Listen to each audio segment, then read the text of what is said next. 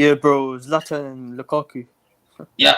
So welcome guys. How you guys doing today? So we're gonna be talking about firstly we're gonna be talking about the departure of Frank Lampard, and also we're gonna be talking about the new manager that just come in, Thomas Tuchel, the former PSG manager. So what impact will he make in Chelsea, and how far can Chelsea go maybe in the Premier League and in the Champions League? So I got my guys here, Hamed, Marvelous, and the other guys together. So we're gonna break down Thomas Tuchel, and also we'll break down Lampard. So let me come to Lampard first. So let me come to Marvelous first in terms of Lampard. So do you kind of, in terms of you as a fans, what is your stay on Lampard? Are you kind of, was it kind of harsh the way the owner sacked him, or were you like it was needed for them to be it was needed for him to be sacked? In my personal opinion, his Yep. sacking was carried out in the right way. And I say that because there's a plethora of results that could have been sacked. Negative results. The game against Arsenal, the game against City, the game against Leicester.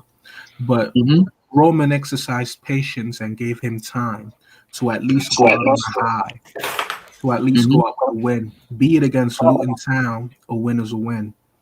Secondly, I feel as though Roman writing that letter shows that this isn't just any other manager. That is Let Roman. me let me bring out the letter. Let me bring out the letter. Go ahead. What Roman wrote to Frank Lampard. You can go on, just keep going on. That's Roman acknowledging that this isn't any other manager that I've hired and fired in the past. This isn't just a mercenary who was here for the money.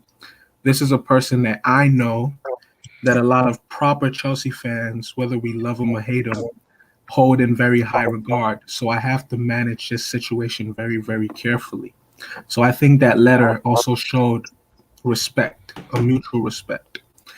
Now, personally, in my opinion, incredible player, one of my favorite Chelsea players of all time.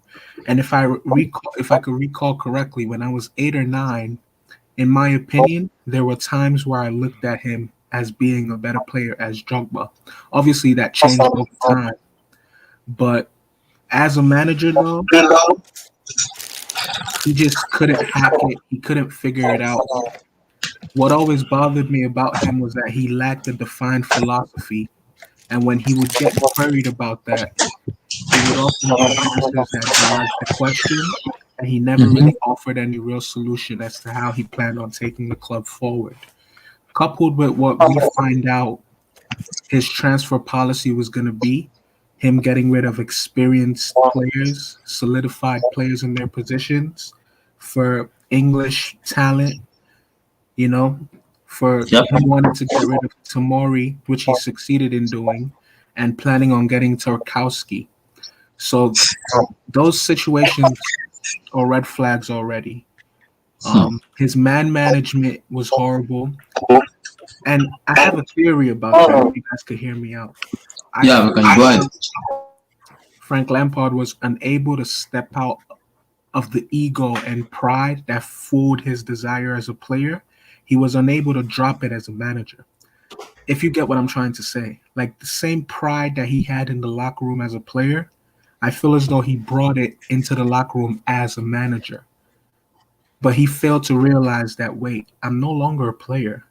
I have to in some ways be subservient to those that I'm coaching for the greater good of the club. When you're a manager, you're not supposed to compete with your players. You're supposed to help them. You're supposed to boost their morale, boost their confidence, boost their performances.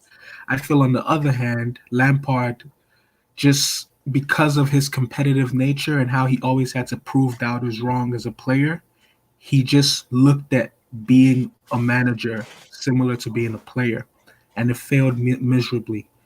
Ultimately, I wish him the best. Super frank, super midfielder, bad coach, and experienced coach. Wow. So let me come to Eddie now. So Eddie, firstly, talk about Frank Lampard before we dive into the new manager. So your take, how happy are you about Frank? And also, like, was it the right moment for him to sack Lampard? It was like man, it took this so long. I've suffered a lot. He has to go. Bro, I'm not gonna lie, yeah, I'm still gassed. But Mhm. one thing I'll say is one sec. Sorry. Yeah, one thing I'll say is it had to go. It had to happen. And I'll probably delve deeper into it, I think, on the complicated Chelsea show on Friday, so I don't speak too long for here. But if we go back to where it all started, one thing I'll say is Lampard was set up to fail from the start. Yep. I say that because when I read a lot of things, Abdullah, you've seen the group chat. I've been sending a lot of links and stuff I that's did. happened during overtime. You could see that Lampard was set up to fail from the start. Why do I say that? We Chelsea fan looked at last season's top four as an achievement. And there was a thing that said the board did not see that as a great success that we all saw it as, because when we look at it, geez, can everyone go on mute, please? Like, I'm hearing my echoes. Sorry. When we look at the way things eventually played out, the board expected top four last season, and Lampard actively got engaged himself in a war with the board. Why do I say that? This guy was told top four, he had to achieve top four, right? But Lampard came out and tempered those expectations with the fans and tried to get the fans on side by saying, yeah, we'll see how we go. That top four will be a great expectations, which is why, as fans, we then looked at top four at the end of the day and went, shit, that's actually really good. Like, Lampard's done a great job. But to the board, it was like, right, you're doing your job. Like, you haven't done anything special. We haven't hit the mark as far as we're concerned. This is where it is.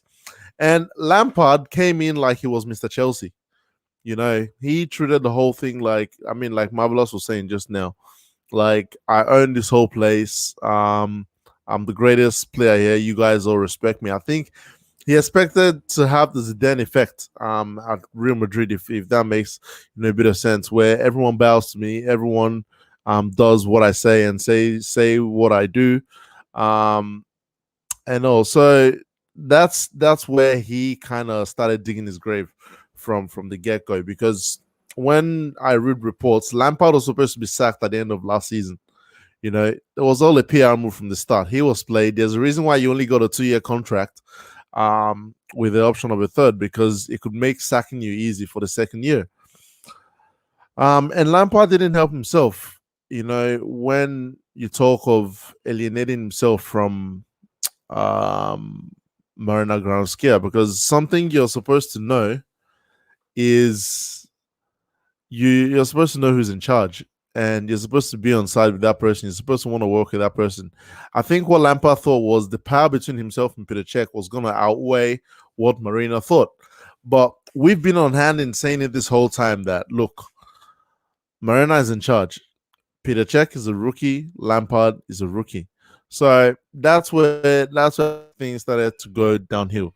Now, all those reports of players, player power, and all that stuff is nonsense. And in terms of Rudy, also as going to, I think I have a theory on that. I think when you look at the stuff in the league, and I say this because my the way I came around this was I looked at the reaction to Frank. Just feels I don't know if you guys realize that no managers feel sorry for Frank Lampard, and he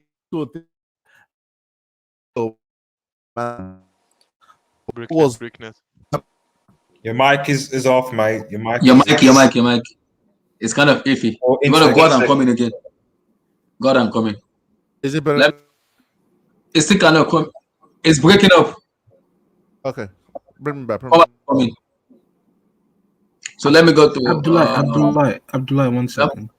Let me just say really quickly that because Eddie just helped me put something in perspective that I, for like the past 2-3 weeks, I've been trying to figure out. I think when Lampard would meet with the board, he would find their objectives to be too out there. So what I'm trying to say is he would disagree with whatever they told him the standards were that he had to meet. So rather than voice his opinion in the boardroom, what he would do, knowing his status as a Chelsea legend, is whenever there was a presser, he would say whatever the board wanted was like somewhat of an unrealistic achievement, but we would be okay with this. If you get what I'm trying to say, he would always undersell whatever the board gave him as an objective. That way, if we were to exceed those standards, it would look like he did something incredible. But in the eyes of the board behind the scenes, he was just doing what he ought to have done regardless. So I thank Eddie for that, because he just helped me rationalize a question that I've had, and I couldn't come up with the answer for anything. So thank you for that. Yeah, let me go to is it Haki right now? The Lampard guys. So Yeah. firstly, before we talked about Thomas, okay, let's talk about Lampard. Your take on Lampard.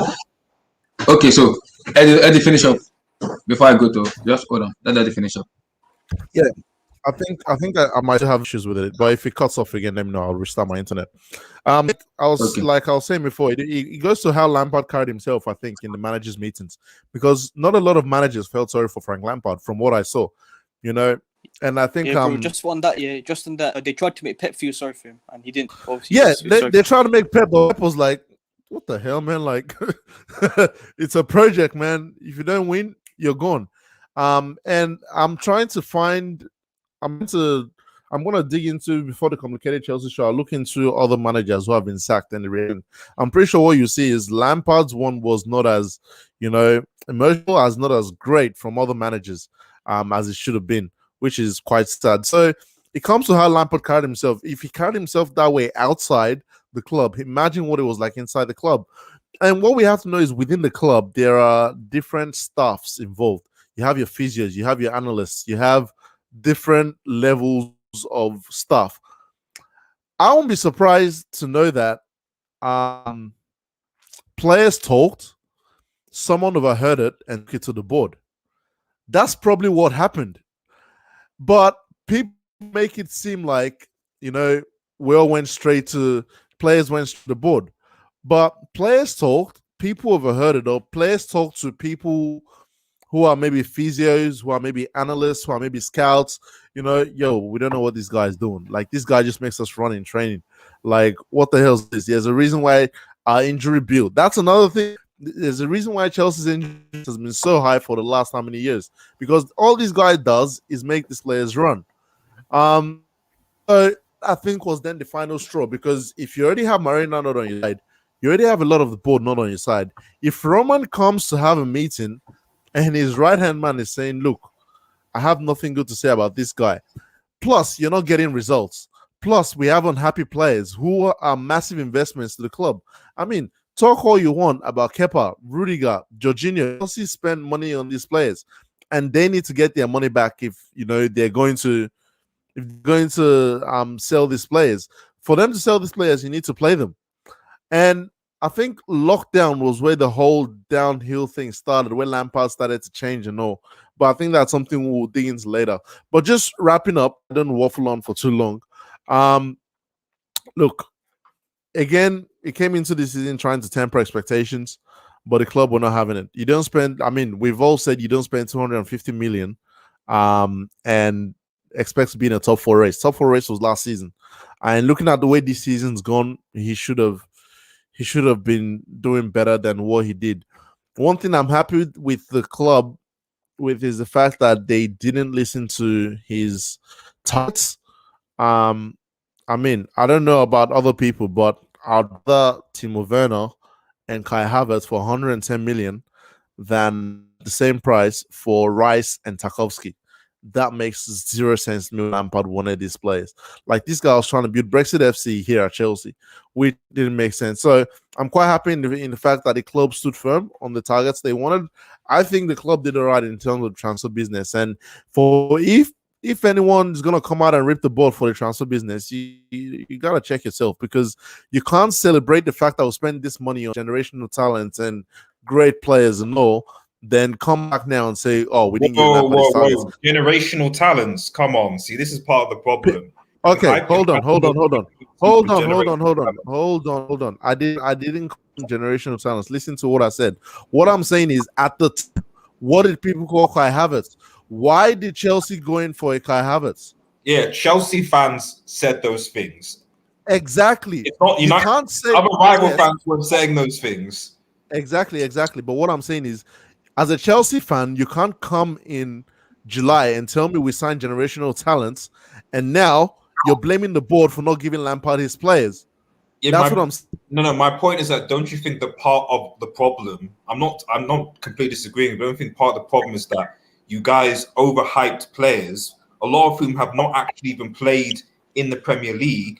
Players that had potential, thought that somehow they were going to sort of like be world beaters, aka German Zidane.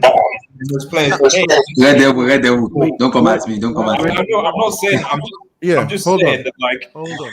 You know, wait. If I could just, I get what you're saying there. I get what you're saying there. Because there's no guarantee that Tuchel comes in, and then I haven't shared my because I haven't been on the stream. But there's no guarantee Tuchel comes in and suddenly Timo Werner's now going to start scoring the same amount of goals. Jamie Vardy.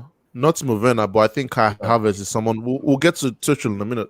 Yeah, but okay, what I'll answer that is, and I said my first reaction to his sacking, my reaction later to this sacking was it don't make sense because everything Lampard was saying now makes sense because he was at war with the board, but no one knew about this.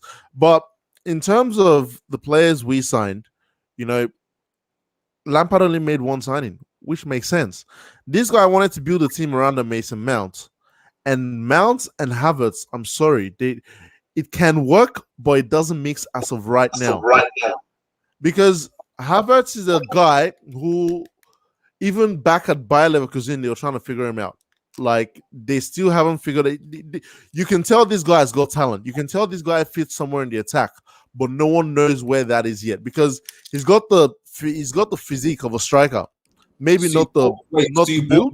You bought a player that you did. This is again. This is the problem. Whether it's Lampard or not, but you bought a player that you didn't know could fit in a particular place.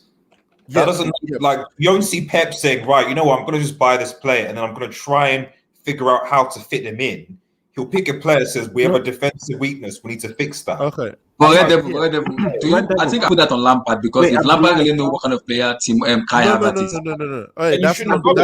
Don't put that on Lampard. It's not on Lampard because the board were tracking Kai Havertz and Timo Werner for years. Now we had money in the summer. Because remember, we didn't spend nothing last year. We had money in the summer and we went, look, if we wait one more year, Real Madrid will come get this guy or Barcelona or this guy is going somewhere else. Chelsea knew he was going somewhere else if they didn't sign him at that point. So it was a deal that they had to kind of do because it's like, this guy is good. It's similar to an Eden Hazard. Breaking news, Eden Hazard was not a winger. This guy was more like number 10. A number 10. He played inside for Lille the whole time. Chelsea just had to get him because he was talented. This is what Chelsea do. We go for the best talent available at the time. It's like, the NBA draft where you might have players, but if the best player available is in the same position as players you have, you still take him because he's the best player available. Chelsea got the best players available at the time, and if we could get him, we get him and figure it out later. So it was just Lampard. You figure, and Chelsea needed players in attacking areas at the time as well. Yes, we needed a DM, but again, Mason Mount's not all that. He was pretty much our only natural. You had Callum Hudson-Odoi, Ziyech, Pulisic. Yeah, but I'm talking of how many natural number 10s did we have? Because this is where Kai Havertz is supposed to play. Apparently, how many natural number 10s did we have? Let me just Marvelous. Let them. I think you don't. Look, Marvelous. I mean, I'll just round up your talk. Yeah. I'll go to Marvelous. My whole thing is Lampard was never smart to smell the room and recognize who was in charge. I mean, my guy thought it was in charge. The sacking had to happen. The only thing I'll not blame him too much for was he was set up to fail from the start. They sold him I don't want to say fake project, but he was kind of played in a way. He was used to appease the fans. But a lot of things still fall on his end. We've all seen the Athletic report, and I'll probably dig into it a bit more on the complicated Chelsea show. But yeah, he ultimately caused his downfall. But hey, it had to happen, man. You can't spend 50 million and still be in a top 4 race. We're not even in a top 4 race, bro. We're in a top 7 race. But yeah. So let me come to my Villas now. So my Villas, you can go. I'm just gonna address or try to resolve Red Devil's point because Abdullah, you switched thing, man. I can't see my face the whole time. I'm gonna try to resolve Red Devil's point because I understand where he's coming from. RDS, the thing is this: when Chelsea went out and purchased the Kai Havertz and the Timo Werner, we did that because in the market at that time there were being labeled as the best, and I use the word potential, the best potentially talented players. They had really good breakout seasons in La Liga, and it looked like a reasonable investment. I feel as though what complicated the issue was Lampard not knowing how to use them, not being tactically nuanced enough to put them in their strongest positions. Yeah, but what I'm saying is that what I'm saying is that you need to clarify a point is that like it. And for me, this is the problem with how, in my opinion, Chelsea Football Club is run. Because as far as I'm concerned, Tuchel's probably going to get sacked in 2 years. You can clip that, some of that. He will be, and that's been the sort of the succession where Chelsea. You're not built on a long-term thing, and that's fine. That's your model. If it gives you success, it's fine. But the way it's for right now is that in order for you to actually achieve consecutive success, there needs to be a project. There needs to be some sort of long-term vision from the clubs that I'm seeing right now that are successful in Europe. The Bayerns, Liverpools, the City, etc. They're built on having a vision with good directors of football that work with their managers to achieve a long-term aim.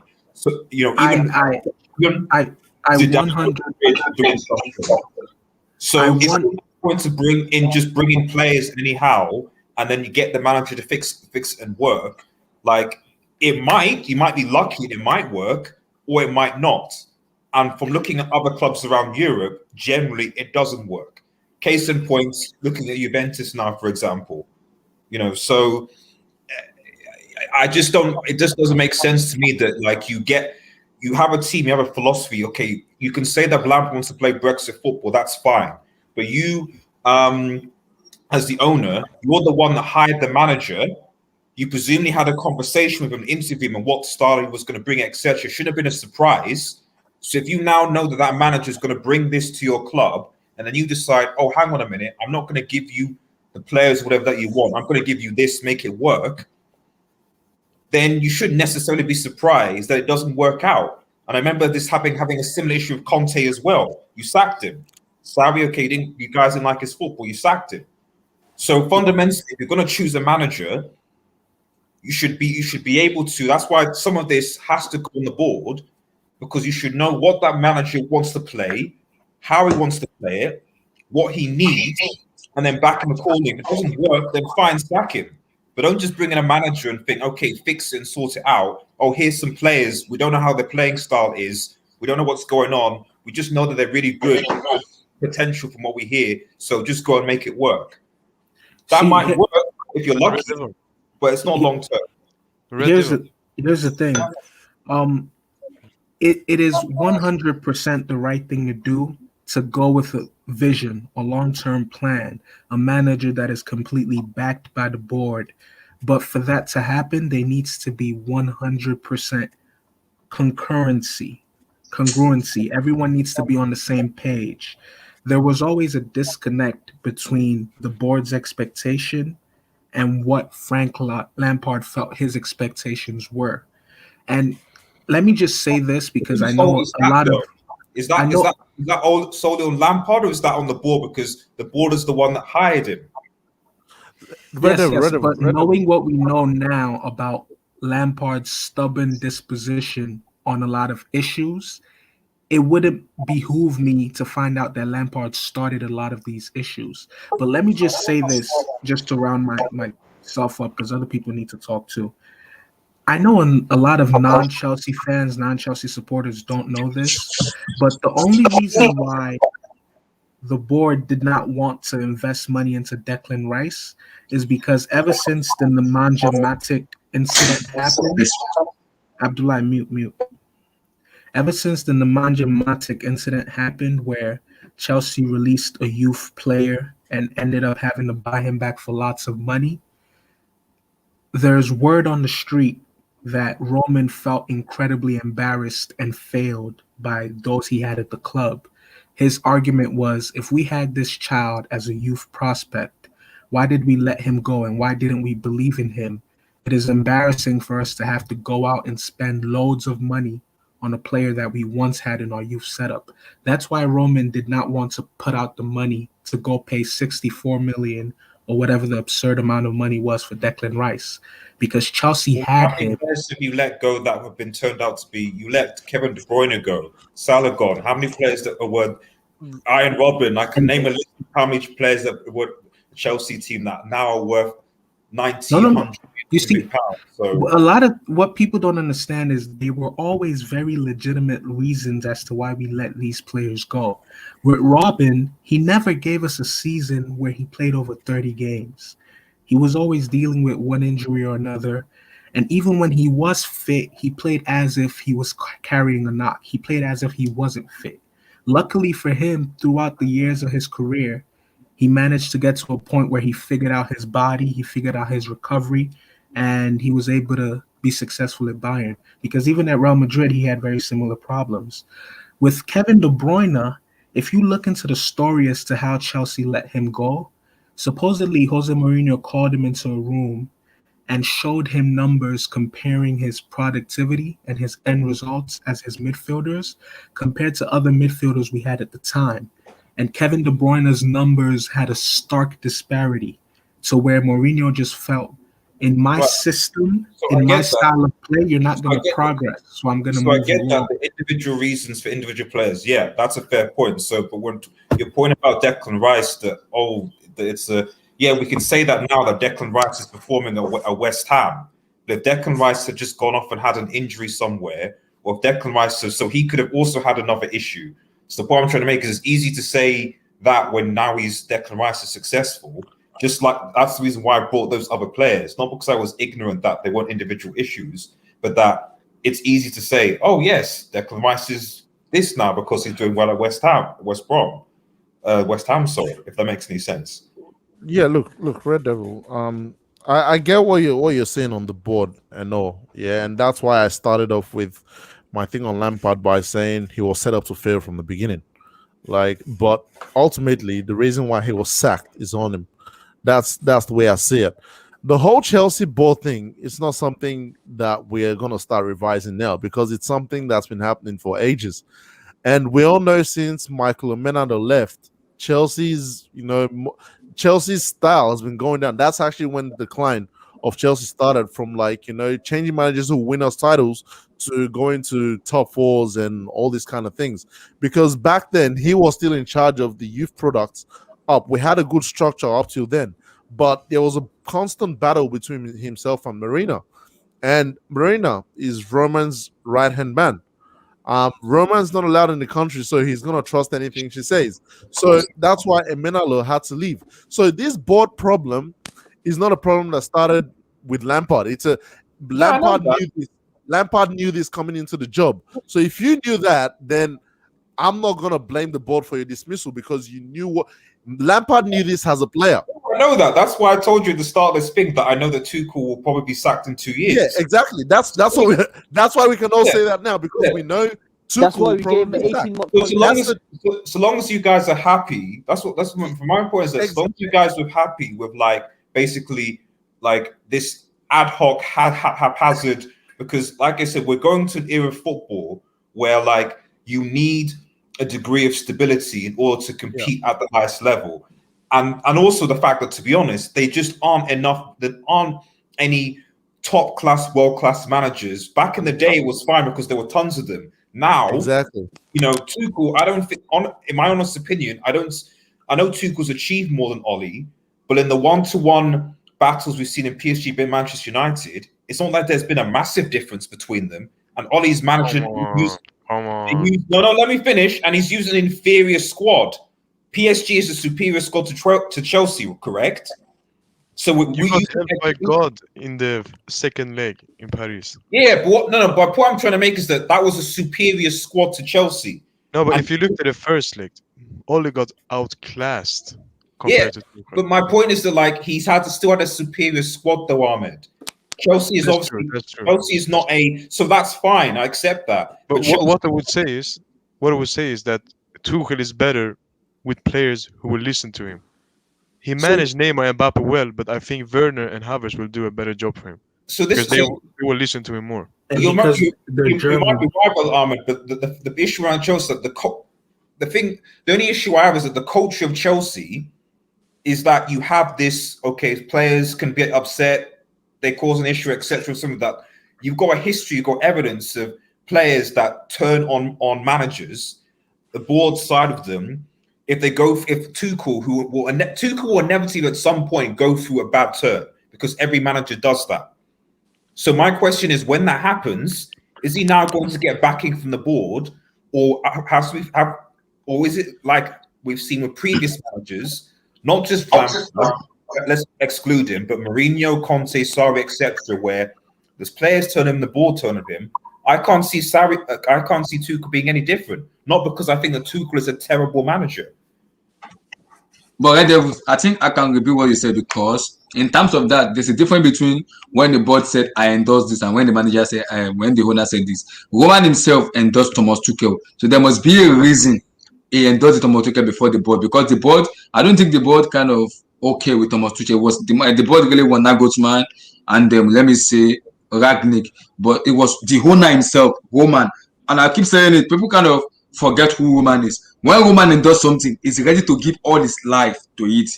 When he endorses something that this is what I want, it's gonna, no matter how many support Tuchel is gonna get, Roman is saying, I am the one who hired this man. I will give my massive support to this person. Abdullahi. No. That's not how it works. Chelsea can finish top 4 this season, and if we're somehow 15 points off top 4 next season, he's getting sacked. That's the way. That's the way Roman works. Like, it's not like, oh, I endorse this and all of a sudden I'm gonna give him as much time as possible. Nah, man. The model of Chelsea is win. I mean, Guardiola literally said it. It's like, you win, give me results, or you get out. Like, there's no such thing as a project at Chelsea. There's no such thing as, give me time or give me all this and that. Nah, man, it's come in, do the job, or get out. I mean, pretty much we've been told, I think what we've been told this season is his expectation is top 4. If you ask me, that sounds crazy. But hey, that's the way Chelsea operate, because right now they're not getting money from gate fees. They don't have match-going fans where they can make some money. The only money they can make right now is Champions League football. It makes sense for the club, but in my opinion, it's quite ridiculous that we're in 9th position, 5 points off the 4th place, and I think 10th position now. I think 10th position now. 10th position, 5 points off top 4, and 9 points off the 3rd position. And you expect the manager who's coming in midway through the season to get you top 4. That sounds bad, but that's just the way Chelsea operate. I expect him to be sacked if things go south. Nothing about Roman endorsing him. So, look, the thing is, Chelsea fans don't want to accept the fact that this is how we operate. Like, y'all want to be the Ajax of this world, the Bayern Munich of this world, so bad that you want to bring youth players from the team. You want a manager who stayed there 10 years. Look, even in today's like football, it doesn't happen. Look at every Premier League club. The average time a manager spends at the club is 2 to 3 seasons. Yeah. People want to make it seem like it's Chelsea. No, I think Klopp spend more seasons. Klopp and Guardiola spend more recent years. Yeah. Okay. Besides Klopp and Guardiola, look at the other clubs and see how long managers spent. Zidane. Zidane. He's won you Champions League trophies. But Yes, look now. league. let's- So we look no, at no. recent history. Okay.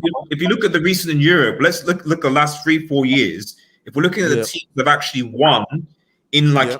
in the Champions League, and okay, we're looking at the Premier League, 'cause that's where Chelsea are.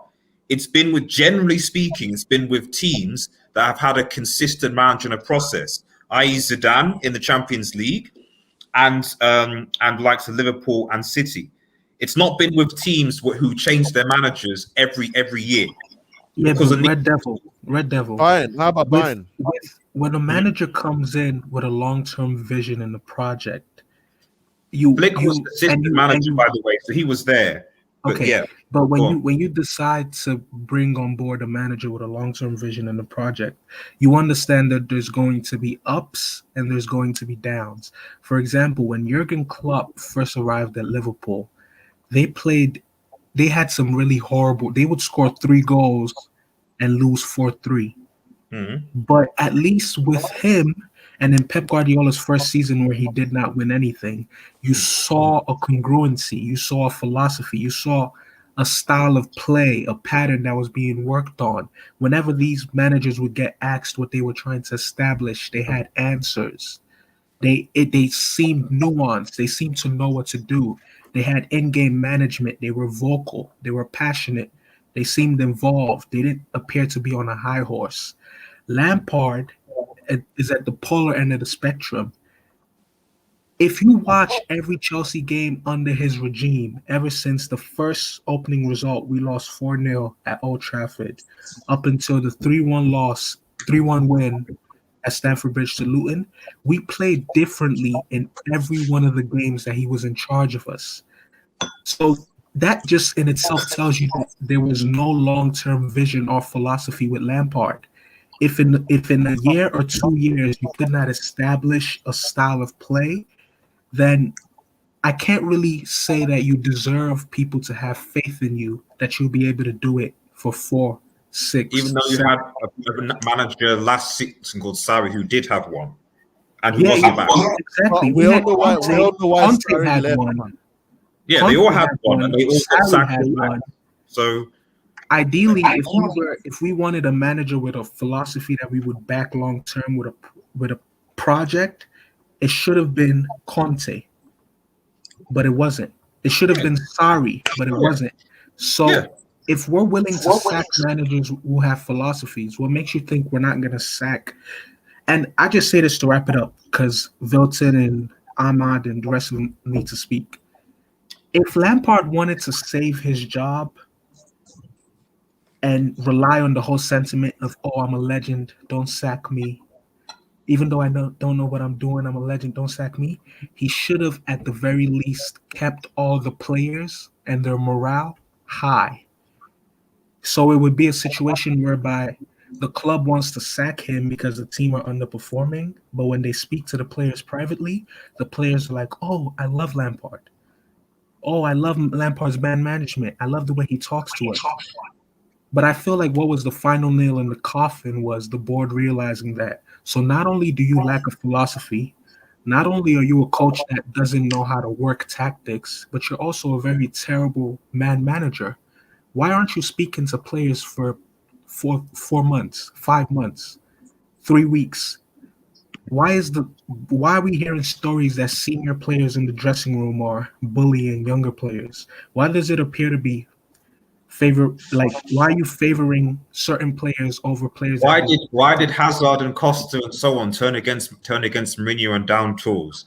I've got no doubt that previous coach. Why did Costa and Conte have a disagreements? Like, bro, like I know that there obviously going to be issues with. There were issues with almost every other coach you had, but like you rightly said, you still sack managers that won your titles, that had philosophies, and Lampard wasn't. That's fair enough. I accept that. The only thing I'm saying is that, like, that's, and I think Eddie summarized it with that. That's what Chelsea fans should accept. So all I'm really saying is that if you guys are happy to accept that, as I expect Tuchel to be sacked in 2 years, then expect instability and expect a lack of titles and progress. Because fundamentally, from what I see in recent years, the teams that have had the most success are the Liverpools or the Cities, the Rodgers, the teams that are planning for long-term success, not the teams that are just hoping that by bringing in another manager year on year, that somehow it'll click and work. That's just you're right, though. You're right. Let me come to Aki first before I go to Ahmed. Before I don't want to talk about Tuchel. I will talk to Tuchel soon. So I just want to talk briefly, just brief about Lampard and everything. Lampard, man, this guy's dead. Yeah. Let's go. Let me hear from AKHH. So you your take on Lampard. Were you surprised that Roman Abramovich himself was the architect of the sacking, or were like you felt like it was the time to sack him, or like it was just too late to sack him, bearing the kind of January kind of period we are now and the kind of salvage you can salvage this season? Always like this is bound to happen. I think the decision was made after Leicester, bro. Because if you remember, the reports came out after the Leicester game. He shook every player's hands and everything. I think Roman gave him a bit more leeway. Obviously, you saw him lash out at the reporters because obviously, I think he knew that what was gonna happen in it. As for his personality came out as a manager, we saw that he's a bit arrogant and things like that, and that's what I gotta say. Oh, let me come to Lord K now. I think this is Luntu, right? Luntu, how you doing, bro? Can you hear me?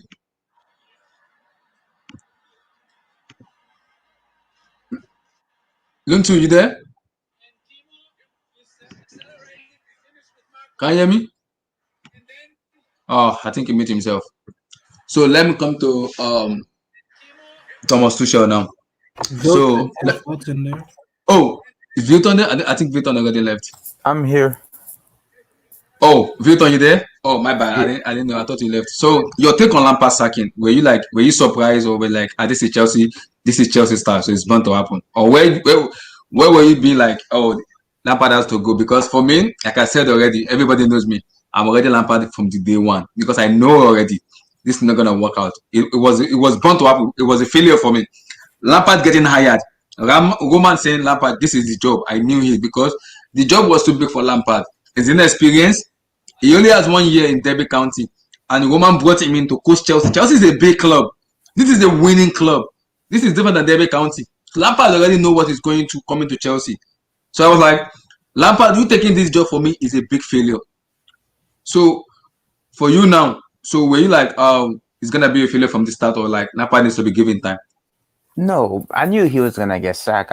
To be honest with you, I'm more shocked that he got a lot of time in the job. Because you guys took a really long time to sack him. Because to be honest with you, from the beginning, I understand why Chelsea couldn't get any manager. Because let's be real, if I'm Allegri, Pep, or Klopp, or Mourinho, Zidane, let's say all these managers are available, I wouldn't go to Chelsea last season because based on the transfer ban, because I don't think any world-class manager would have won. So I understand why you guys got Lampard.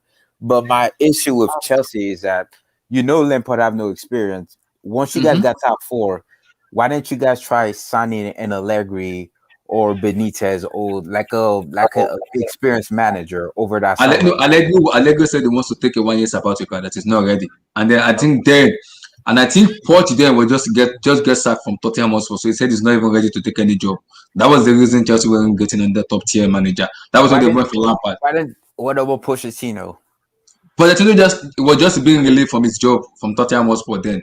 That was why we didn't go for Pochettino then. No, I'm talking about over the summer, the 2020 summer. Over the summer, once you guys so you're saying like you when also have to take into account. You also have to take into account that Posh just came from one of our strongest rivals, and I think personally, he did not want to take the job. So us approaching him wouldn't have made sense. Because my thing is, I don't understand the Chelsea philosophy because you giving almost $300 million to a rookie. Well, we find out now that some of the players that you guys signed weren't even his, like Kai Havertz, Timo Werner. The only player he actually wanted was Ben Chilwell. Again, which this is what I'm talking about. He doesn't have the experience because think about it. In that transfer ban, he was using a completely different team. Over the summer, he got a team. He got a team, and he doesn't have the experience. Even till this day, he still didn't know his right starting 11. Exactly. Blame Lampard, but at the same time, though, you also gotta blame the whoever still kept Lampard on the job, because the guy has no experience. The guy, you give him all this money to spend to. I'm guessing Chelsea fan, you guys were expecting to fight in the Premier League. You guys were expecting to be fighting in the title race. No, you know my prediction from the day one. I already said it. Liverpool gonna. For me, I already chose Liverpool because I know Chelsea. Just and as long as Lampard is the manager, we're not winning the league because I know his inexperience. He cannot galvanize this team to the Premier League title. I said it from day one. The thing is, who signs the player at Chelsea? Do the manager? No, I think it's the board and the owner themselves. The only player Lampard endorsed was Ben Chilwell. Okay, the other players were signed. I think what happens is the way we sign players is typically the manager makes a list of targets and he gives them to Marina, and she meets with other members of the board, and they come to the conclusion of, okay, we can get him, or we don't want to get him, because Chelsea and the board, they play a lot of politics. If they feel there's an agent who scorned them in the past, they make like an agreement amongst themselves that moving forward, we're not going to try to sign players that are signed to this agent. So a lot of those things kind of hinder us. For example, a lot of people don't know the Napoli board, the Napoli president, the Chelsea board hates him. And that's why you rarely hear of any business between Napoli and Chelsea. That's why we were linked to Cavani for years when he was at Napoli, but we never signed him. So when the manager gives his short list, the board says, okay, we can give you 2 out of the 5 players you've suggested, but these 3 we can't give you. These are our alternatives. And if you're okay with that, we'll sign you these alternatives. And then ultimately, the board gives their list to Roman, and Roman then says, okay, the manager wants this. I'm going to back him. I'm going to get this. These people, the board have substituted. We can't get these. We're going to get these ones. And then if Roman so chooses, if he likes a player so much, just off him being a football fan, he also tries to look into that player. So I wouldn't be surprised if Kai Havertz was a player that caught Roman's eye if he was watching the Bundesliga after the restart, and that was like a personal target for him. Other notable Roman signings for Chelsea, Shevchenko was a Roman signing. I don't know if you guys remember the guy called Zhirkov. He was Russian. Zhirkov, yeah. He was a Roman signing. Fernando Torres was a Roman signing. Let me ask you these Chelsea fans in here again. Okay. What's the project for Chelsea? Because I'm confused. So when Chelsea gets a manager, right, is it the goal just to win any trophies, any type of trophy? Because it doesn't seem like Chelsea wants to win the Champions League, because Conte wins the Premier League, you guys sack him. Mourinho comes, you guys sack him. Sorry, obviously left, but I'm saying this right now. Even if Thomas Tuchel somehow wins the Premier League with you guys next season, and somehow he finished, I'll say 3rd or 4th place, I feel like he's gonna get sacked. So is the goal at Chelsea just to win any Premier League, just win the Premier League or an FA Cup? Is that the goal at Chelsea? I think for me, this sacking manager and hiring manager, it has been ever since Roman Abramovich took over from 2003. It's been there, we know. But all what Chelsea fans has been kind of crying out for is at least give a manager a long season. Let's see where if Roman wants to build a project. Roman literally said it. I want an attacking football. I'm done with pragmatic football. I don't want an Italian manager. He said it good. Now that was the reason they did not even contact Massimo Allegri at all, because they know it's an Italian manager. So you are going for a free flow football. You have Timo, you have Kai. Timo Werner is a 5 years contract. Kai have a 5 years contract. You can't bring a manager in who's gonna stay 2-3 years and just sack him. A project doesn't work that way. You have to give a manager a long-term process for him to execute what he wants to execute. That's my worry with Roman as the owner and myself as a fan. Like, Roman, now you sign this manager now. Can you just please give this man a long time? Let's see. If you sack someone, it has to be justified that you sack this person based on this. Lampard was sacked because we know he has no experience. We know he has no experience. Because the reason I'm saying this, you're not gonna win the Champions League like this. Yeah, let me jump in here. I think Roman, in recent years, he's wanted a process. But you've got to understand that. Hold on, let me just take over. I want to take something upstairs. We can just go around. Let me put something. Right there, there? But yeah, I'm Alright, there. no worries. Just Yeah. go around the group. I want to take something else. Yeah, okay, Cool. There you go. Go on. Yeah, so Roman in the last couple of years has wanted a process. He's wanted to obviously utilize whatever talents there in the academy, and play a beautiful brand of football. Sarri was not. I mean, Sarri was not sacked because he couldn't win titles or he couldn't win trophies and all. Sarri was supposed to be the start of a different generation of football. But where did things start to go downhill for Sarri was when the fans became involved in Sarri's business. Not because the board hated him. Like, go back and look at the whole thing. We didn't hear nothing about Sarri on the board until the whole Kepa thing happened. Actually, there was the Hudson-Odoi thing happening. Because Sarri was supposed to come in, change the style of football, do it for a couple of years, and then we'll bring another young manager in, aka your Nagelsmann, maybe your Tuchel, probably a Lampard as well. I keep saying this: Lampard was going to have this Chelsea job. It was a matter of when, not if. So that's just how it was. But I think what happened with that was because of issues with the fans, and Sarri had to leave. People say Sarri would have been sacked. I don't think so, because similar to how Lampard got you top 4 and it looked brainless sacking him, it was the same with Sarri. Sarri just won the Europa League. He was going into the Champions League. There was no way it would make sense for you to sack him.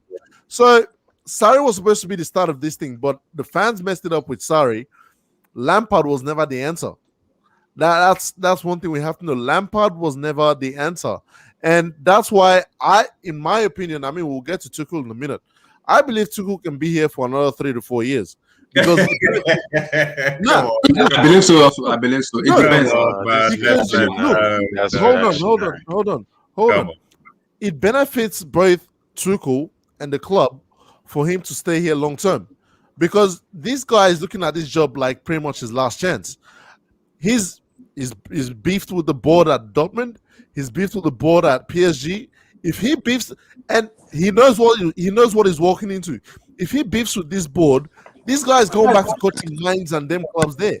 Like, he knows what's up. This is a high risk, high reward relationship. I'm not saying by all means that it's a guarantee to work, but in my opinion, I feel like this has the potential to be a 3 to 4 year relationship, which is something we'll probably get into when we get to Tuchel. So Roman wants a process, but he also wants a certain level of progress with that process. He's not a guy who would. What is that level? What is that level, and what's the time frame of that level? That's the question. Is it top 4 consistently? Title challenges, man. Title challenges. For me, no. Okay. For me, I think the first step is obviously top 4, right? The thing is, I said Lampard was set up the field because Lampard's problem was, if Lampard finished 7th last season and he was in the top 4 race this season, I don't think he gets sacked.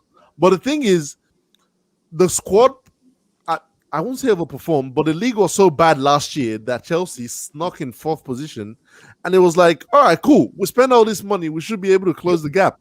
Simple. Like, naturally, you expect that anyways. And when that's not happening, you leave. So for Tuchel now, this season is, where do you finish? Next season, where are we going? Because Chelsea are going to spend money. We have plans to get the Haalands. We have plans to get, certain players. I'm not saying we're going to get them by any means. Chelsea are going to spend. If I spend money, I expect to see a certain level of progress.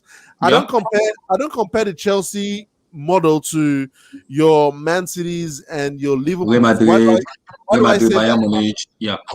Klopp took over a trash squad. Go look at the squad Klopp took over. I think he had like Balotelli in there.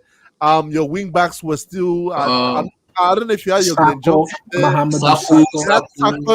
Exactly. You didn't have ballers like Chelsea have. You didn't have young players with upside like Chelsea. So I don't like the fact that people compare, the Chelsea process to clubs like Liverpool. We don't have as much dead wood as these clubs have. We actually have players who are winning. Pep inherited a good squad. Pep went into an aging squad. No. He did. These guy had Bakary Sagna. He had They also had Vincent Kompany. They also had Vincent Kompany, David Silva, Kevin De Bruyne, Raheem Sterling, and Aguero. Okay, that's the there was Joe Hart also there. There was Joe Hart. Yeah. Okay. Pep's football Bakary Sagna too was there. Bakary Sagna was there.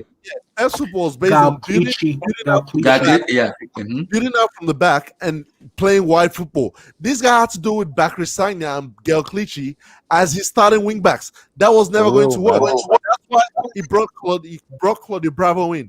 Obviously, failed experiment. Next season, brought in Edison. He brought in 4 wing backs.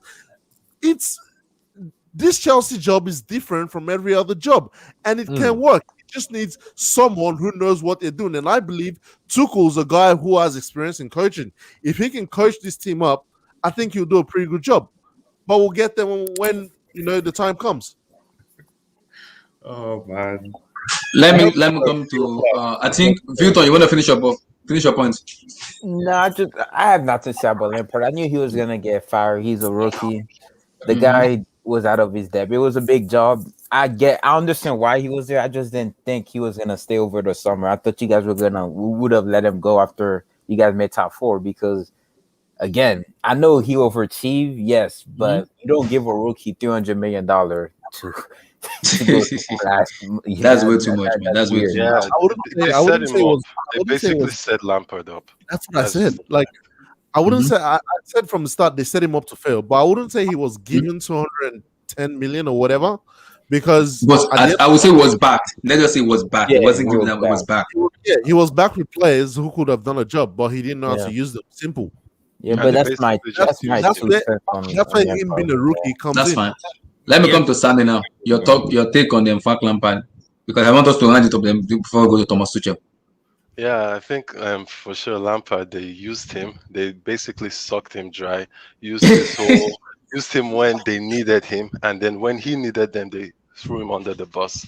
Because you know what funny part is? He said Lampard said, "I want Declan Rice and Tarkowski." My Lord in heaven. Number one, you can't believe everything you hear on the internet, though. So I can't take it as being very true. Even the whole Rudiger stuff, it's coming out now. As a PR for me, it was a PR for me. Mm-hmm. No. The thing is, it's a lie now because Tammy came out and said, "Oh, that's that whole stuff about Rudiger, that it's all a lie, and that kind of stuff never happened." So the media will always push out news. It's the Lampard fanboys, bro. It's the Lampard fanboys that put this thing up. You also have to bear in mind that if players are issuing statements on their personal Instagrams that appear to be written by them, it may also be a ploy to save face. It may be a situation where Rudiger has hit up Tammy and said, "Yo, put this on your Instagram." I know a lot of the proper Chelsea fans like. It's not that. Nah, man, it's not that deep. No, but the whole stuff with Lampard is that I felt, number one, why did they hire him? If they exactly, that was my point from day one. Was like, Roman hired this guy to fire him, just to like give him this money, because he was too. I understand proper Chelsea fan, but I said it. John Terry was given this job. He rejected it. He said, "Chelsea is a big club for me. I am the captain of Chelsea Football Club, and I'm the legend. I won't take this job now because I am young to take Chelsea job because it's a big entity as a player for me. I'm not ready. Maybe in 3, 4, 5 years, I'll come back and I'll be ready then." Lampard has more experience than Terry, number one. Yeah, exactly. And number two, at the end of the day, it was Roman that gave him the job. Yeah, so you can't blame him for taking it. But the only thing is that they gave him the job. They gave him 8 players in this season. That you know how hard it is to actually teach tactics right now, because your players have to rest. You have a game every almost like two games in a week, or even sometimes 3. It is difficult. No preseason, and even you have new players. So I'm not Lampard in or out. I was never really. I wanted him to prove himself, and I'm a little bit disappointed that I can't say he failed, because I think they took it before. I would have loved to see like these 3 games. If he lost these 3 games, for me, he failed. But this season can be changed with just if you can make like four wins in a row, you're somewhere else on the table. So that part I didn't really like the way they. Sammy, I think where all this was going on with, I think after the lead match we won, that was when I knew there was problem. Chelsea fans, everybody were like, we could go 17 match unbeaten. I get that, but 17 match unbeaten, for me, I did not see any tactics in that match. I keep saying to Chelsea fans, Lampard as a player is different than Lampard as a manager. That's two total different entity entirely.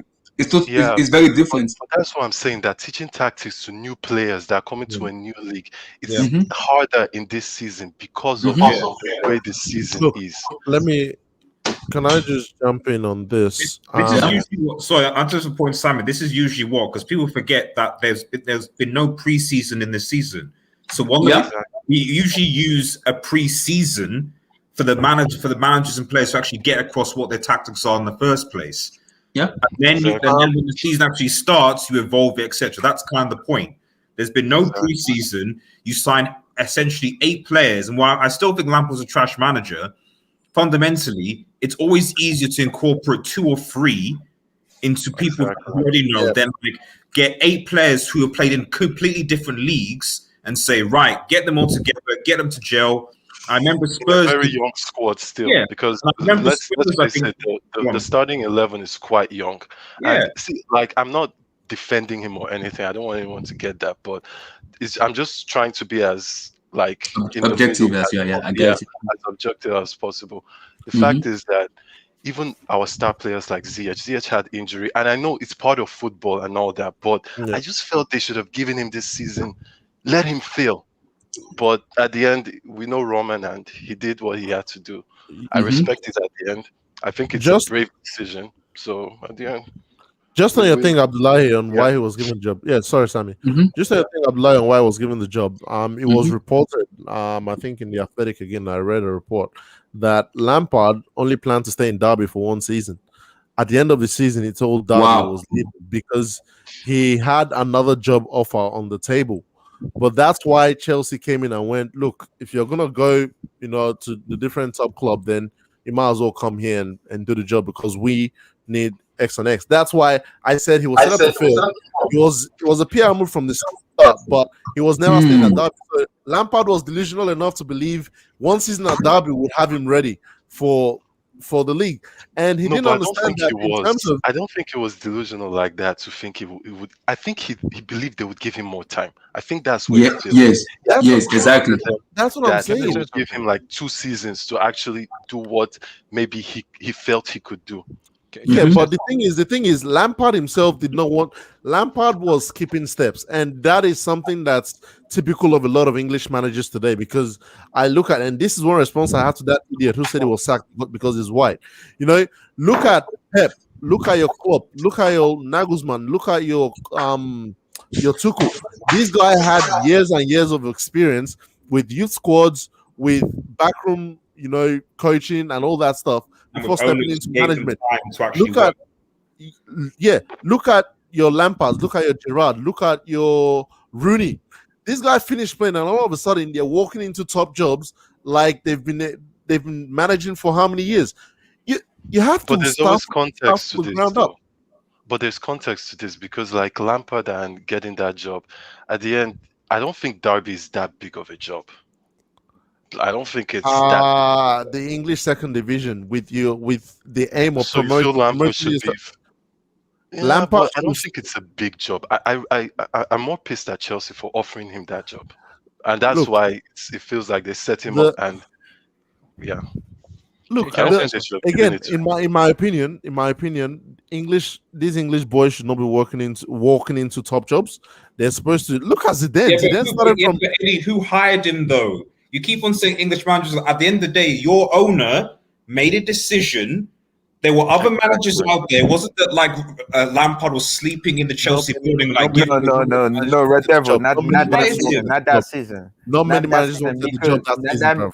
Yeah, because they were in a transfer then. So that's why I understand when they hired Lampard. Yes, what's the manager's gonna go?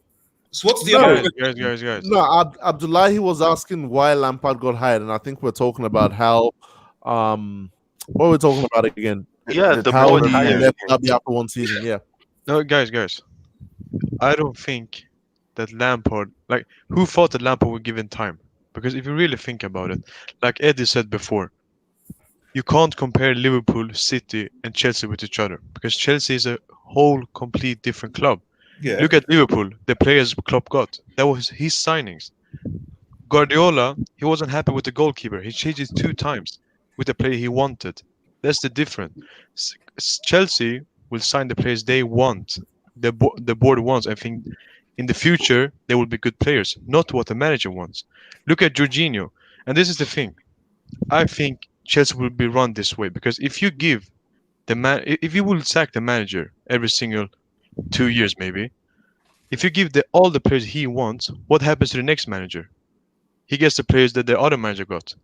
Look at Jorginho. He was suited to Sarri's system, but now he's completely useless because he didn't work for Lampard.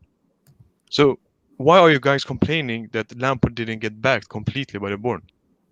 Look, if a manager walked up to me and asked me for James Tarkowski, I'm not giving him what he wants. Yeah, that's Simple the thing. as that, Because this guy asked for Nick Pope. This guy asked for Nick Pope and James Tarkowski, bro. I mean, to be fair to Tarkowski, Burnley have still got a better defensive record than you guys in the league. So, but would Tuchel play him? That's the question. You can't always give the manager what he wants because the club needs to have a vision. Yeah, correct. You are very right. You're right, but then Ahmed, the thing, if you're right about the commission, but then as part of that, shouldn't that be the manager? But if you hire a manager that you, let's say, as Abdullah is saying, my vision is playing attacking football and X, Y, and Z with experience and so on, then the first thing in my mind is that you then hire a manager who you believe will execute that function. You don't hire a manager for a stopgap and then who's inexperienced, and then we'll see what happens, and then it doesn't. And it doesn't make sense to me to just. That's my issue with Chelsea is that like you just sign players, and any other manager to come in, and then you hope it will work, and it all seems to be disconnected. But okay, let me ask you this now. Thomas Tuchel is signed now. Maybe given after these 2 years, he was given like 3 more years to the 2 years he have. Then will you call that a project, or will you call that like an improvement to Roman himself? 3 years. Just hypothetical to 3. He's given 2.5 years now. Let's see when the season finishes, they'll revisit and revise everything, and they say, okay, let's extend this contract. When was the last time Chelsea had a manager for that was there at the club for 3 years? I think Ose was there for like 4. No. When was that? No. I think was Ose or Ancelotti. Ancelotti was sacked the second season. So I think Ose. Roman Abramovich took over. Our longest tenure at the manager position has been Jose Mourinho in his first season. 3 years. For 3 years. So the longest serving manager, since Roman Abramovich, the longest serving manager, and he won a double. 3 years. And they won a double. No, Tuchel is getting sacked in 2 years. It's as simple as that. He's not getting sacked in the Champions League. That's your history. Your history evidence is telling me I'm basing it on your history as a club. I know. So based on your because that's Chelsea model. But I can rebuke this by saying this is people don't understand this, and I need to kind of let guys other people talk. So I'll stop speaking, guys. Sorry. Roman is a man, is someone who loves success. He wants to win. He doesn't care how far he wants to win. It was desperate when he was hiring Ose. As he was sacking them because he wants to win. He has won the Champions League. But the reason Roman is looking for a manager who has a project is we bought this player. We bought Kai Havertz and Timo Werner, not for short time. Those are for long time project. So he's bringing a manager who has vision, who knows what he's doing. That was why I said Lampard was a miss signing, was a miss buy. Because you can't bring in a manager who has no experience, just 1 year, and you brought him to do what? And you give him this player to implement his system. It's not gonna work. That was why I said Tuchel coming in now because Tuchel has an experience. Abdullah, I don't think any Chelsea fan should want a project because we know for sure we're not getting that. Exactly. Abramovich wants success. Let's just be real. He wants a successful manager. If you can do what Guardiola did in his I think if you had a career like Guardiola, maybe I think you could stay. Klopp maybe, but Klopp even at the beginning, I don't think we have that patience that Liverpool had at the beginning. So he wants success. He doesn't want any project. That whole project thing, if he wanted it, I think Lampard was the right person because of the youth he brought in. The players from the academy and all that. If he wanted a project, I think Lampard, he should have kept him. But he doesn't want that. He wants success. Look, hold on. Look, I disagree with that. If you wanted a project, Lampard was never the right person. For me, Like I asked this question the other day. Look at the guys Lampard have brought through. How many of these guys actually improved in elements of their games tactically, besides a product of natural development and playing every game? Not many of them. You know, I don't know. How do you I say don't know not where many this of Eddie? them? How do you say that? How do you say that? What do you base that on? can you tell me Mason Mount has improved tactically? Of course, the he last has. year. Wait, how can you tell me he hasn't? wait, That's what I Sammy and Eddie. He's the I reason said why this- you're. I said this to a Chelsea fan, a member of my family, and they looked at me as if I was crazy. I said the best thing that can happen to Billy Gilmore, Mason Mount, Sammy Abraham is Thomas Thomas Tuchel. Tuchel. Thank Because you. he will give them what is at face value. He's a player that has worked with the biggest names. He's also a coach, a manager that has worked with teams such as Mainz. He's developed players. He worked with Christian Pulisic before Chelsea signed Christian Pulisic. Ousmane Dembele also He too. worked with Dembele before Dembele went to Bayern. So he's the one Barcelona. that can an objective perspective to these players and tell them, sentiment aside, I'm not Lampard who's going to promote you just because you're a youth prospect. These are areas where I think you can improve. These are areas where I think you're graded. So let me help you take you to the next level. The thing with philosophy, if you want to back a manager long term, they have to have a vision and a philosophy. You cannot point at a specific Chelsea game under Lampard's tenure where we had an established system of play. No. And if people want to be funny and troll us, and they all have the right to do this, in 5 years, people could look back and say, well, Chelsea did have a system of play under Lampard. You know what that system is? Cross and inshallah. How sad. So see, I think we're being reactionary. I agree.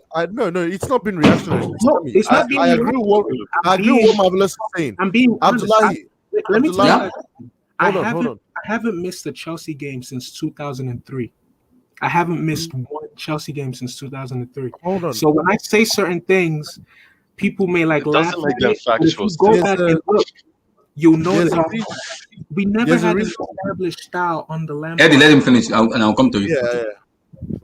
We never had an established style from Lampard from jump. So investing in him long term did not make any sense.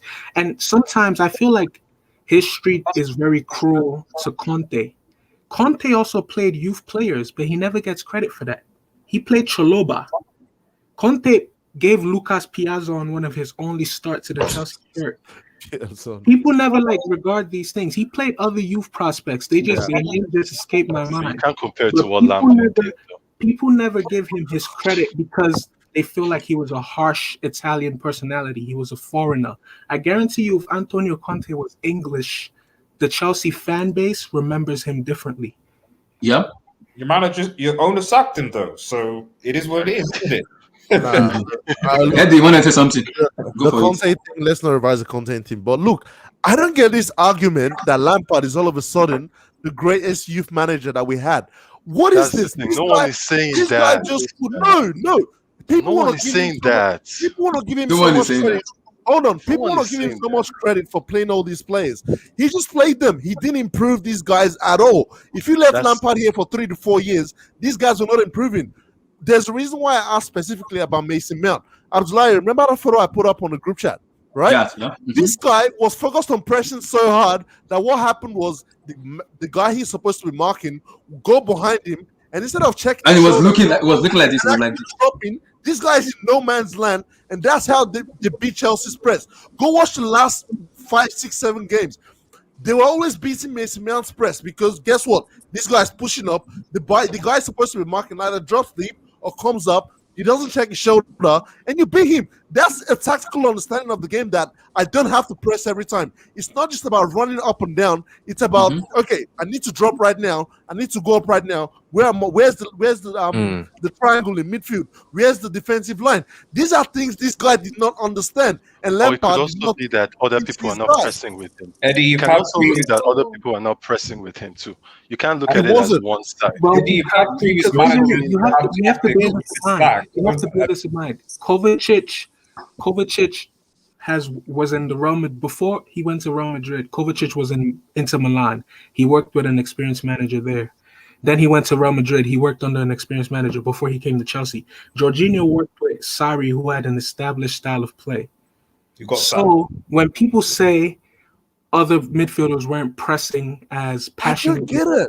No, but what do you mean by what you just said right now? Kovacic was benched. Let me tell you what I mean by that. Let me tell you what I mean. That when people make the argument that maybe other midfielders weren't pressing as intensely and as passionately as Mounts, maybe it's because those other midfielders, knowing what they know and what they've been taught by experienced managers, they knew that wasn't the right thing to do.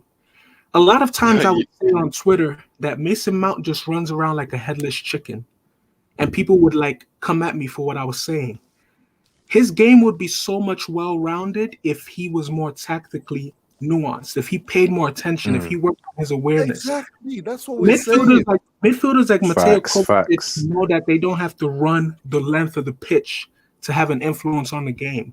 And that's because they've worked since they were youth with managers that like were tactically nuanced. How old is Mason Mount? I feel like Lampard's instructions to Mason Mount were just go out and be passionate. Oh, come on. That was his 22 years. 22 years. 22.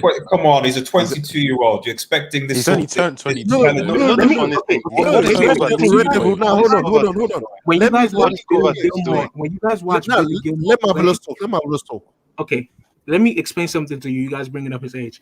When you guys watch Billy Gilmore play, this is just a question, and you watch Mason Mount play, who strikes you as the player that has a better understanding of football? Gilmore. How many games have Gilmore played? You guys little bit. No, Sammy. I can repeat that. No, Sammy, let me ask you.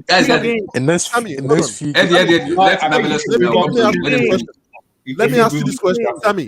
Who's better? Who do you think's better, Mason Mount or Phil Foden?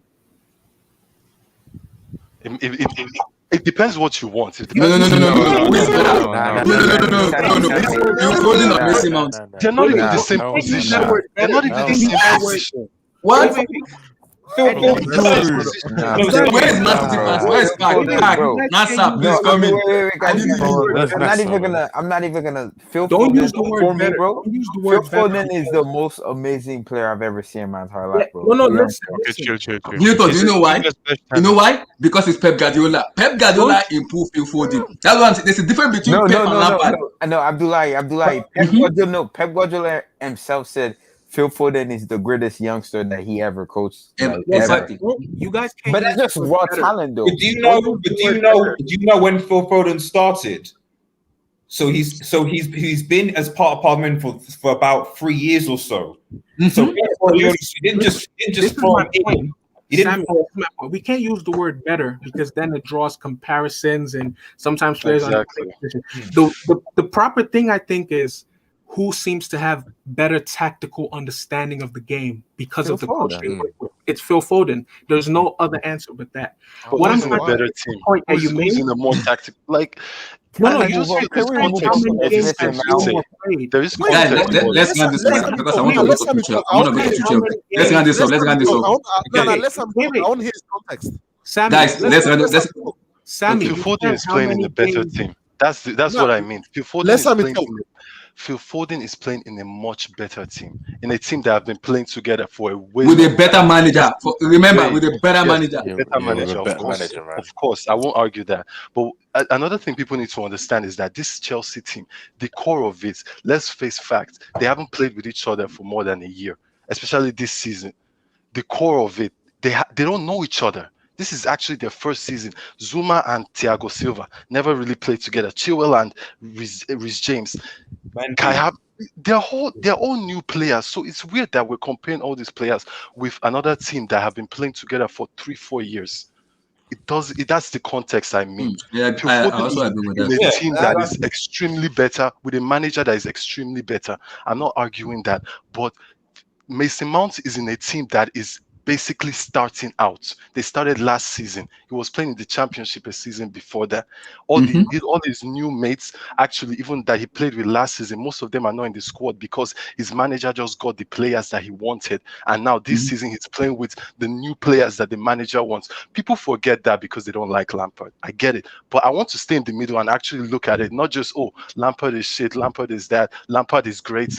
You know, at the end, both sides are still wrong. The fact is, if you look at it in the middle and actually be objective about it, you see that things happen. Phil Foden is in an amazing team. A lot of youngsters in that team. Can you imagine even Mason Greenwood in that Man City? Think he could actually top what he's doing?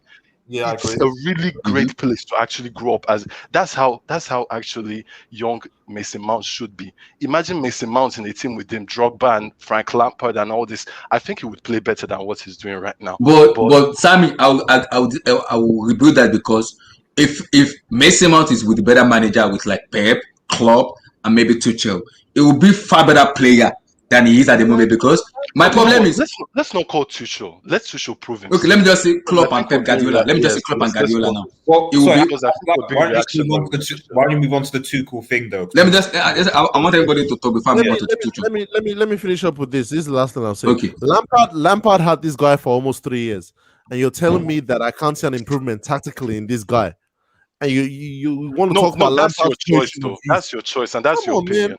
You're allowed to not see because maybe you don't want to see. But I do feel that Mason Mount has improved. Everyone has their own opinion. Tactically. So I can't. Yes, I do think so. But you're allowed to believe what you believe and actually think what you. But it's not like a universal thing of, oh, this is how it is. It's actually your opinion. There's no right or wrong answer, but you kind of argued my point when you said, how many games has Gilmore played? If Frank Lampard has worked with Mason Mount for 3+ years, and Bill Gilmore has only played like 5 games in a Chelsea shirt, and we can come to the conclusion as a group that Gilmore appears to have more tactical knowledge than Mason Mount, it points to the problem that... No, you're looking at it from one side. What I'm saying is that Lampard has been protecting Gilmore because he knows if he pushes Gilmore the way the way Mount is playing, we will see Bill Gilmore's deficiencies. So he's actually... that's the reason I want him. I don't want him to play. That was the reason. That's what. And to back what Sammy said, I'll use Mason Greenwood as a very good example of Manchester United, because I definitely believe that Mason Greenwood is more technical and more clinical than Marcus Rashford. When you watch him play, God bless you for what you said. God is mad. I love Mason Greenwood. That guy is very efficient and very direct. But the reality is, this season, as I expect from any young player from 19 to 13, that he has, because more has been expected of him. Because before it was just him and Brandon Williams coming in to do a shift because as part of a rebuild. Now coming into the season, more has actually been expected of him. Now you're a first-team player. Now you've got to do more. And what's happened? He's played a fair amount of games, and he has, as in play, he has been inconsistent. He's definitely not played. He's definitely not been that great this season, especially with when you bring in competition like Cavani and on form and etc. So that doesn't mean that I now don't think that that Jason Green doesn't have the technical ability. And more and even intelligence compared to Marcus Rashford, because I think he does. He's far superior. And if he was under a brilliant coach and a brilliant system in the council of Pep, he certainly would be superior. But the reality is that you have to say with every young player to some extent, there's always going to be some inconsistency. And when you take someone who just had a handful of games, like Mason Greenwood had last season, and then say, right, now I expect you to now play week in, week out in cup competitions, etc., and might add without a preseason, suddenly, slowly but surely, you see the deficits of those players, and then we then turn on them, and that's a problem. So we need to bear that in mind. Exactly why people have been crying for Mason Mount to at least sit out because how does Phil Foden get better? It's not just what's done on the training ground. It's not just what's done, in game when he plays as well. It's what he watches. It's the fact that I train with these players. I see how they train and I see how they translate these things to the field. Mason Mount is breaking appearances record in the last 3 years. This guy has played more games than Ronaldo and Messi. Make that make sense, man. Like, this guy doesn't get a chance to actually sit back, evaluate himself, see, okay, maybe I can improve in this area. Maybe I can watch a Kovacic. Maybe I can watch a Jorginho. Maybe I can watch a Kante and pick stuff from their game. This is how young players learn. This is how It's only Kante that you actually called that, I would say, but you can't tell me that he should watch Kovacic. Kovacic is way too overrated. I don't know why people rate him that high. Jorginho, I don't think he's that good, and I think everyone actually doesn't feel he's that good. I think that's the problem, is that the team, like I said earlier, like a Man City, Mason Mount would get that rest because you have Gundogan, you have Fernandinho. Let's be real. Can we compare our players with those players? We can't. They are by far superior. Kovacic. Kovacic gets Come too on, much he's too respect from overrated. Chelsea fans, No, bro. I'm not saying he's This not guy good. gets Vilton is here. Vilton. How good is Kovacic? You're a Madrid fan. You need to come out and 2017, Kovacic was arguably the best super sub that you can have on your bench. Because 2017, we had arguably the best bench in Europe. We had more informed Morata. James was on the bench. We had Kovacic coming up from the bench. Obviously, Bale was on the bench. Isco took Bale's spot. But Kovacic was amazing in the 2017 season. Again, maybe it's the system. Because Kovacic is a really good midfielder. I'm not gonna say I'm not gonna say he's like the elite, like the elite. Okay, like what would you say is he's very good? He's very good. Yeah, he's a good midfielder, bro. He's very good. I think that's good, but I think some Chelsea fans take it to that next level. Oh, Kovacic. Nah, he's not a there. top midfielder. If used in the right system, Kovacic can be a very good player. In what way? In his dribbling sense, because he can't pass. Let's face that. That can be Sammy. That can be improved with a better manager. It can be very improved. You can't. In terms of dribbling and kind of when player press you, Kovacic is good in that. But in terms of passing, it can be improved with a better manager because when the better manager see a deficiency in player, like, oh, this is where you need to improve. This is what I need to do. Lampard doesn't have that IQ as a manager, but better manager has it. Understand that Kovacic was given to us on loan for a reason. They should just understand that Madrid wouldn't give him to us if he was as good as they think he is. That's just what it is. He was playing on the bench though. Like they had better midfielders. That's exactly that's the thing. That's the thing though. They had better. He wasn't exactly. So let me to round this up now. I want to talk about Thomas Tuchel now. So he's been hired as the new Chelsea manager on a 2.5 years deal. So I think it took the Chelsea training ground this training section this just today, immediately after signing. So these are the comments about the what's called. Let me bring it out. This is what he said. He said Thomas Tuchel has been appointed as the new Chelsea head coach. He moved to Stamford Bridge. Can you guys see it? No, we can't. No, we can't. Okay, hold on. Let me. Welcome to share link. Can you guys see now? Yes. Yeah. Okay, so he said he's been appointed on a 2.5 years after spending 2.5 years in Paris Saint-Germain. So he'll be the first manager to manage Chelsea and arrive, having guided to 4 honors and 2 Champions League finals during his time in French capital. Prior to that, he spent 7 seasons coaching the Bundesliga, first with Mainz, where he led them into the Europa League, and the successful period with Borussia Dortmund, where he won the German DFB Pokal, right? I think it's the German DFB Pokal. So at Chelsea, he will be united with Christian Pulisic, Thiago Silva, who he coached during his spell in Dortmund and Paris Saint-Germain, respectively.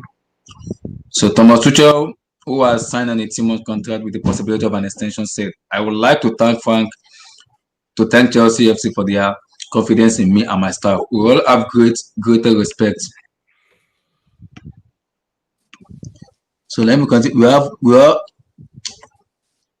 have greater respect for Frank Lampard's work and his legacy created at Chelsea. At the same time, I cannot wait to meet my new teammate and compete in the new exciting league in football. I'm grateful to now be part of Chelsea family. It feels amazing. Director Marana Gonaskia added, it is never easy to change head coach in the middle of the season, but we are very happy to secure the Europe best coach in Thomas Tuchel. There's still much to play for and much to achieve this season and beyond. We welcome Thomas to the club. Tuchel will take his first training season this evening and will be in dugout tomorrow for the Premier League match against Wolverhampton Wanderers. So guys, your take on Thomas Tuchel. Let me come to Eddie first. How excited are you and how happy are you going forward with this appointment of Thomas Tuchel? like I said earlier, it's a high risk, high reward thing. And I'm excited to see how it goes. I'm excited for the uncertain because we don't know what's gonna happen. This could go either awesome or it could go tits up and he's sacked again. So that's the beauty of this appointment. But if you ask me how I feel, look, I'm excited because for one, we have a better coach than Lampard. I'm excited for our attacking players. They can finally express themselves and do proper things other than crossing and inshallah, like Marvelous said before. So I'm excited to see what I was actually, I think for the last days now I've been watching how PSG play and how Dortmund played, and my God in heaven, if he can translate that to this Chelsea team, Chelsea are going to be a very dangerous team. Problem, man. We're going to be a problem. Yeah, honestly, like if he can translate what he done with both the Dortmund team and the PSG team, my God, like Chelsea will go places because, I mean, people forget Mkhitaryan looked good under this guy. Good looking players, I don't know if people remember the Mkhitaryan Aubameyang relationship. That was a lot. Even Ousmane Dembele plays under him too. Ousmane Dembele. Yeah, Ousmane Dembele, Pulisic, like even our midfielders will improve on this guy as well. I was watching him with Rich James today, talking to him. Like there are young players who will improve in their games, and for me, it's just seeing how it's just. Look, I want to give this guy a bit of time. If it was left to me this season, it's just assess the squad, see what you can work with. Because I feel like the pressure that's been put on him to get top 4 will mean he probably doesn't focus as much on development as he should. Because I felt this season he should focus on development and figure out, okay, what are elements of the squad that you need next season? Similar to like Pep's first season, similar to Klopp's first season. See how the squad works. See, okay, maybe I need a DM. Maybe I need, someone who can help me with transitions. Maybe I need someone who can activate the attack because at PSG it was Neymar that activated the attack for them. It was Verratti bringing the ball out of the back because it was press resistant. So those kind of things. See what you can use here, and then next season we'll fill those gaps and we'll move. But look, if he can work. I'm excited for the Champions League now. I'm not gonna lie. Like, I'm not going there. I think I tweeted. I said, "Atletico, what's up?" Like, I'm for that game. Under Lampard, I wasn't keen for that game. I'm not gonna lie. Don't be like that H is a jinx match, man. That guy. But now look, it's a better style of play. I think the training for the guys will be better. We are gonna. And I think they're gonna be a better atmosphere, a breath of fresh air. Look, the atmosphere, let's be honest, the atmosphere will take a while to kind of improve. Because some players, Werner's confidence is not going to come back off the back of what do you call the hiring of Tuchel. Werner's confidence is down. Havertz's confidence is down. Ziyech, I think he was starting to lose confidence as well. Cho, we don't know where his mind is. Pulisic is out of form. So it's not like all these are things that will be cured within one game. Like I don't know what to expect in the Wolves game because it might be a win, it might be a loss, but I'm excited to see it. But my thing is, 3-4 months from now, 5 months from now, 6 months from now, I think we'll lose. Yeah, if we lose, look, win or lose, you can't put that on him because he's only had a training session with the guy. So I need to give the guy at least a bit of time to see what he can do with the team. But look, if what I could see with PSG and Dortmund are things that we're looking forward to, like Werner's gonna eat, man. Werner is gonna eat. I'm telling you. Havertz too, man. Oh my God! No. Werner's gonna, and look, it again depends. I was actually I had a bit of a training clip from tonight that I was watching. I think he might play 2 strikers tomorrow, but we'll see how that goes. Yeah, because I saw Tammy. I saw Tammy and Werner. Yeah, exactly. I think I saw Rich James. James and I saw Timo Anjorin to what kind of speaking to him. Did you see him talking to Tina Anjorin? Yeah, I saw it also. Especially. Nah, but there was I think there was the last clip where they were doing a shadow play of transitions and stuff. Mhm. I think I saw Marcos Alonso. That makes me scared, bro. I think I saw Alonso, man.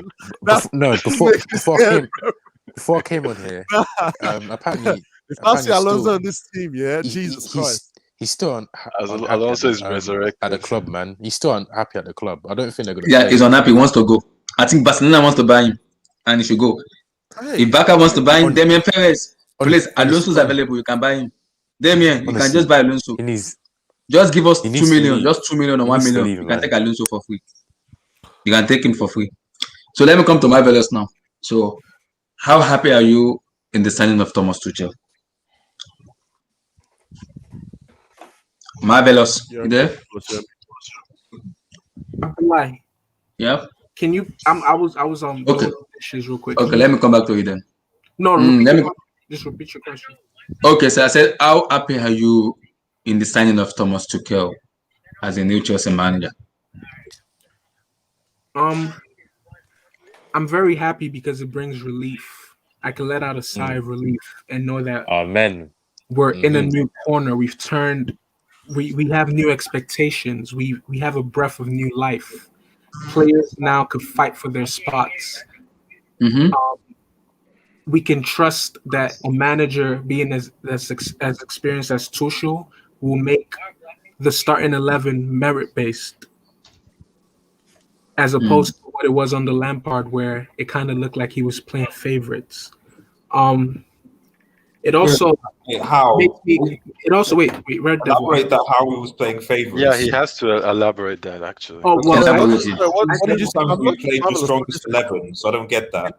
Yeah, Can you- exactly. Because some people think when you Kovacic read- is better than Mount. That's why. Wait, no. When you see stats such as in world football, only one player in the last 2 seasons has had more starts than Mason Mount, Exactly. which is Joshua Kimmich. It tells you that Lampard played favorites. Yes, you just use one player. You can't tell me that. That's fine for one player. Every manager in the most managers will have. No. You want to hear another One player. instance? I have a lot of instances of Lampard. Yeah, at least 5. Giroud would have a run where he scored a goal a game in 4 games, and then when he wouldn't score in 1 game, Frank Lampard would take him out and put Tammy.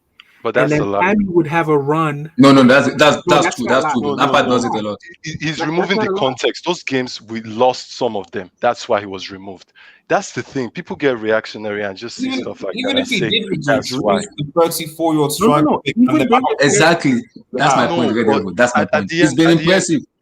When Tammy scores, and most games Tammy plays, we actually win them. Sometimes when Giroud plays and So, scores, we- Sammy, I don't want to go on Tammy because that I can't have a striker in Chelsea Football Club who can score with his head. No, don't give me that. No, I don't want that. I'm not. No. Anyways, okay. I don't want that. Okay, let Marcus focus on Tuchel. So I shouldn't have interrupted. Just clarify your Tuchel. Yeah, point. with Tuchel, it also makes me very optimistic because I feel like we're going to be able to salvage. I'm not saying we're going to win the Champions League, but what I'm saying is at least now we have a fighting chance. The way I looked at it, had we stuck with Lampard, we would have been a train wreck going into the Atletico Madrid tie. But now with Tuchel, how do you guys say his name? Tuchel? And is it Tuchel or Tuchel? Okay. How do you guys call it? Thomas Tuchel or Thomas Tuchel? I Who think works better? accents are going to play a part, so it doesn't matter. With Tuchel, at least now we have a fighting chance. Given the run of form Atletico have been in all season and their consistency, I don't know if we're going to win, but we have a chance. In the Premier League, this game that's against Wolves tomorrow, we have a chance. Under Lampard, I think the pendulum was swinging more towards a loss. With this new life that we have and the players having a reaction to a new manager, I think we'll beat Wolves. I think we'll see a reaction from Chelsea. So, and I feel like it calms down the toxicity in the fan base right now, because whether you're a proper Chelsea fan or you're a realistic Chelsea fan or an objective Chelsea fan, we can all together agree on one thing. Tuchel is a step in the right direction. He may not be the man, but he's a step in the right direction. So I'm happy. Unfortunately, Lampard, but I'm happy nonetheless. So I have to head off. So can I just quickly say my piece? And then go for it, yeah. Cool. So I mean, I'll stand by my point that I'm fairly sure he'll be sacked within 2 years. Not because I think that Tuchel is a terrible coach, but because Chelsea policy, right? Yeah, again, it's your evidence, you know. So I know Eddie's opinion. So we have evidence. So my trade, my work, you often use history and evidence to project future outcomes. And so the evidence from what I see with Chelsea is that, and with Tuchel, because it's not like if you were signing Pep, okay, fair enough. You're signing an experienced coach, yes, that's true, but it's an experienced coach that he didn't win it's not like he won the Bundesliga. Yeah, he played a good football Dortmund, but he didn't win the Bundesliga. PSG won the titles. Okay, so did what's his name, Emery guy. His big achievement that we see him for is that he basically got PSG in a COVID-ridden season to a Champions League final lost. That's basically his. I'm that's not saying he's a bad coach at all. Yeah. But from what Chelsea Football Club and what we've seen the previous managers that have been sacked for and have been given time, I just can't see how Tuchel in what is looking at other teams compared to, because he might get top four. I think the season's probably too far gone, and I think that likes of United, Liverpool are probably salvaging club. City will get top four. Maybe it might be Leicester. So now you think, right, okay, they're not going to be in the Champions League next season. Maybe Europa at a stretch. So season is probably going to be focusing on rebuild, maybe trying to get up third league, top four, competing for the league, the players you have. Then the following season, now, okay, he's getting back to you. Now he's just think about competing for the Champions League, etc. But obviously, other teams in the league are going to be improving as well. And is Thomas Tuchel that good of a manager that he will basically outcompete what's already there in the Premier League and achieve what Chelsea will achieve? For me, that's where everybody will test him. He's better than what they have. But for me, if you're talking about maintaining top four, okay, I think you can do that. But if you're talking about actually competing and winning Premier Leagues and Champions Leagues, like I said, I think you now need to actually build a long-term vision. And that's why I said people may not understand this thing. Roman was the one who endorsed Thomas Tuchel, not the board. Yeah. So for Roman endorsing Tuchel, he knows it's not gonna be like just 2 years only, because we have players of this caliber of Timo and Kai. Those are long-term players. So Thomas Tuchel coming is a German coach who, like, Roman endorsing, be like, I want long time for this guy. I don't want a short man who come in and just this one chop it. That's why I said we'll be given time. Well, we'll see what happens, because, like I said, the evidence is that he doesn't do that when things go away. And one of the other things I'll end with this point is that, like, again, like I said at the start of this thing, one of the things I said on HH's Hangout with Chelsea and Chelsea expectations, that a lot of what people said about Lampard was true last season. But yet I saw the general from an outsider looking at the Chelsea fan base, I'm sure Vilter can back me up here, maybe even Ahmed, was that you guys were gassing this team. You guys were saying that we were going to compete for the league. So none of what you said. I did. I said Champions League final. I did. I put my hands up. I said Champions League final. So I put my hands up. I did.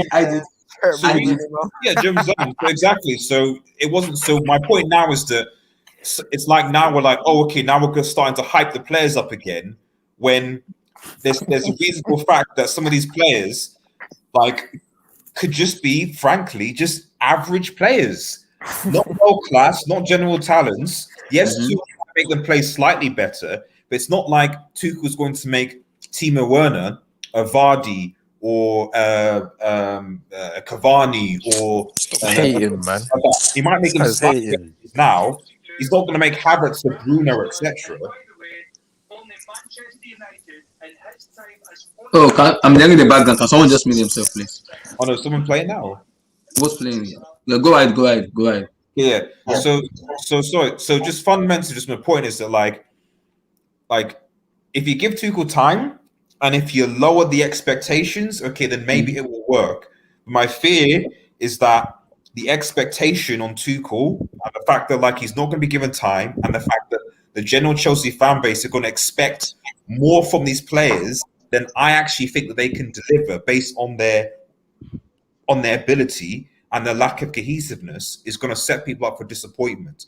So I think essentially what I'm saying is people need to just be realistic with this guy, give him 2 seasons and see what happens. Because it's not. I don't think it's going to work well. I don't think it's going to be what I'm trying to say. A long-term process, right? Yeah, it's a long-term. Yeah, essentially, if you back him long-term process, good. But if Roman does what he does, well, he will be sacked in 2 years. Well, that one we have to sit down because it depends on the performance, though. If the performance kind of improve and the kind of way the board, if the board and the manager on the same level and everything kind of improve within the next 1 or 2 years, it's been there. I could see a renewal in his contract. That's true. But you got to. Like I always take these things that you also got to appreciate in your mind that other teams are doing the same thing. So yes, even if Chelsea's performances improve, like Brendan Rodgers, for example, was now been at Leicester City will be going into his 3rd or 4th year. So yes, they could fall off, but he's already got his core squad. He's going to really get back players in. So unless he has a complete mare, you're competing again with managers who, like Oli, like Lampard, who know their squads, who have been there for some time. So, and you're bringing a manager who's now having to sort of rebuild and change things, if that makes sense. So that's why I'm saying that time is important, because he's not coming in with inexperienced managers anymore. He's coming in with managers who've been with their squads for 3-4 years. That get being back with their club. We have to compete with it. We have to compete with him. Exactly. Yeah, that's right. I'll stop talking. I understand. Take care, guys. Have a good peace, bro. Peace. So let me come to Sammy now. Thomas Tuchel as a manager. How excited are you as a fan? I'm excited. Just what Eddie said, actually. Like at the end, you kind of have to be excited as a Chelsea fan. It's a new project. It's something new. It can go very well, like high reward, but it can also go very bad. So I think we have to look at both sides when it comes to him and just watch. And I think he should focus more on results. If I were him, that's just me. I would focus more on results, because I think right now why they hired him in this time is for him to just focus on the results, not even playing style or us playing good. Just results first. Salvage this season first. The next season we'll think of performance. Exactly. Then we'll think of that whole my system, and just let us win games. Let us go on a run. And if it's not possible for us to go on the run without us having some like with time and all that, then it is what it is. They have made the decision. I doubt they can sack him this season. So I think he still has a free shot in this season, no matter how bad it goes. So it will be next season that we'll be really able to judge him. And for sure, at the end, Abramovich doesn't play. This Lampard sacking is a sign that you have to be on a certain level. And that level is maybe you have to maybe in terms of the performance and the results, you are very correct. So you have to see results, because if the result doesn't go the way they want it, it's gonna be a huge problem. But he's an experienced manager who's been in this situation before. So I believe it can just turn things around and make things work. Because a manager can come in this kind of way we are in January and take up this job. No manager will do it. But for him coming in, there must be a conversation going on between the board and himself and the owner to salvage this season and see where we are at upcoming season.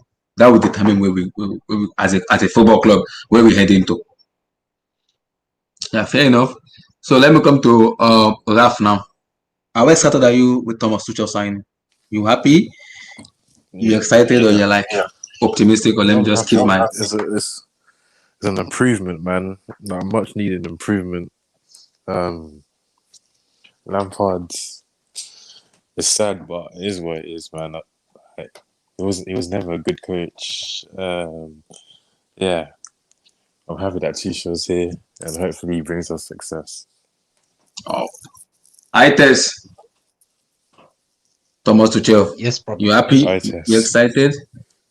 Ites, You see, for me, I mean, nothing, but I believe you lot. Yeah, you should have waited. Nah, look at this guy. He's going to say Nagelsmann. For me, Nagelsmann. No. Listen, Nagelsmann is going to Real Madrid. He's going to Real Madrid. Let me explain something to you. Yeah, Nagelsmann's contract ends in 2023 summer, I think. Yes. Tuchel's contracts is it 2 years or is it 18 months? 18 months plus one. It's 1.5. 2.5 years. Yeah. It's 1.5. So if he gets another year added on, when it But ends, I think the board wanted to Nagelsmann, but it can't be buy out of contract because of the situation we are. So, and I think Real Madrid will love Tuchel because I think they will sack Zinedine Zidane. I'm not because he's a legend, but the kind of way Madrid have been playing this year, I do not see Zinedine Zidane being the manager of Real Madrid coming season. So that's why I think Nagelsmann will come in because he's a young man. You see what it is with Tuchel, yeah? For me, I believe this guy, yeah, he's a freestyle manager. Yeah, no, because he's if not, you watch the Champions League, bro, let me explain. If you watch the Champions League last Ahmed season, is a PSG fan. I think before I go to just he's already said this to me. The Champions League last season, you would know Neymar carried that team. Their tactics was give it to Neymar and inshallah. Listen. When you have two did you players see like the that, Atlanta game? Watch the obviously Atlanta it's going to game. look like it's freestyling, but it's not, man. It's not Bro, freestyle. watch the Atlanta game in particular. Where was the tactics? The tactics was give it to Neymar. Come on, Itis, man. You're sounding like a Premier League fan. You saw the Atlanta game. You're sounding like a Premier League fan, right? The No, fact is that last we year, saw the Atlanta game. bro. The fact is, last year our biggest problem were attack. Our defense were spot on. 6 goals in the whole competition were conceded. And we played against Real Madrid and all those knockout games. So Tuchel, he was a very good manager. The thing with the Atalanta game, I agree with you. Neymar was by far the best player on that game. However, we didn't have Verratti, we didn't have Paredes, we didn't have Mbappe. You yourself, you know Ander Herrera. We had Ander Herrera on midfield who can't even pass the ball forward.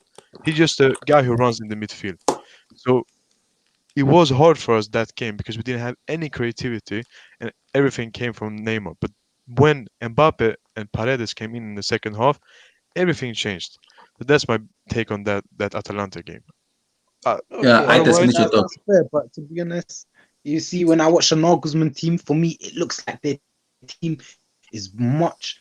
Their team is way coached much better.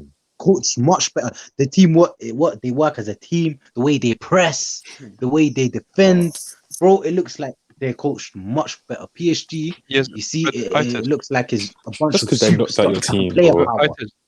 Do you think that Nagelsmann can go to a big team like Chelsea?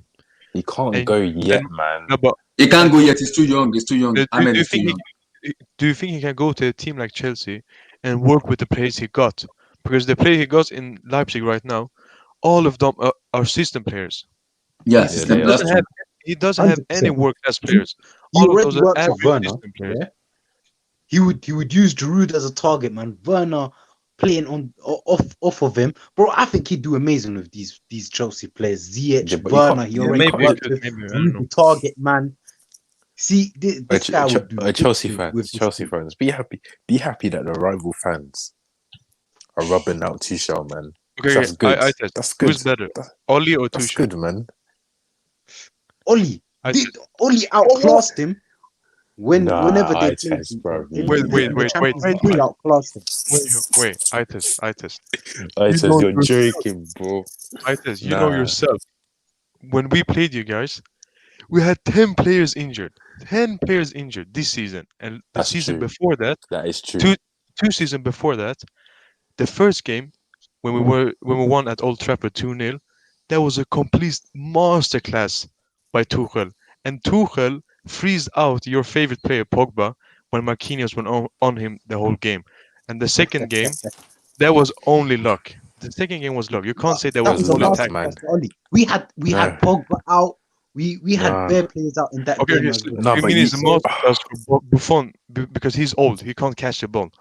Is it the masterclass that Carrera was stupid and posted a perfect through ball to Lukaku, and then the referee was stupid to give the penalty in the last minute? It wasn't Ole. Come on, it wasn't Tuchel's fault as well.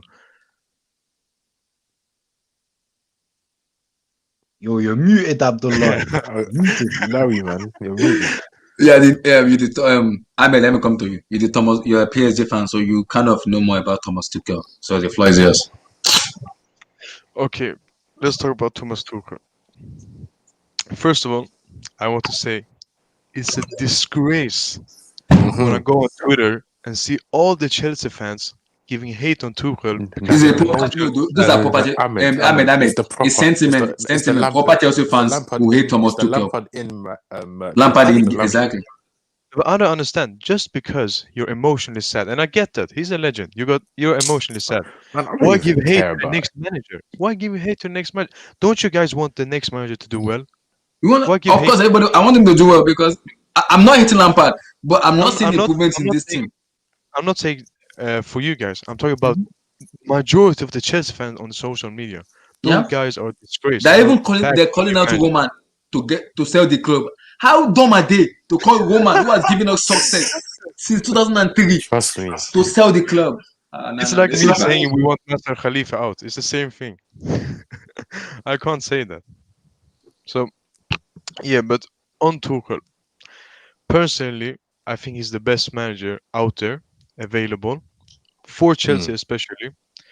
I think he's a great coach, and I watched a lot of interviews when he were in PSG, and even when we got him, I watched a lot of interviews when he were in Dortmund, and he has never had a problem with the player. The players loves him. The problem is sometimes between the board and him. That's the only problem with Tuchel. Sometimes he doesn't agree with the board, and he gets sacked. And that's the only thing I fear with Chelsea, because Chelsea in some ways are pretty similar to PSG, where there is a lot about politics. And he even said it one time in a press conference that he doesn't like the way PSG is run because it's a lot about politics. So that's the only word I have for Tuchel in Chelsea. But other than that, man, Tuchel is a very good coach. He is one of the best tactical coach we have had in PSG. And the thing is, I thought about this. I didn't want Tuchel sacked, but maybe he just wasn't suited for. Even though he did a good job, he wasn't maybe suited for PSG because Tuchel can't tell Neymar to press. He can't tell Mbappe to press because those they're like the superstar player, flashy players. He can't tell them to press. I think he will do very well with a team like Chelsea, where there's a lot of system players that will do the job for the manager. And something that Tuchel, this is the thing, Tuchel is very versatile. What do you think Chelsea have a lot of system players? Yes, I think Werner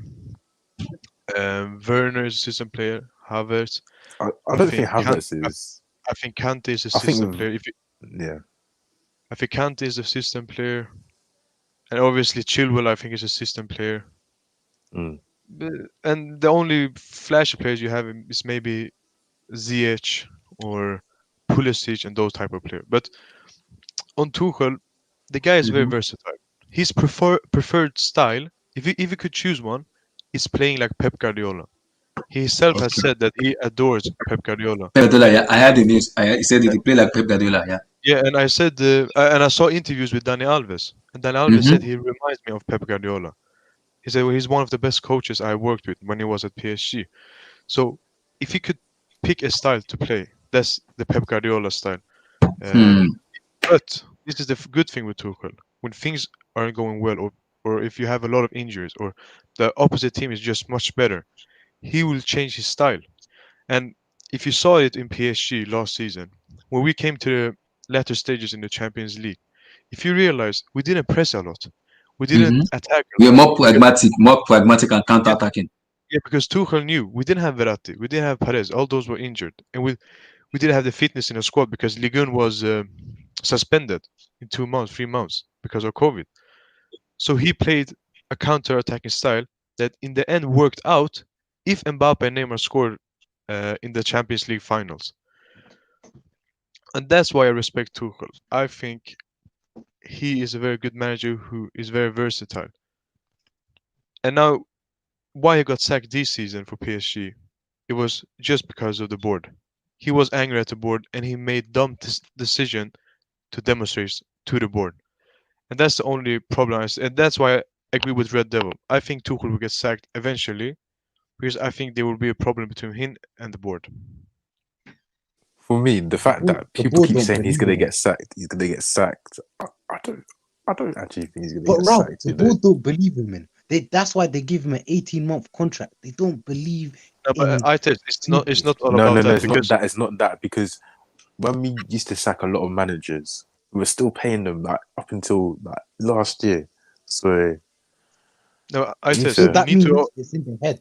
It's in no, the but I head. tell We could you sack need to think. Tuchel. No, but you need to think which era are we in right now? We're in a COVID era. Even Yeah. PSG, we gave Pochettino 18-month contracts because we don't want to risk giving a manager a long-term contract, and if it doesn't work out, we need to pay him out. But if Tuchel works out, he will get an extension, 100%. So that's the thing. I think clubs are more careful now. I want to ask the Chelsea fans. Yeah, if we don't get top four, what happens? Does he get sacked or? No, I don't I think don't so. think. No, I don't think no, he no. should get sacked, man. I think it's unfair. Look at the mess Lampard's left. Went 10th. Let me ask you a question then. What's your expectation for Tuchel next season Can I talk? and this No, no, season? no. Let me hear from Vilton. I'll come to you guys. So, Wait, can I say something before Wilton talks? okay. I might finish up. The argument I said about him maybe not suiting PSG because we have flashy players, Mm-hmm. it showed against Real Madrid when we crushed them 3-0 without Mbappe and Neymar. So I just wanted to say that before Wilton talk. Okay, so Vilton, is your turn. Thomas Tuchel.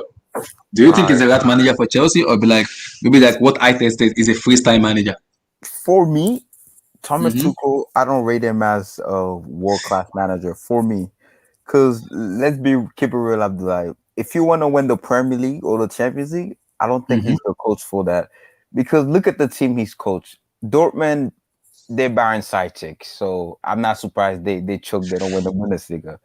PSG, let's be real, bro. That's tough. Is PSG is anybody? a flashy. Those are Bro, flashy players. no, There's a flashy player in it's not PSG. that. Like any coach can look good on PSG. Laurent Blanc looks good over there. Emery looks good over there. Pochettino's already winning trophies over there. So It's for not me, about that, Wilton. but for me, for you Mm-hmm. to be successful in PSG, you have to give me that Champions League. Yes, they got to the Champions League final.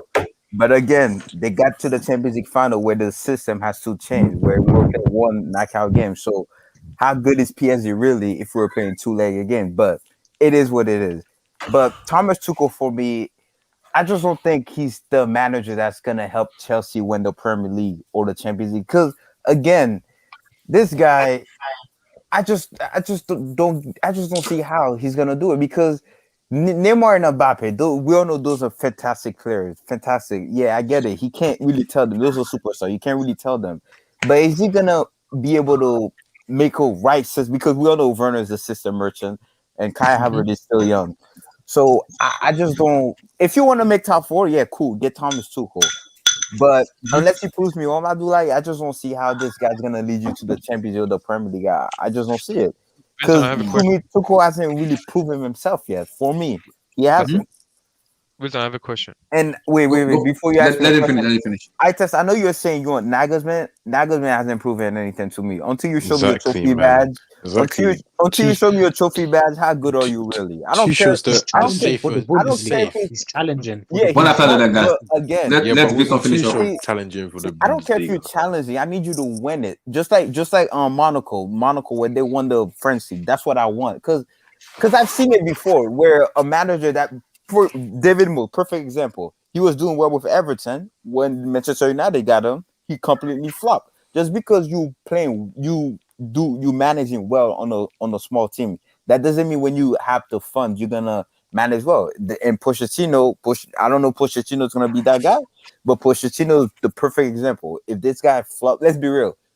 Pochettino, I don't care if he wins the league, earn the Coupe de League. I don't care what he wins. They bought him to win the Champions League, and if he flops in the Champions League, we're gonna say the same thing.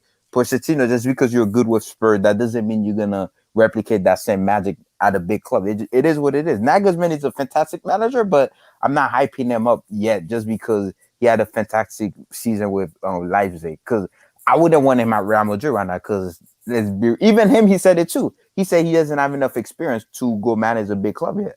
He said it himself. That's my 2 cents on it. Yeah, but Wilton, the point you made about Tuchel not winning anything, I get that point.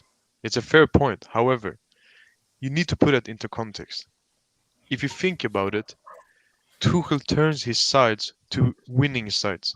Dortmund, they were close to win the league under him. I think they were like 2 points behind Bayern München that year. With PSG, I know you like to call us LSG, and let's be honest, our mentality was shit before Tuchel.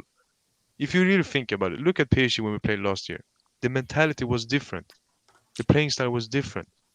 And even though he didn't win it, I still think he can bring those things to a team. The winning mentality. I'm not saying he won't. I just don't think he's the manager that's gonna help Chelsea win the Premier League. And I do believe in 2 years he's gonna get sacked. He's gonna be sacked. Do you think there was another one better than him? No, of course. I see that's the other thing too. I get it. Abdullah is saying Roman doesn't. The Chelsea owner doesn't want to play defensive football anymore, so you can't get the Allegri. Benitez hasn't been doing anything lately, so you had to go for Thomas Tuchel. But again, what's the Chelsea goal? Is Chelsea goal to win the Champions League and to win the Premier League? I'm sure that's their goal. I think I can answer that, Victor. I think the issue is other manager will be getting. Let me start from Antonio Conte. From Conte to Sarri, those are defensive managers. The Conte. Sarri is a system manager. But I think what Roman wants, Sarri was an attacking manager. Yeah, he's an attacking manager. But you don't sign Timo Werner and Kai Havertz and tell me you are bringing a manager in for 2-3 years. I don't think that's the Roman ambition at the moment. No, he's bringing a manager in. But I'm signing those players for a long time. Havertz is not an established world-class player yet. He had a fantastic season last season with Bayern Leverkusen. Of course he did. But he's still young. He's still young, man. He's a system player. He hasn't been like proper nurture yet. He's still a young player. He needs coaching, man. Like, he needs coaching. That's what he needs. Yeah. He's a system player. You need a coaching than a manager. You need a coaching than a manager for me. But I'm gonna say this though.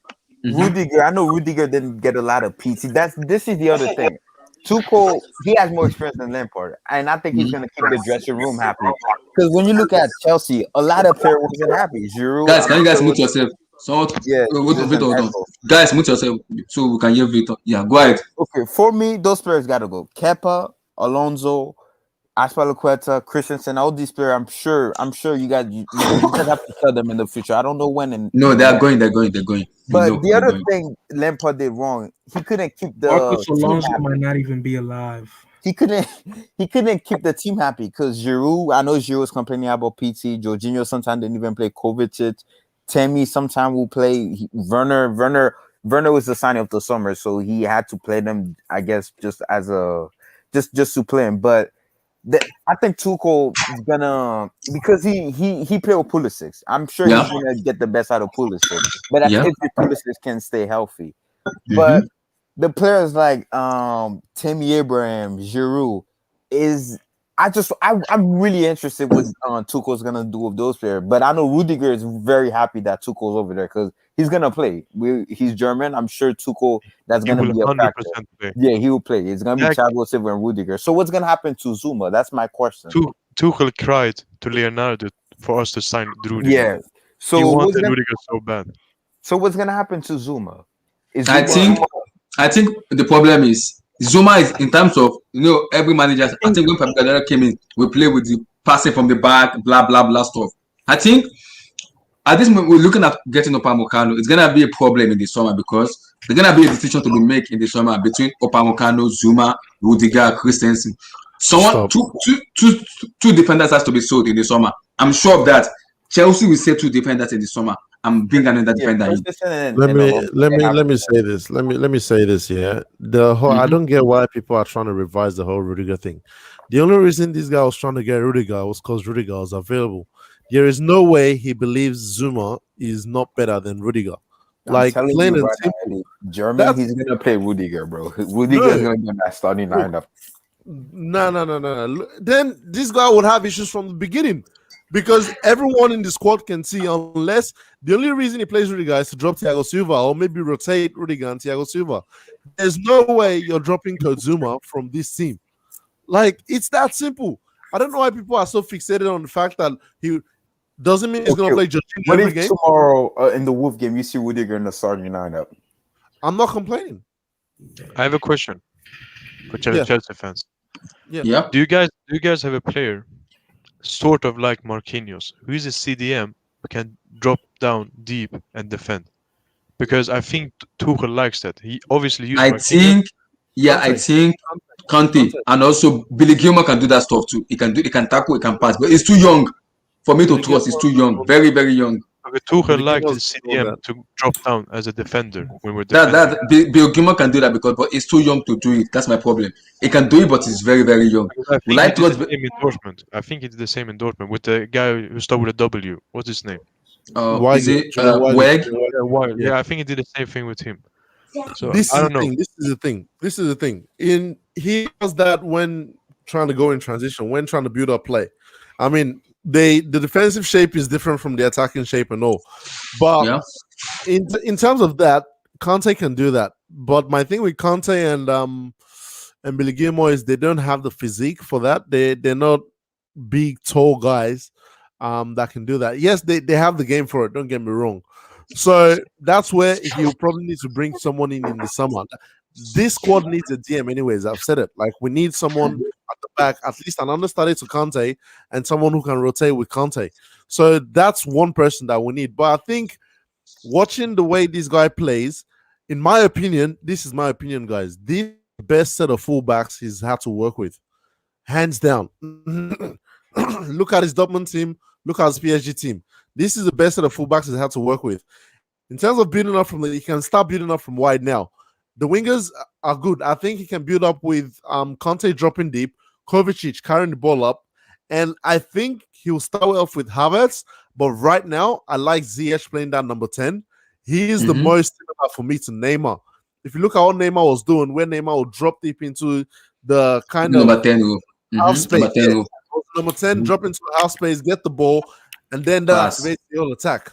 I like Ziyech in that role, and then that allows you to have your Hudson-Odoi and your Pulisic out wide. The only problem for me right there is the fact that we don't have any depth in terms of wingers. By the time you do that, you're using all your available wingers, and you don't have any options off the bench. That's the only thing for me without. That's why I think he will start with the Havertz. But I think he has a lot of the elements to do what he wants with this squad, if he wants to achieve it. But it's just we need to see. And the thing is, we can't assume he will do exactly the same thing, because this Chelsea squad have a lot more options than his Dortmund squad. Let's be real about that. And I think this Chelsea squad potentially have a lot more options, maybe not of the same quality, but more options than his PSG squad. He has a lot of different players, and from what I've read about him, he tries to mold his formations and system to the team that he's playing. He is more of a philosophy manager. He has a philosophy he wants to play, and it doesn't matter what. I think that's why I meant to call him. Like he said, because I listened to his. I said he kind of learned from Pep Guardiola a lot. So the kind of way Pep Guardiola plays a lot. So that is not even. It's more of his philosophy than a system for me. More of a philosophy than a system. It doesn't matter whether he's playing the 3-4-3, whether he's playing the 4-2-2-2, whether he's playing the 4-3-1-2, whether he's playing the 4-2-3-1. He can mix up the formations, but what you see is the team is still going to have a philosophy about them. That's what I'm excited to see. And as much as we can see him starting to implement this in these players, the young players will improve. Because I don't know if you guys have seen a clip from Brendan Rodgers. I think was it last year or just after he got the Leicester City job. He said the most important thing, especially for young players and for a club, is to establish a philosophy. If you can get young players playing with a certain philosophy, then that would help them through, because they can fit into multiple systems as long as they have a that they play with. Because the thing with football today is we've reduced football to a system game where if you're out of this system, you can't play anymore. What do we say with Timo Werner today? Oh, he played in the Leipzig system. Or Kai Havertz, he played in the Bayern Leverkusen system. Whereas if you give them a philosophy that they can play with, that can translate between systems. That's what Pep does. That's what Klopp has done. Although these guys maintain a similar formation or a similar system, they have a philosophy that they go by that helps them. So that's what this guy needs to implement in Chelsea. That's why I feel like this guy can stay 3 to 4 years. I can see why people doubt it, but I can see what he's going to do with this squad. Yeah, Eddie, I completely agree with you. The point you made about the fullbacks, they're correct. You guys have far better fullbacks than us, and Tuchel loves his fullbacks. He used one of the fullbacks as an attacker and one of them to defend. Like we had Kehrer, who played the defensive role, and Bernat, who joined the attack. And the other comment you made about him being a philosopher, I Mm-hmm. 100% agree with you, because this guy is a freak. I talked about him being versatile. He would change his style, adapting to the opponent. He is so detailed about his tactics, is ridiculous. That's why I think he's better than Nagelsmann, because Nagelsmann is a system manager. Manager, unlike it's different than like philosophy manager. Yeah, Yeah, I get you. Tuchel is a philosopher. Pep is a philosopher. Mm-hmm. That's the difference. I even think Klopp, in some ways, are system managers. Mm-hmm. I It agree. isn't a bad thing, because, but look at Klopp now. They're doing bad and they don't have a plan B. But look Yep. at Pep. They did bad, but he And he changed his changed it. system. That was my agenda with Pep Guardiola. People were hitting me when I said Pep Guardiola need to prove me wrong that he can adapt to EPL, and he did it. And I came out and said it. My Lord in heaven, this guy has massively proved me wrong. My hands up for Pep Guardiola. My agenda is completely over. But at this moment, he needs to win that Champions League before I can completely say it's over. Because I Yeah, can I see him agree. playing gun play. I was like, Pep Guardiola, this is EPL, man. Switch it up. You don't play like this in EPL. You're gonna find out.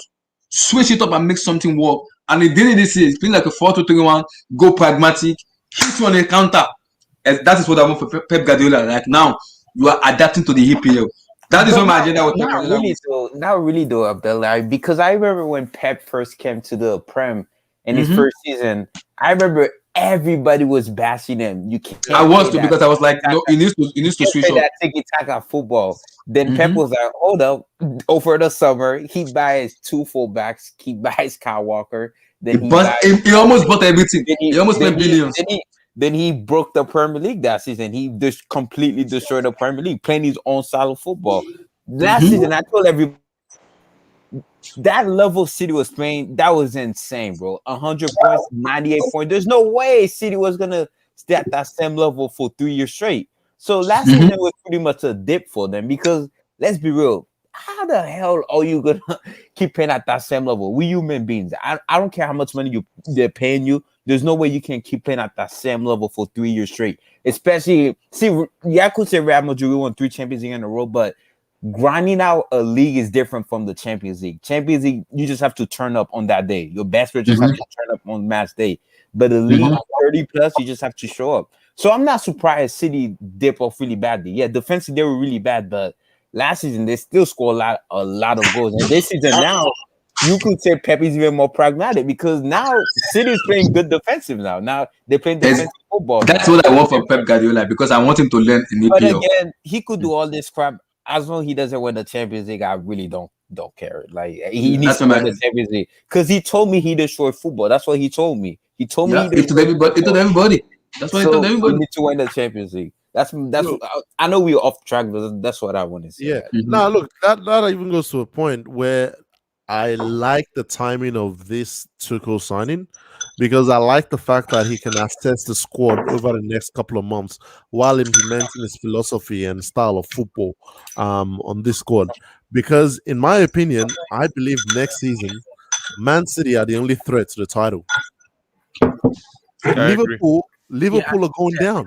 I think Liverpool, unless Liverpool sell one of Salah or Mane and replenish that squad, these guys are going down. You like Wilson just said, you can't play at that level for so many years, and they're still trying to play at that level right now.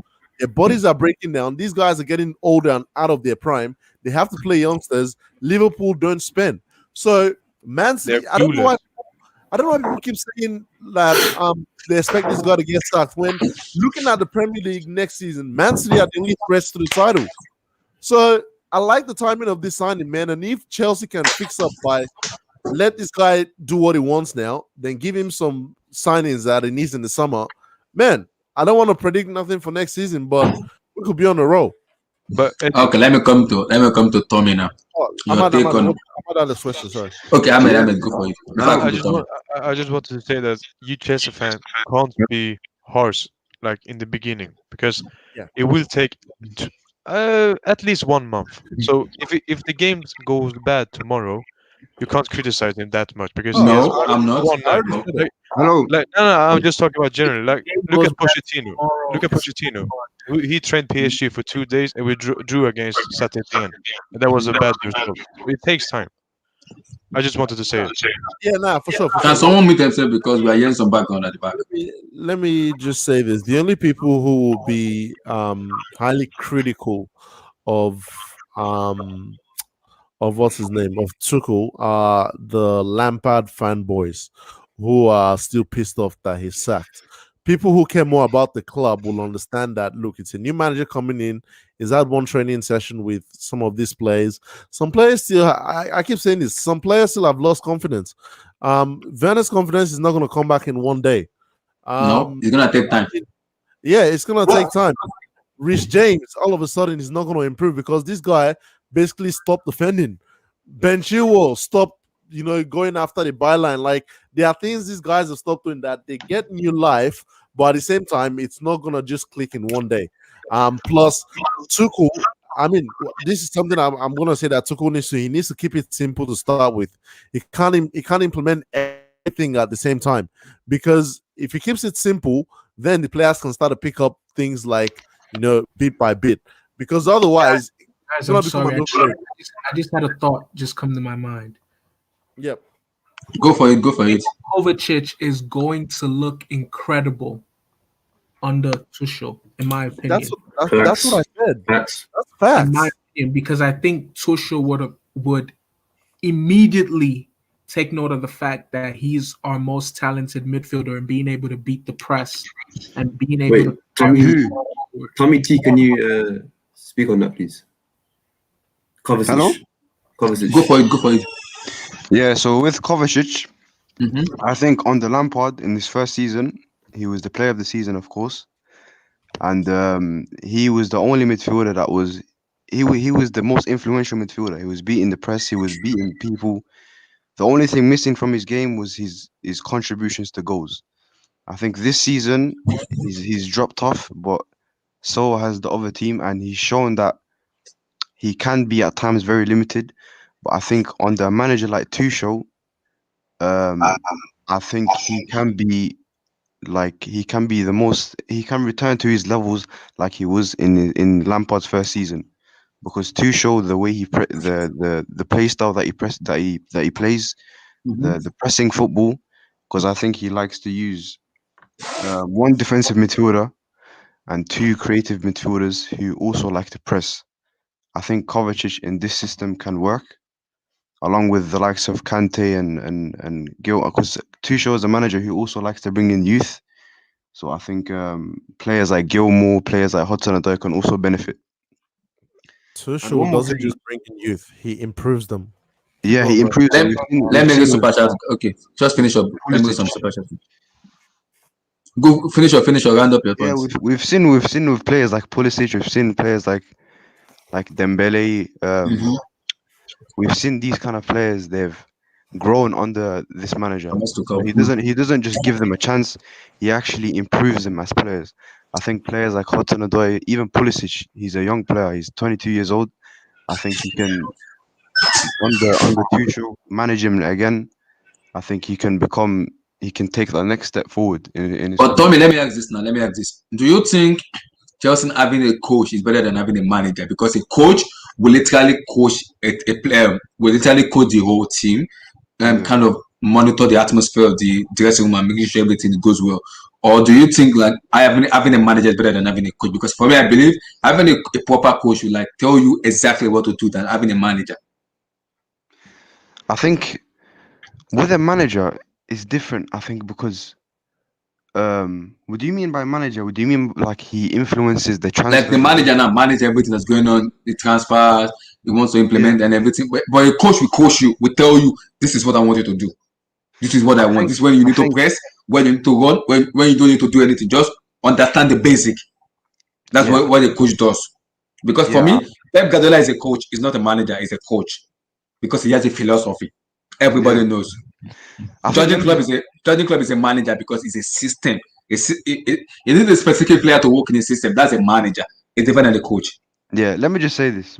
The game tomorrow, the game after tomorrow, the game for these next 3, 4, 5 games, for me, this is still Lampard's system. I still see. I can't judge Tuchel on these next few games because it takes a while for what Lampard has told these players.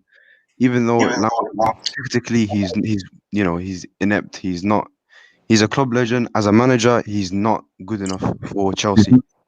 Learn on the job, and for a club like Chelsea, we can't afford to have managers that learn on the job. I think Tuchel, him being given an 18-month contract and a half, 18 months and a half, yeah, 2.5 years. It's very safe because of course he's gonna do better than Lampard. We all know that. Everyone knows that. He's shown at Dortmund.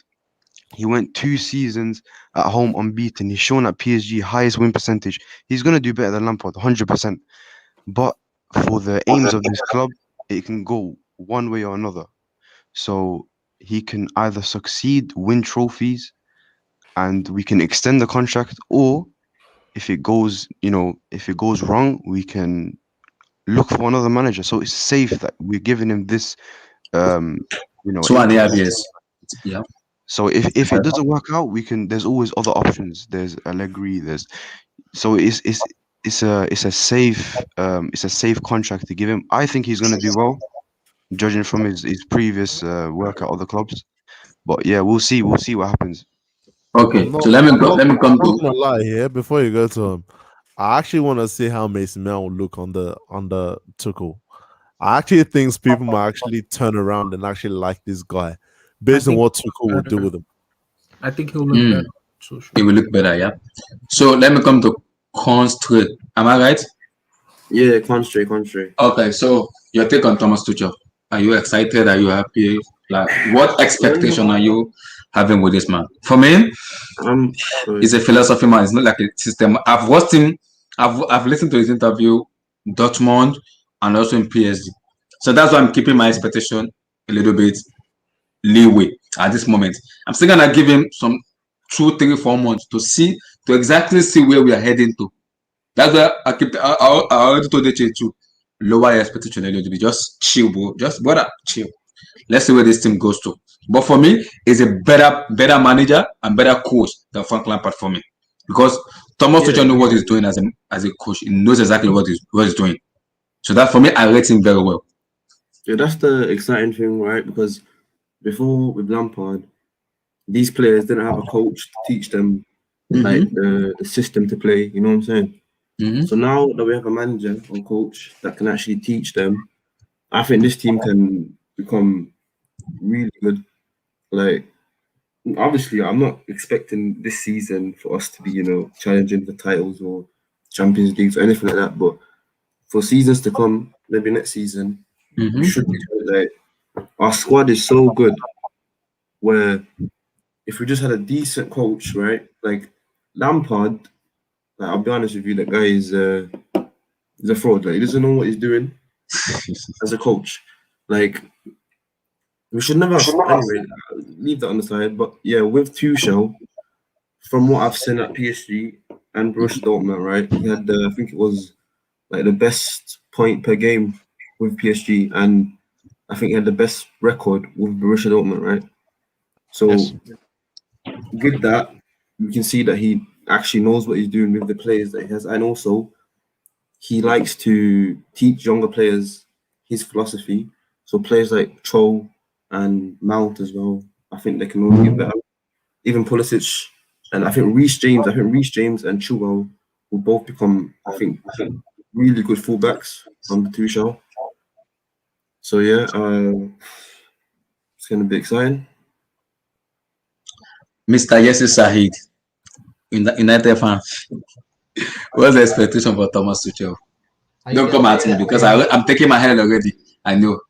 But at this moment, I'm still going to stand on my word. That guy needs to show. But at this moment, let's see how it goes. What's our take on Thomas Tuchel? Well, how you guys doing? Man, I guess everyone's okay. I mean, we're good. Everyone's good. Okay. I've been thinking of, so I don't know. A lot of people don't know, but me, myself, I live in Chelsea. Everybody in my family is a Chelsea fan. Wow.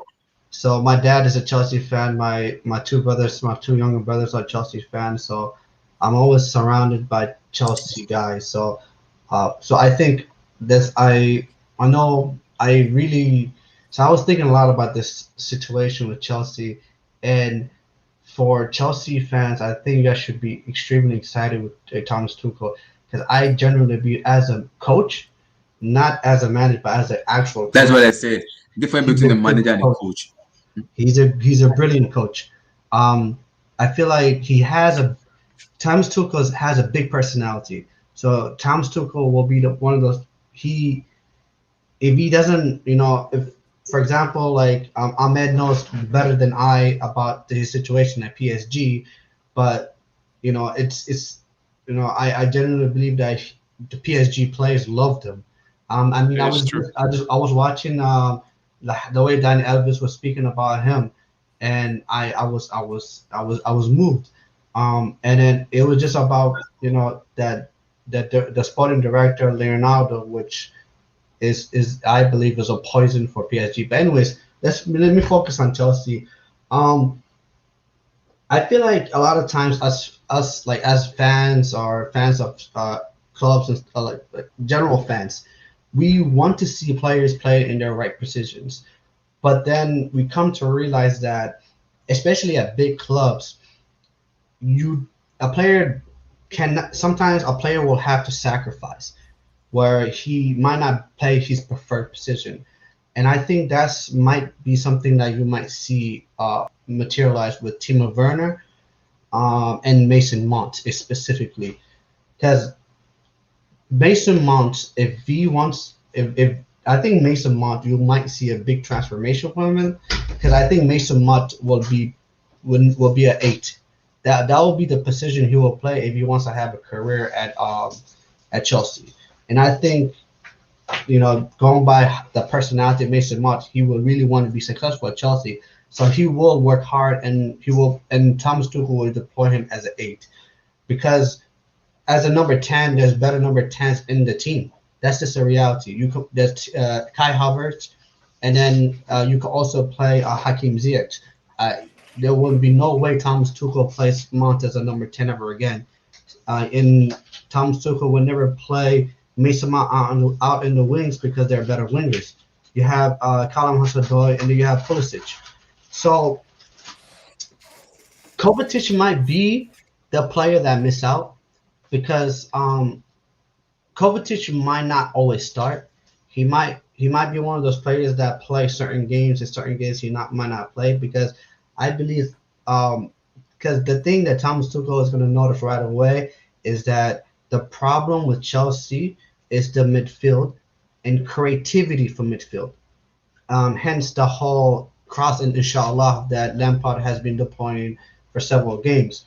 So what I think Thomas Tuchel is going to do is going to employ Mount in the midfield with Havertz, and he's going to have either Jorginho or N'Golo Kante behind him as a number 10, as a defensive midfielder. I'm sorry. So you're going to see that, and then you might, because you won't see the thing is, people will think that they will see a 2-striker system. I don't think that's going to happen, because Chelsea the way the squad is constructed now, you guys have a lot of players that play on the wing. You have Callum Hudson-Odoi, you have Hakim Ziyech, and you guys have Pulisic. If you play 2 up top, then you're going to sacrifice one of the wingers. When you won't play 2 wingers, that's just the reality of it. So Timo Werner is going to play probably as a lone striker, to be honest. And I genuinely believe that Thomas Tuchel will coach him to play that position. You might see Timo Werner play more as a striker, like similar to like if you guys Vilton will speak about it, like a Benzema that likes to drift to the wings, likes to drift to the left, to the right. You probably see a lot interchangeable, where you probably find Christian Pulisic in the middle, and probably have like if Hakim Ziyech plays Hudson-Odoi, they probably will be coached to keep the width. You probably have one of the wingers be an inside forward that will come inside. So I think that's, in terms of the tactics, I think that's what you're going to see.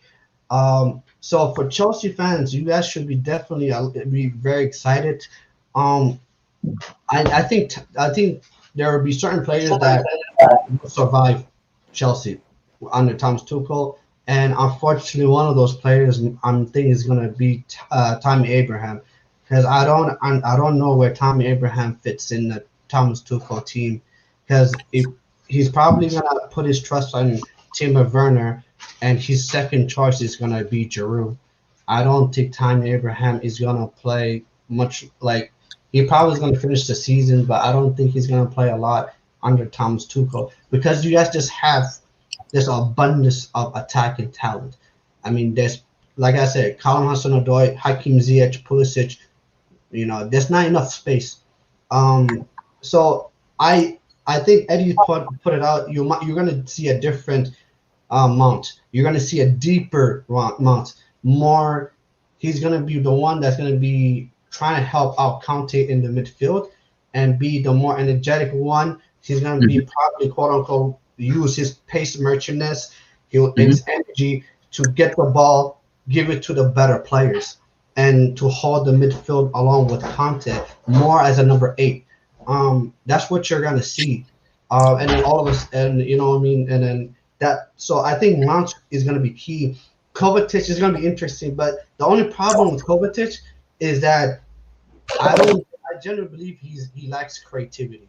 In terms of creativity, I will, in my opinion, as a United fan, looking out, I'd rather go for Mount in terms of creativity. Mount and Havertz, I feel like that would be better midfield with N'Golo Kante.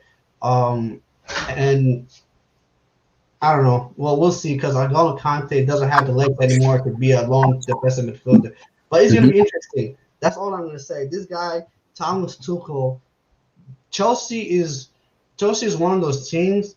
You guys have so much talent to not succeed, if that makes sense.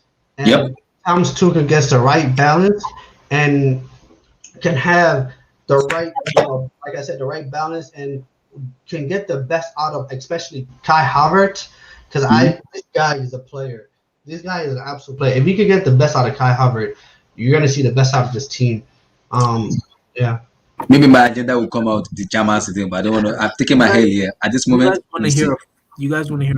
Let me quickly read the super chat before I go. So Demian Perez said, "Imagine Mason Mount start. I will not be surprised though. I won't be surprised if he starts. I will not. Will everybody be surprised if Mason Mount starts?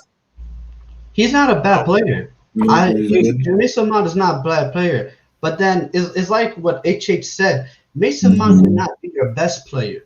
Yeah. Mason Mount can be a good player on a good team. You know what I mean? But then the fact that, with the way Lampard used him, and he overused him too much. He overused him. That's the problem. No, I think Mount is a very good player, but the problem was Lampard surrounded the system around him. Yes, exactly. That's not the player to focus the system. But otherwise, he's a very good player. Yeah, Mason Mount. Yeah. I have no issues with it. Like, my problem with Lampard was, again, take this guy out of the team to actually learn the game. Like, this guy played 100 and something games in 3 years. You're gonna run this guy to the ground. This guy will go to the Euros and not do much, because he will have a career like Lampard. Lampard was always running hard for his club and didn't do much for his country. So, look, at the end of the day, I'm keen to see what Mason Mount looks like under Tuchel, because he would learn. He would actually see, okay, maybe I can pick up this from Jorginho. Maybe, because that's something that's underrated about what Lampard wasn't doing. Lampard wasn't letting these youngsters learn from the experienced players. Yes, Rudiger is not the perfect player, but there's something you can pick up from Rudiger's game, because this guy has played at the high level. I'm pretty sure this guy has played a World Cup final, if not won the World Cup. Yeah, I think he's won the World Cup. Yeah, he has won the World Cup. Kovacic has won Champions Leagues. You can't tell me Kovacic hasn't seen things he could pass on to these young players. So that's something that I don't think Lampard was doing enough. Taking what experience these guys have. They may not be the perfect player. I'm not saying they were the perfect players, but you weren't telling these young players to learn off these guys. You told Thiago Silva to learn off a Mason Mount. Like, how does that make sense?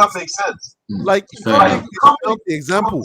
So that's what I'm saying. I'm keen to see how Mason Mount looks under a Tuchel. I think he'll look better. Technically, he'll improve. Tactically, he'll improve. He already has a pressing in his game. Thanks to Lampard, this guy can run for days. Now it's all about, look, it's not just about running for the It's sake about of execution. It's about execution. Execution, timing of your run, releasing the ball early. These are things that I think we'll see on that Thomas Tuchel. Oh, all right. Damien Berger also said breakneck. Damien, get out of here. So he said, he also said, Harvard ain't generational. I'm not. See, I already put myself out. I'm calling him German citizen. I'm already taking an L already about that. So you guys don't slate me on that yet, because he hasn't been playing in his best position yet. So you can't just kind of tell me it's not young generation. At this moment, I'm just gonna chill. I think generational is the wrong word. I think fun fact, up until the Fulham game where Mason Mount scored, Kai Havertz had just as many direct goal contributions as Mason Mount. Wow! In half the minutes as well. He's not in half the minutes and being played out of position. Like, guys, let's be honest. Havertz is a system player. Like a generational talent for me is someone like Neymar. Right. Even which system he plays in, he will always be amazing. Havertz need the guidance and he need the system to suit him. No, That's I think why I wouldn't call him generation. I think generational is the wrong word. I think Havertz is more like a unicorn in a sense. That he can, when you see him, he can play multiple positions. You feel like you know how you want to use him, but you have to play him with particular plays. You don't just throw him in any system and go, yo, go play.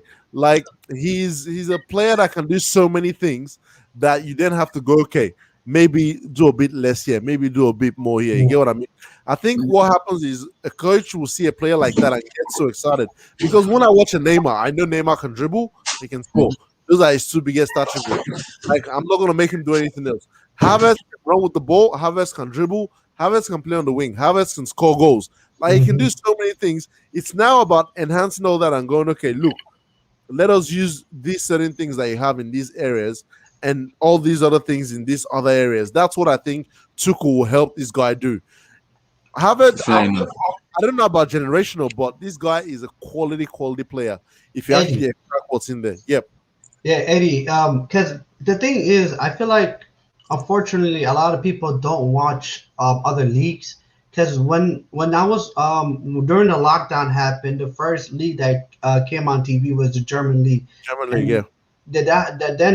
That's when people had a lot of time to watch German talent. And then the thing that surprised me with Kai Havertz is, like you said, how he can literally play multiple positions. At one point, he was playing as a false nine for Bayer Leverkusen, and I think he scored like a hat trick of headers. I mean, this kid is different. He's a special kid. He's special. Like, he can. That's why I said he can do so many things. Like, he can play striker if he really wanted to. He can play right wing if he wanted to. It's just the fact that he can do all these things make coaches then go, okay, that's what made Lampard go, oh, I can slap him on the right wing for this game. I can slap him on the right side of midfield. Like, that's not how you work. These guys, you have to understand, this guy is still a young guy. Let the guy develop. Let him. It's similar to like a Paul Pogba. Paul Pogba, we didn't know much about him till he went to Juventus, and it was like, okay, cool. We'll give you the whole midfield. We'll let Pirlo sit, and we'll let Marquisio play next to you. You do your thing. Similar to that, like that's what Kai Havertz kind of needs, and this guy is gonna do bits. I'm telling you, he's really, really good. People, like, we can take the banter for now, like he spent 70 mil, but I'm telling you, if this guy comes good, the league's got to be well. If this guy comes good, Red Devils, you are in trouble. You are in big mess. If this guy come good, Red Devils, you need to tell Red Devils, if Kai Havertz prove everybody wrong, my Lord and heaven. Eddie, that's a good thing with Tuchel as well. He's very good with young players and guiding them. Obviously, you guys mentioned the players from Dortmund, but you can't also forget in PSG, Kimpembe. He was a very insecure guy. He got stressed when he got the ball. The guy is completely changed now. He's a world-class defender right now. And I know he's maybe outrageous, but even Mbappe. Look at Mbappe's goal-scoring record with Tuchel. I think it's like 120 games, 98 goals, and 46 assists. It's something ridiculous like that. Ridiculous good. I think there was a season he scored 35 or 40 goals in one season under Thomas Tuchel. Yeah, it was his first season. That's why I said Timo Werner is gonna 8, because if you look at this guy's records with Aubameyang playing under this guy, now Mbappe, and this guy loves pace because he likes to play the ball quick. When he plays to striker, he likes to have a pacey striker who can stretch the defense and have another striker who can run in. Second guy can be your Havertz or your Tammy Abraham.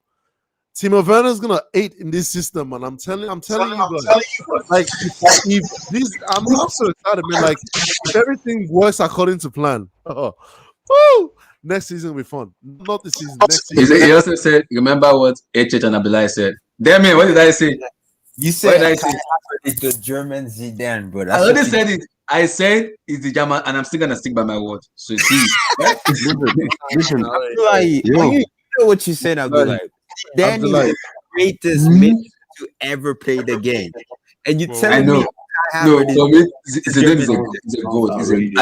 This is what I said to HH. I said he has the attribute and the aura of the way Zidane plays. I didn't even say it's a German. To be fair to your point, though, a lot of people don't know this. Zidane was actually a late bloomer. Zidane didn't actually wasn't exactly when he came into football. Zidane didn't prime till he was 28 or 29 or so, if I'm correct or wrong. Because I know he wasn't like Messi and Cristiano where they were just generational the moment we saw them. But correct me if I'm wrong, but Abdullah don't say stuff like that. I said what I told you was like he has the attribute and the horror of the way Zinedine Zidane play, the kind of way he pass, the way he score goals, the kind of way you look at players and just pinpoint those passes. Abdullah, we have to remember, Havertz at the age of 21, he has more goals and assists than when Messi and Ronaldo were 21 years old. More goal contribution. And the best thing about Havertz for me is his movement. He's clever on the pitch. Right now, he's adapting to the new league. He's adapting to the physicality of the Premier League. But when you watch him, he has good moments. The best thing about him is his movement. For me, Kai Havertz, if what I see in him is similar to how, I'm not saying they're the same, similar to Muller. With Muller for Bayern Munich, usually when you watch Bayern Munich, you think Lewandowski is doing everything. Gnabry, you see these flashy players, they're the ones that's getting the goals. But the secret behind it is Muller's movement. Muller, his intelligence on the pitch is what creates the space for the likes of Lewandowski and Gnabry. That's what I see in Kai Havertz. I think even on the Tuchel, he can play a similar role where he plays behind the striker, because he can play a second striker, he can play as a secondary attacker, he can even drop deep. But the two strongest points on Havertz is his intelligence, his movement, and his technicality on the ball. On the ball, he's very comfortable. So I think Havertz, at the age of 21, he can be a very top player. So he also said, Raf said, guys, check what time he said. I already checked the comments. Antonio Rudiger, like he said. Abdullah, pull it up on Twitter. Oh, let me pull it up. Yeah. Matt D. Lowe is a fraud. Yeah. Wait, said Matt Lowe's a fraud? Yeah, Matt Lowe's a fraud. That's what Tammy Abraham said. Yeah. Why did he say that? Because it was Matt Lowe that was tweeting about the Rudiger problems with the youngers. Apparently he was bullying. What was the Rudiger players? Let me. I'm putting what Tammy Abraham said. Trying to find it. Yeah, Matt Lowe, he's just upset because he's one of these people that are Lampard fanboys. He's one of these things. Sorry? He said apparently he made an article that he made one article saying that Rudiger causes problems with with Aspilicueta, and he wrote another one saying Kante is unhappy at Chelsea. For me, I think this is just another one of these guys that just are upset about Lampard, so they're just trying to make controversy. I think this is the British media. This is what the British media love to put out. You see all these pundits on Sky Sports. They give time. They treat Lampard like he's different to everyone else. If Lampard was is he on that? Is he on that Tammy Abraham tweet or is on that? It's Tammy Abraham. Tammy Abraham. Okay, let me go. Tammy Abraham was the one that denied it. It's like the red. Like Matt Law was I saying mean, that Rudiger was bullying the younger players. yes, yeah. I get what you guys are saying because I saw Redknapp. He talked about Tuchel, like saying, "Oh, Yeah, every but manager he's wins old, the right? league in PSG." I don't Yeah, I've seen it. understand. I've seen it. Let me bring it. I've seen it. I've seen Because it. you love Lampard, why disrespect other people? That's the thing I don't Yeah, understand. His nephew got flipping they sacked. asked. They asked. Here's the thing, They asked Ahmed. on Sky Sports. They asked Lampard's uncle on his opinion on Tuchel. He said Yeah, something that like, was stupid. I'm not gonna "No, lie. no, we don't know whether Tuchel's a good manager. We don't." He was clearly This is upset about his. It's his nephew. Like, why would they ask Lampard's uncle his opinion on the new manager coming in after his nephew got Who's his sacked? uncle? Sky, Who's Sky your Sports are uncle? idiots, man. Harry Um, Redknapp. Harry Redknapp. Yeah, Henry Redknapp is his uncle? Wow. yeah, Yeah, yeah. yeah. Yeah, I thought And it was a Jamie. joke, but he's an actual uncle. Wow. Okay. Yeah, Yeah, real. yeah. Yeah, his real uncle. Yeah. told me it And wasn't then, even that. It's the only reason he went to Derby as a manager. Yeah, but like yep. it wasn't even that with that comment. Redknapp disrespected Tuchel by saying, "Oh, Yeah. every manager can win at PSG." What he did wasn't big. That's the thing I don't understand. How is it that people say every manager can go PSG and win, and yet Tuchel's the only guy who took them to a CL final? Someone explain that. Yeah, If he that's won what the CL why I final, respect how him. can one game change his whole like managerial career from one game? So if he And won guys, that game, he'll be known as elite. But because he lost that one game, he's trash. Doesn't make and sense. guys, No, he should have won anyway. yeah, that's If you watch the PSG final, the PSG versus Bayern final, you see that Mbappe had a few chances that he should have finished. You see Neymar's chance. You see quite a few chances that you had made they an amazing gone. point. Can you guys see it now? Amazing point. Can you guys see Yeah. it? And then Hey, Let me Abdullah. zoom it. Abdullah. Yeah, let me zoom it. and Let me zoom it. We can see it. We Aspilicueta can see it. quote tweeted it. Okay. Drogba retweeted it. Drogba retweeted it. Drogba retweeted it. He said hearing some Tammy Abraham said hearing some stuff about Tony Rudiger on social media today. Complete nonsense. Tony is a big bro to all of us. Yeah. I'm And lying. Aspilicueta I'll tweeted something as send you a well. photo right now on Twitter. Okay. I want you to pull it up Okay. because this is how So you what do know you guys think about the media. what do you guys think about that? Do you think the media is kind of the journalists are trying to be like a PR nonsense, just saying some stuff? I think what's Abdullah, why you pull up that thing? I think what's happened is Rudiger is an emotional dude. Yeah, I think there's probably been a training session where maybe him and Aspilicueta went at it, and maybe it went for quite a bit, an extensive amount of time, because maybe Rudiger's frustrated about how much game time he's getting to know, and it's been dealt with. I think these things happen in every football club. Let's not think it doesn't happen. It wasn't in Arsenal that we had this guy, what's his name? The two guys fighting in the warm up the other day. Ceballos, David Luiz, I think, or something like that. Let's just say Nketiah, yeah, Ceballos and Nketiah. They were fighting in front of the cameras, so he can tell you that look, deeper stuff happened in training because in training everyone's trying to get game time. And when you know you don't get game time, you want to impress more. So maybe Rudiger put a tackle on someone like real heavy and Aspilicueta didn't appreciate it, like, yo, calm down, man, chill. It's training and all that kind of stuff. And that happened, and that's been quashed. But Matt Laws heard that and is like, oh, snap. Rudiger is bullying the kids or something like that. Exactly.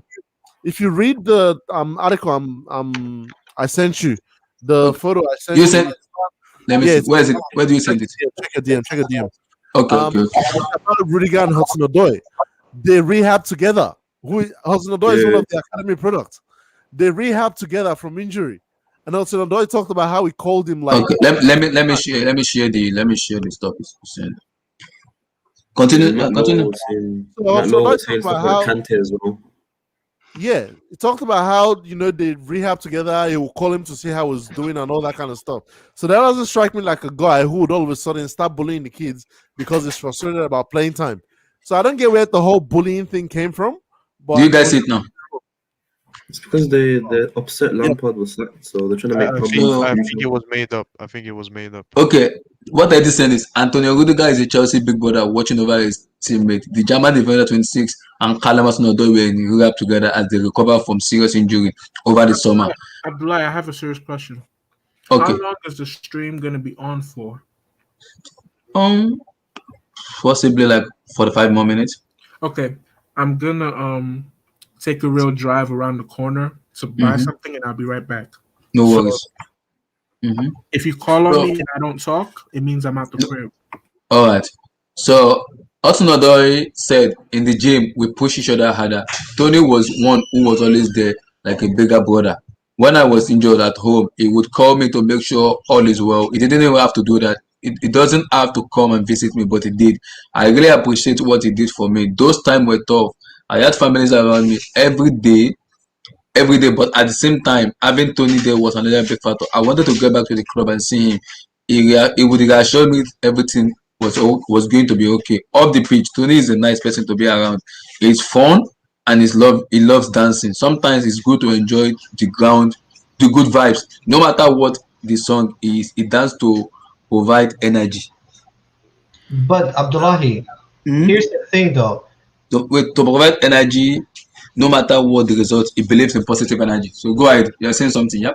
Yes, here's the thing. And I'm speaking as a outside looking in. The thing that the biggest mistake that Frank Lampard has done at his Chelsea time was in today's modern age. You do not throw your own players under the bus. You do not do that. Exactly. That was his biggest flaw, though. For as a Man United fan, one thing that Ole Gunnar Solskjaer has done right since he got there was to make sure that he might say whatever he wants in the locker room, but when it comes to the media, Ole Gunnar Solskjaer always defend his players. What about Mourinho, Yasser Sayed? Man management is way more important than actual coaching, because that's just the reality. Because the reality is, if you don't get the players on your side and you like throw the players under the bus, no player will want to play for you. That's but what about Mourinho, Yasser Sayed? He does. Mourinho is different because we know that's the way Mourinho does things, so we know. Is Jose. We know that's Jose does his stuff. We know. But then, look, Wilton makes a good point. What about Mourinho? Mourinho comes with the authority, comes with the respect, because he because he comes in and Mourinho can do whatever he wants because he's a Champions League winner. He's a treble winner. He is multiple-time league winner. He's a proven winner. If Mourinho gets sacked, he would get a different job. Everybody knows that. So look, when Mourinho came into the Tottenham team that has never won anything for God knows how long, those guys are dying to win something. So even if Mourinho throws them under the bus, they don't care because they want to win something. That's why I said Chelsea need a proper coach. That when Thomas Tuchel comes in, I think it's the best when Thomas Tuchel is a coach rather than a manager, because now he will coach this player to make them very good. Just do the basic. You don't need to over this stuff. Just do the basic. Than having a manager who has kind of implemented his system. I want you to do this. You have to do this. No, there's a difference between the manager and a coach. That was my problem. Is Lampard is more of a manager than a coach. He's a manager who he may have tiny bit of an idea, but he doesn't know how to implement that ideas into those players. That was where the toxicity started from. That was where the problem started from. He may have a tiny bit of an idea, but how do you convey that idea to the players to let them know what exactly you want to do? That's my issue with Lampard. Yeah, he was every single. Because I've listened to a lot of his post match. Every single time you hear that, they were lazy after the Arsenal game. They're not doing the basic. They're not running enough. They're not doing this enough. I'm like, how do you do that to your player? They were not at the races today. They did. There was a lack of effort. We didn't have any fight. I mean, come on, bro. You don't say that kind of stuff in today's game, because that's easily you're gonna lose a player. That's how exactly. Yeah. So Anders Sebastian said, it's not a charity club. Give you the chance. Just focus on the best football. Do you guys agree with that? I mean, if the youth players are the best option, then always you just put play the best options. But then here's the thing, guys, with the whole youth thing, here's the thing. It's not like a thing where I would rather play youth than, let's say a youth player is not as good as another player. I'll play the other player. It just doesn't make sense to play the youth. Like, give chance to youth, but if they're trash, they're trash. If they're good, they're good. Simple. Exactly. Like, treat them like every other player. I'm not going to treat you different because you don't cost the club nothing. That's the thing that a lot of proper Chelsea fans annoy me with. Where it's like, oh, Tammy Abraham didn't cost the club nothing, so I treat him differently than Timo Werner. No. On the team sheet, it says Tammy Abraham's a striker. Timo Werner is a striker. I judge you guys on goals and assists. If one person gives me 15 goals and another person is going to give me 30 goals, I know who I'm playing. So I'll give you the chance, but similar to how you treat managers, like a manager comes in, you have his expectations on him. Well, a youth player comes in, you have your expectations. Like if you don't meet that, I'm sorry. Go learn your trade either back in the youth team or move outside the club. Don't come here and expect charity. Like you're not going to be given game time because you're a youth. That's the thing that annoyed me about Frank Lampard. This guy was giving youth minutes for the sake of playing youth. No, you play your best players available. Yeah, that's what you're supposed to do on the job.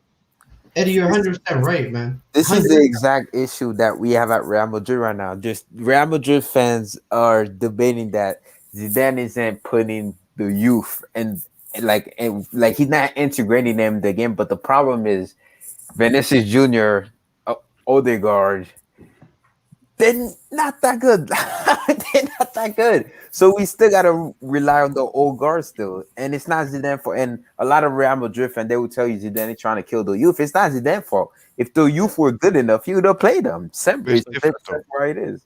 It's different though. Your squad is Arsenal aging fans- as fuck. I get that. I get How good that. Odegaard is. If you really think about it, like, does Chelsea have any academy legends? That's what I'm. Look, this is the question I keep asking. John Terry. I keep saying That's the only I keep one, John saying, Terry. yeah? I keep saying, name me one youth academy product since John Terry who has left Chelsea, not just the ones in Chelsea, who left Chelsea as a youth and became a world-class player. I That still is can't true. find one. So you can't tell me how good these players are when they're not even leaving Chelsea.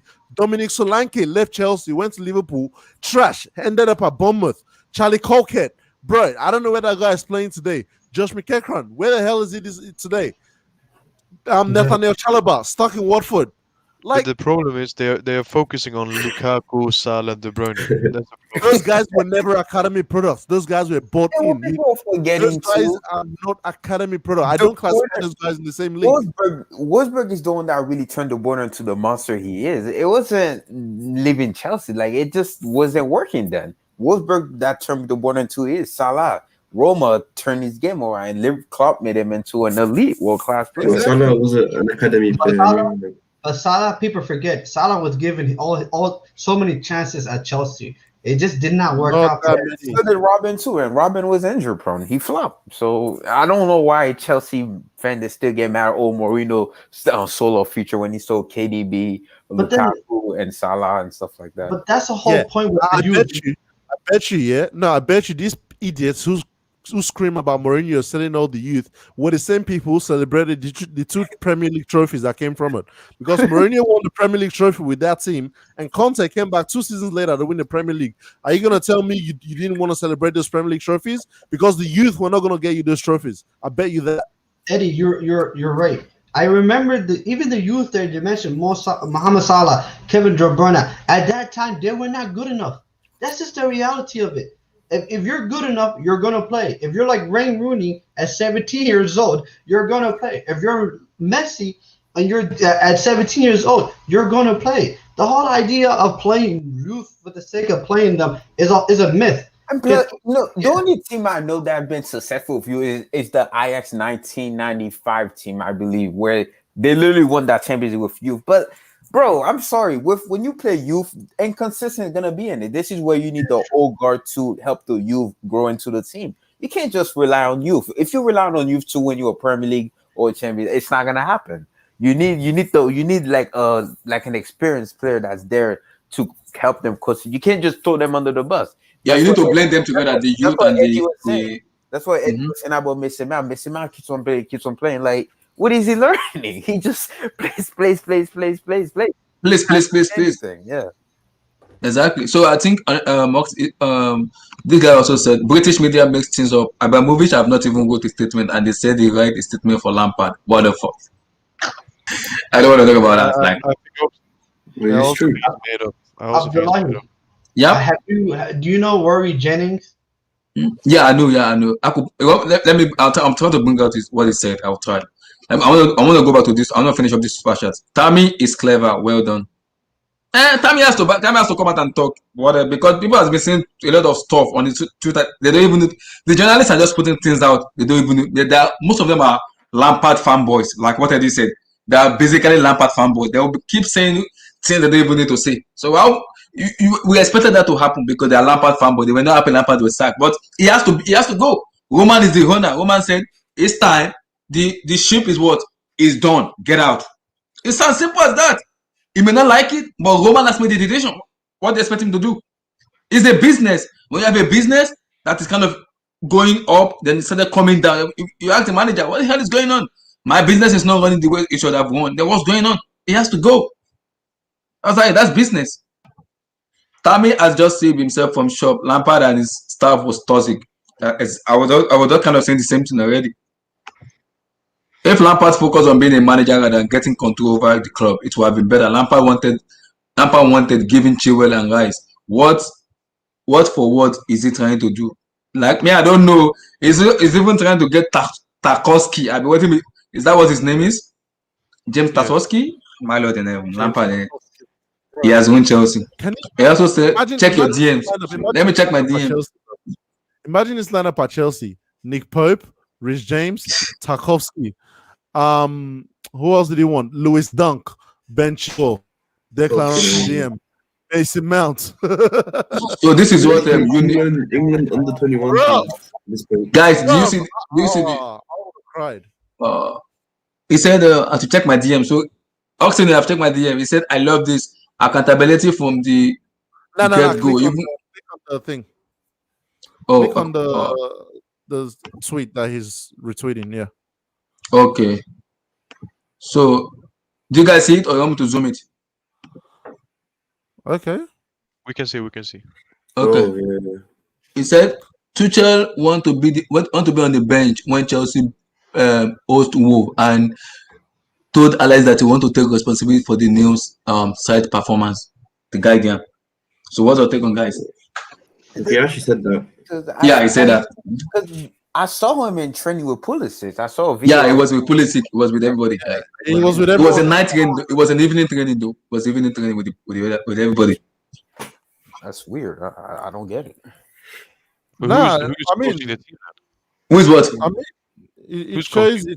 No, I think it was Edward and the other guys was coaching in the morning, so it was an evening training and night. Anthony Barry. No, Barry already left. Already. He didn't leave. Barry didn't leave. He didn't leave? Nah, it's just Lampard, Morris, and Chris Jones. Okay, so Edward and the Barry is there. Edward and Barry, yeah. So that's why I feel like youth will still come through. But in terms of this tweet, it shows his mentality that, look, I want to come in and take over straight away and assess the squad for what I can do. Exactly. He wants responsibility for the size performance. Well, look, I don't expect them to understand what he wants tomorrow. Like, exactly. So let me bring this up now. So guys, I want to try to. So let me come to you first. What formation do you want to see tomorrow? Let me try to bring out the formation out. Do you want to see 4? So I think Thomas Tuchel play. I think Ahmed Thomas Tuchel play like a 4-2-2-2, 4-3-3, 3-4-2. Some you are the kind of what formation does he play most? Let's play 4-2-3-1. 4-2-3-1. In Dortmund, he played the asymmetric 4-3-3, 4-2-3-1. Because I think Ahmed he plays more PSG. That was I'm asking Ahmed. What formation does he play more in PSG? There's so many different. That's the thing. Like, if he has everybody fit, he usually play with 2 strikers. Yeah, that's 4-2-2-2. All right. Let me bring. I'm coming. Let me bring information. I think with Werner, if he wants to play Werner, I think he needs like a Havertz or a Tammy. Yeah, exactly. If he's gonna play a Havertz or thing, then I think he's gonna play the 4-2-3-1. But let me tell the information. But really, in PSG, we didn't have any like specific roles to our attackers. Like Mbappe sometimes went central, sometimes wide. Neymar had a few roles. So it's a bit difficult to like say a specific formation. I'm trying to bring that information. As well, isn't it? Like, depending on the opponent, he changes the. I'm just trying to see who's fit. Like, I think I'm hearing Pulisic has a minor injury. He could not play tomorrow. That's what I'm hearing. I saw Pulisic in training today, though. Yeah, it was training, but the news came out that he's a little bit fatigued because of the last match we played. He was injured. Oh, Well, that guy gets injured every game, man. I don't know. Guy's made of glass. I'm trying to bring out the formation, so we'll see what formation we can play out. Squad. Have you got the thing? Dodgeball or something. Do you know any app that uses? I'm trying to see what app I can use. Question for Chelsea. I don't know. I'll see if I can. Do you guys? Do anyone who like what app do you know? I think the one I know is Squad something. Let me see. Formation.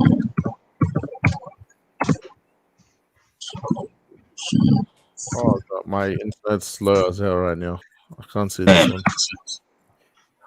Do you guys think y'all could still finish top 4 this season? It depends, though. It depends. Okay, I've seen it. So let me share it out. I think we're like 5 points off top, 4 points off top 4. 6 points.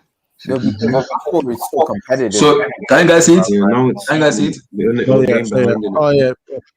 Yeah. So what formation do you want? Let's play first. Let me change the color. See how it goes.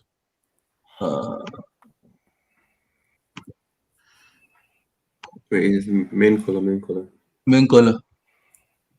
Yeah, it's right there above the one that you just did. This one? Yeah, that one. Yeah. Yep. Okay. So Mendy in goal or Kepa. Bro, that's a 4-4-2, man. So you guys want Mendy or Kepa? So, Mendy. Did you see them last game? Training to you guys gonna play a 4-4-2 formation. Is it 4-4-2 or 4-2-2-2? I think it's gonna be a 4-3-2-1. 4-3-2-1. Okay. So Mendy, Chilwell, right? Chilwell. I mean, then 5 and 6 will be Rudiger or Zuma. Thiago Silva. And Silva. Zuma. Yeah, Zuma. And Rudiger. Zuma or Rudiger or Zuma with Zuma. Reece James. And James. Then who goes in the middle? So you said 4-3-2-1, right? Yeah, 4-3-2-1. The midfield depends on the opponent, I think. 4-3-2-1. This way, right? Just the 8 inside. I'm sure Havertz is gonna be the number 10. So who goes here? Because Kante is not playing tomorrow. I'm sure Kante's not playing tomorrow. No, not playing tomorrow. You say 4-3-2-1 or 4-2-3-1? Say 4-3-2-1. Man. Play the 4-2-3-1. Okay. Somebody else in midfield and put 2. Yeah. Just like go on formation and select. Oh, bro. Which one? Yeah, formation is there. Yeah. No. Oh my God, no. Which one? Line up. Formation. Oh my God, bro, got style. Then formation. The drop down. The second one. Above player count. Above player count. Yeah, there. This one. Can you guys see my mouse? Yes. Where's it? Up. Okay, I'm like going up. No. Up. Wait. I'm here in the middle. One above. It says custom. Custom, okay. You know where it says custom? Yeah, custom, yeah. Okay, now. Is it diamond? 4-4-2? Scroll up. 4-2-3-1. Oh, yeah. 4-2-3-1. Yeah. Oh, thank you. So, Jorginho, I'm guessing he's gonna play. Jorginho? No, Kovacic is gonna play, right? Kovacic is gonna play. I think you can be right. Yeah, it's competition, Jorginho. Yeah. Kovacic. Kante, where's Kante? He's injured. He's not playing. You mean for tomorrow? He's not playing tomorrow. I'm talking about tomorrow. Gilmore. Judge Kovacic and Gilmore. Yeah, I think Gilmore. Jorginho. It'll probably be Jorginho. It'll probably be Jorginho. Let's get real. Gilmore's not playing this game. No. Jorginho. I think Gilmore's better than Jorginho though. So Yeah, I mean, Jorginho.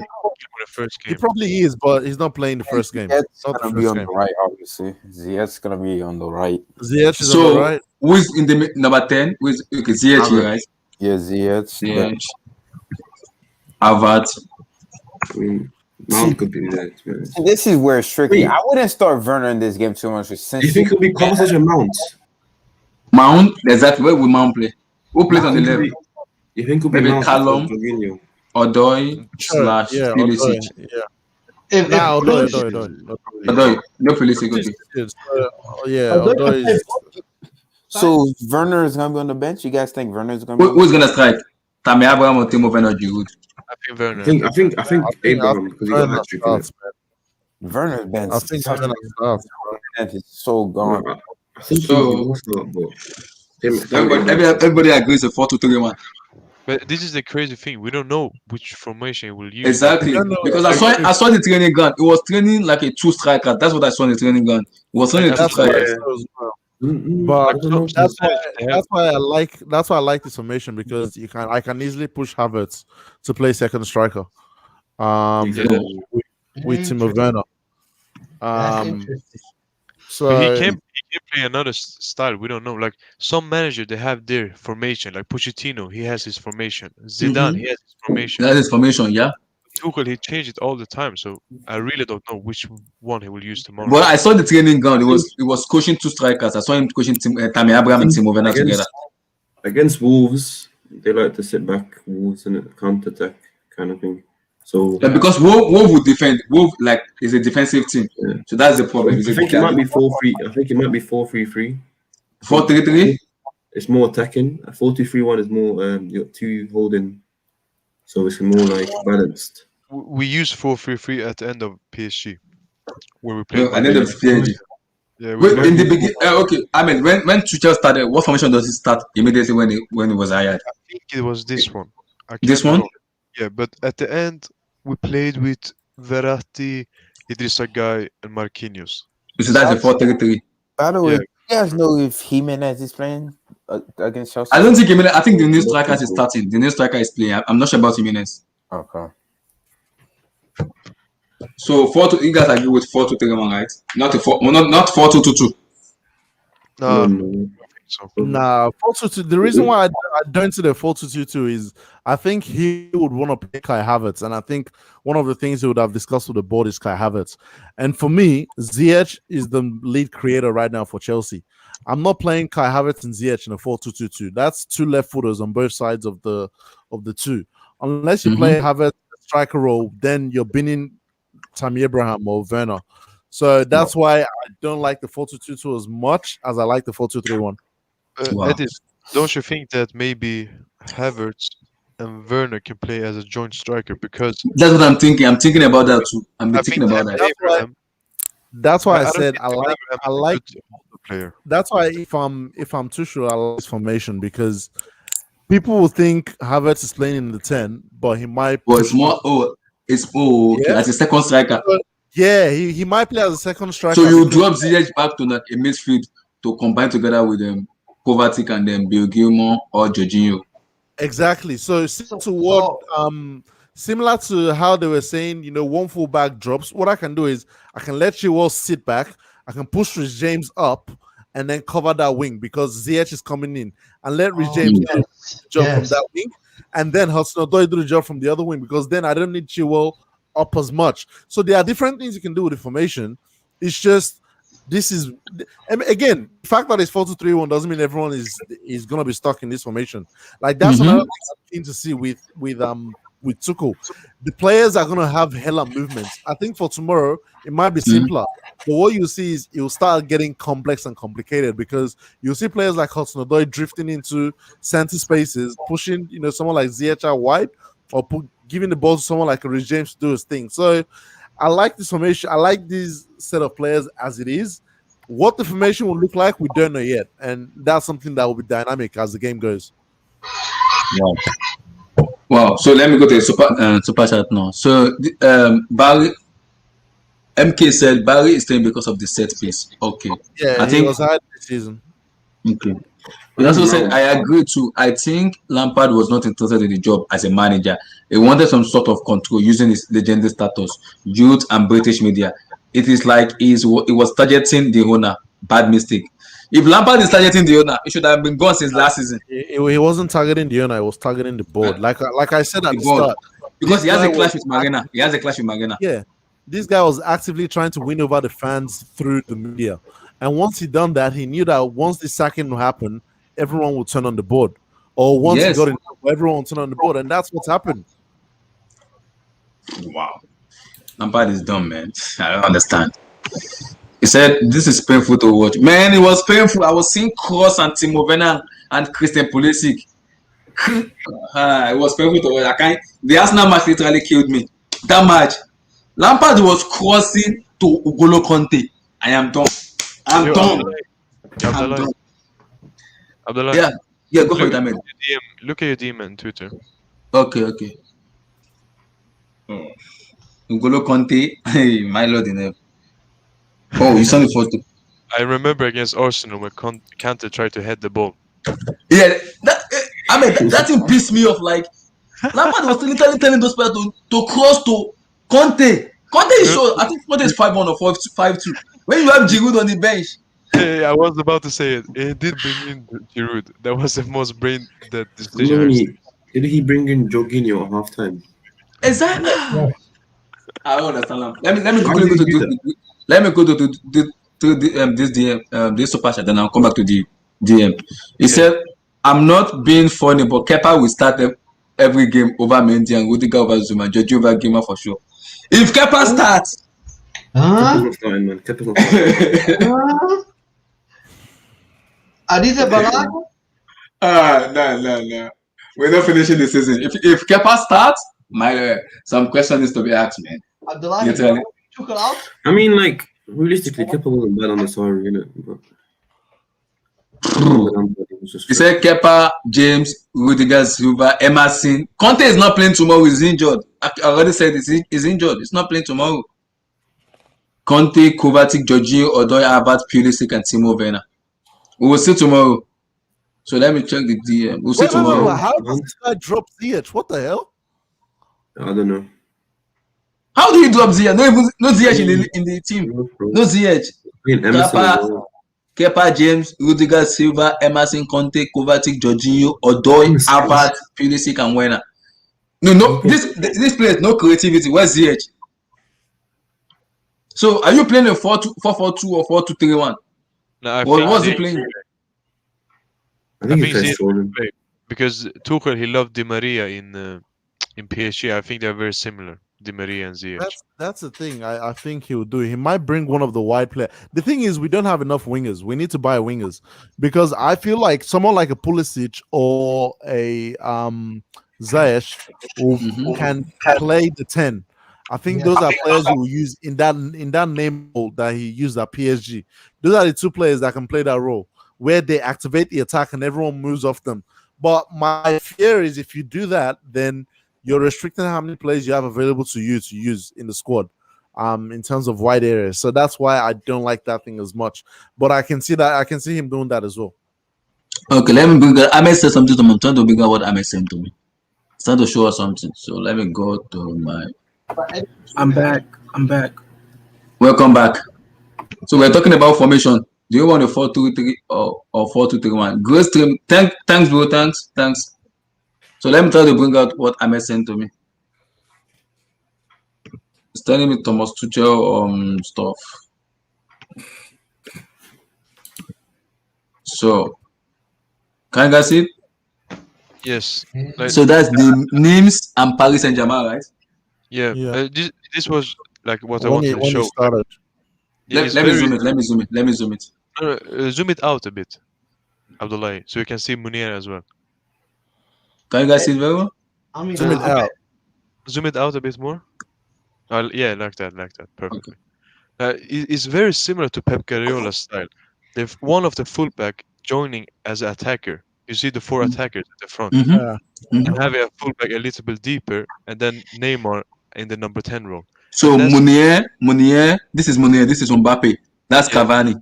Angel Di Maria. That's Di Maria. This Neymar plays more as a number 10, so it comes to get the ball. And that's why people might think he plays with two strikers. If you say Mbappe and Cavani together, okay, that's where they get the false from. I think.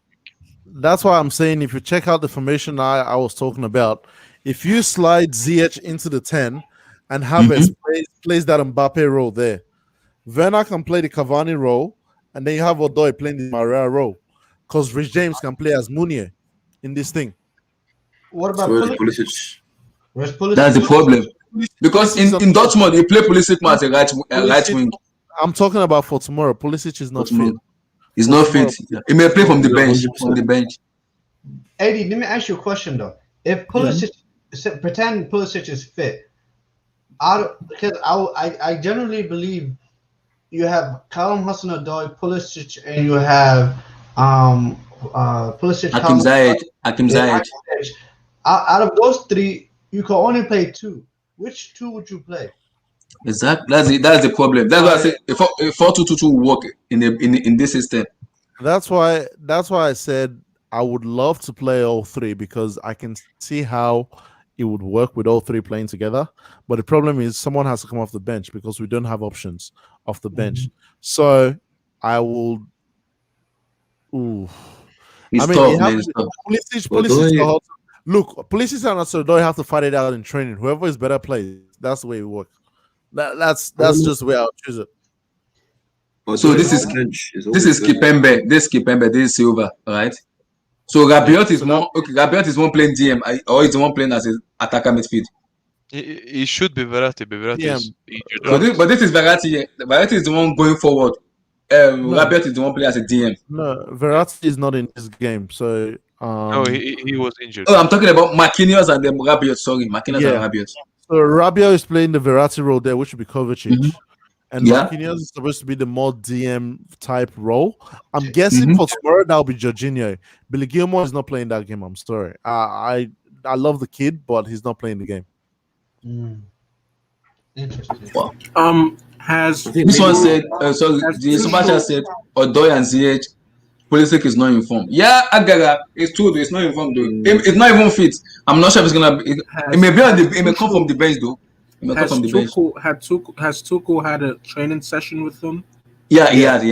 Let me bring it out. You want me to bring it out? Yeah, please. Play the video. Let me play the video. Yeah, let me. I think it's on Chelsea. It's on Chelsea News. Let me go to Twitter. With Pulisic off form, I think the whole team's off form. So I don't know. The whole team is on form. Exactly. So yeah. Even Thiago Silva, man. You need to save his legacy. Silva, he needs to win the Champions League. I just go. He said he wants to finish his career in the what's called Fluminense. Is it Fluminense or Fluminense? Something like that. Brazilian club, right? He said he wants to finish his career as Fluminense. Yeah, Fluminense. Right, the guy just wants to play the World Cup and go home, man. Yeah, that's true. Yeah. We said it. Amen. Hey, Abdullah, I'm sending it to you now. Okay. Let me check. What did you say, Yasir? Do you miss Cavani? No. Listen, he's a club legend, but that last year for PSG, he was absolutely shite. 4 goals. He was shite for us. Don't get me wrong. The Cavani you have now is a good Cavani, but it isn't the prime Cavani in PSG. His touch is gone. His dribbling is gone. His pace is gone. But he's a good player to have. He's a good player to have, but not a starter. Well, he looks good. Eddie, can you guys see it? Yeah. Bro, look at the passing already from. So this is Rich James. Wow. We're in danger. The league's in danger, man. That's Tammy there. Look at that, Tammy. That's Thiago Silva. Wow. He's already working, man. This is crazy. Abdullah, take the video back, please. Okay, let me take it back. Look at this. Look at this. This is why I think. Let me take it back. Okay. We'll watch that last part. That's why I think that's the team playing tomorrow. Oh, they're training. Bro, look at this, man. Look at this passing. Oh. Why are you so happy? Ahmed, I'm happy for the first time. I'm not gonna be. I'm not saying course and inshallah anymore. I need to be happy, man. Abdullahi, go back to that regime. You guys want to know what my uncle just said? Honestly, it might not be a coaching issue. It might be a player's issue. That's true, though. The mentality of the player. Yeah, the mentality of the players. Look at this. This is it right there, man. this is it right there, man. Oh my god. Oh no. Already, fam. Already he knows what to do with them.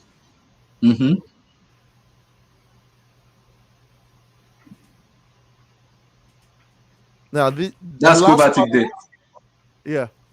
The last part is where I'm more focused on now. Now pause it.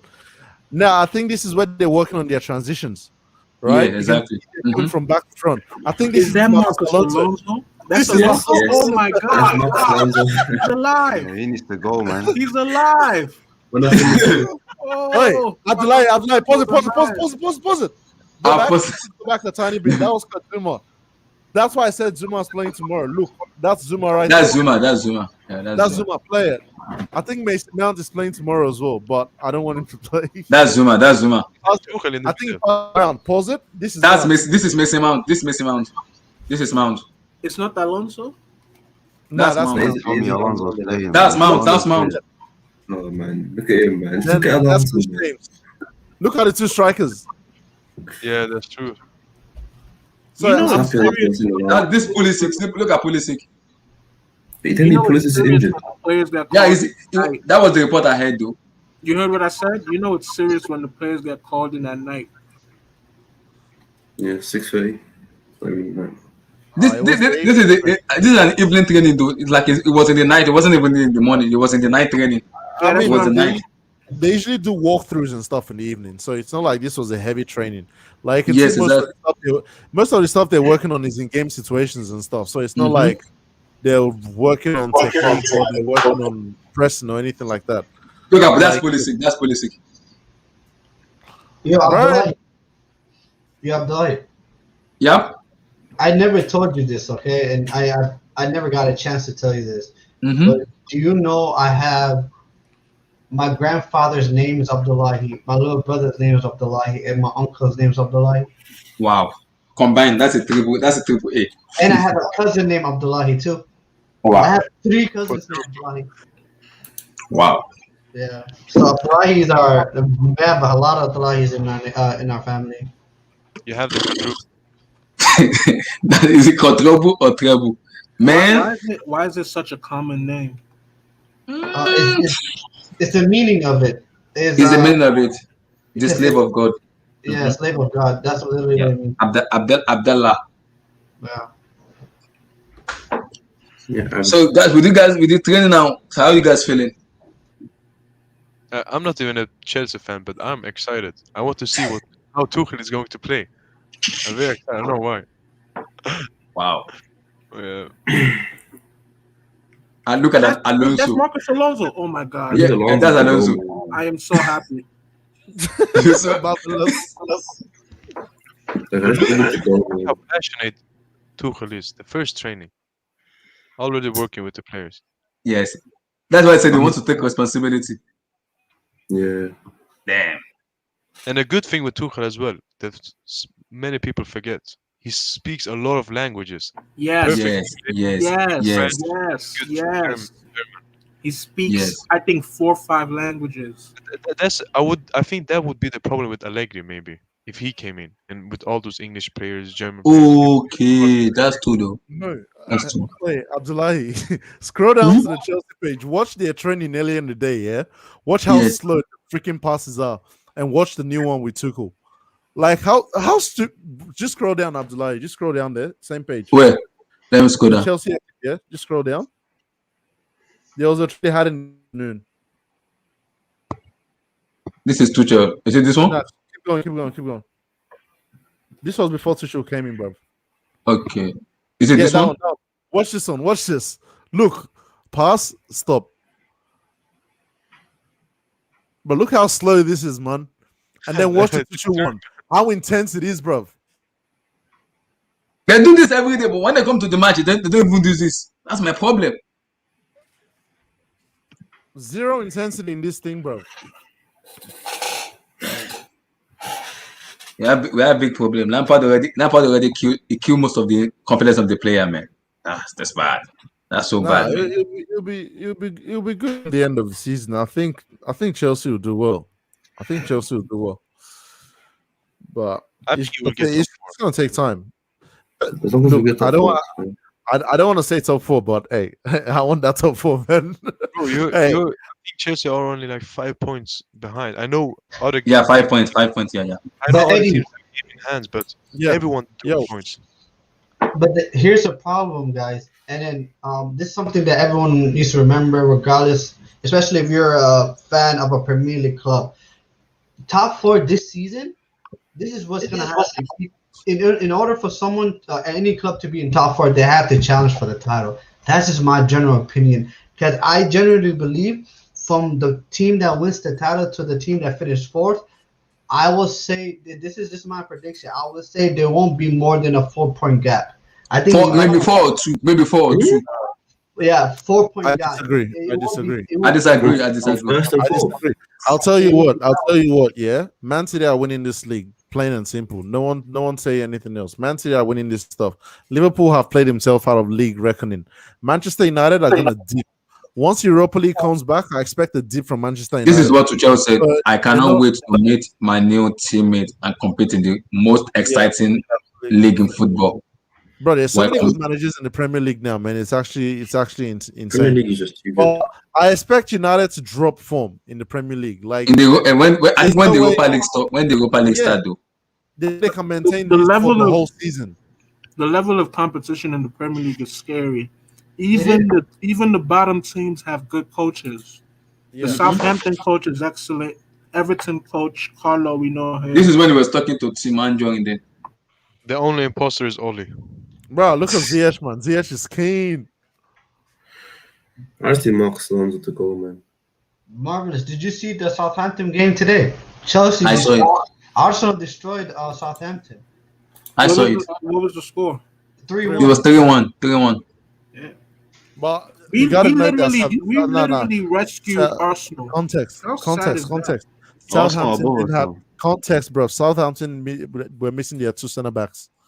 They had Ward Prowse playing center back with someone else. I forgot who it was, but yeah. Bednarak and Stevens. I think Bednarak is missing. That made that second goal. No, Bednarak was playing. He played. Bednarak played with Stevens. The left back and the right back was not playing for Southampton. Yeah. Walker Peters. Bertrand and is it Valeri or what's his name?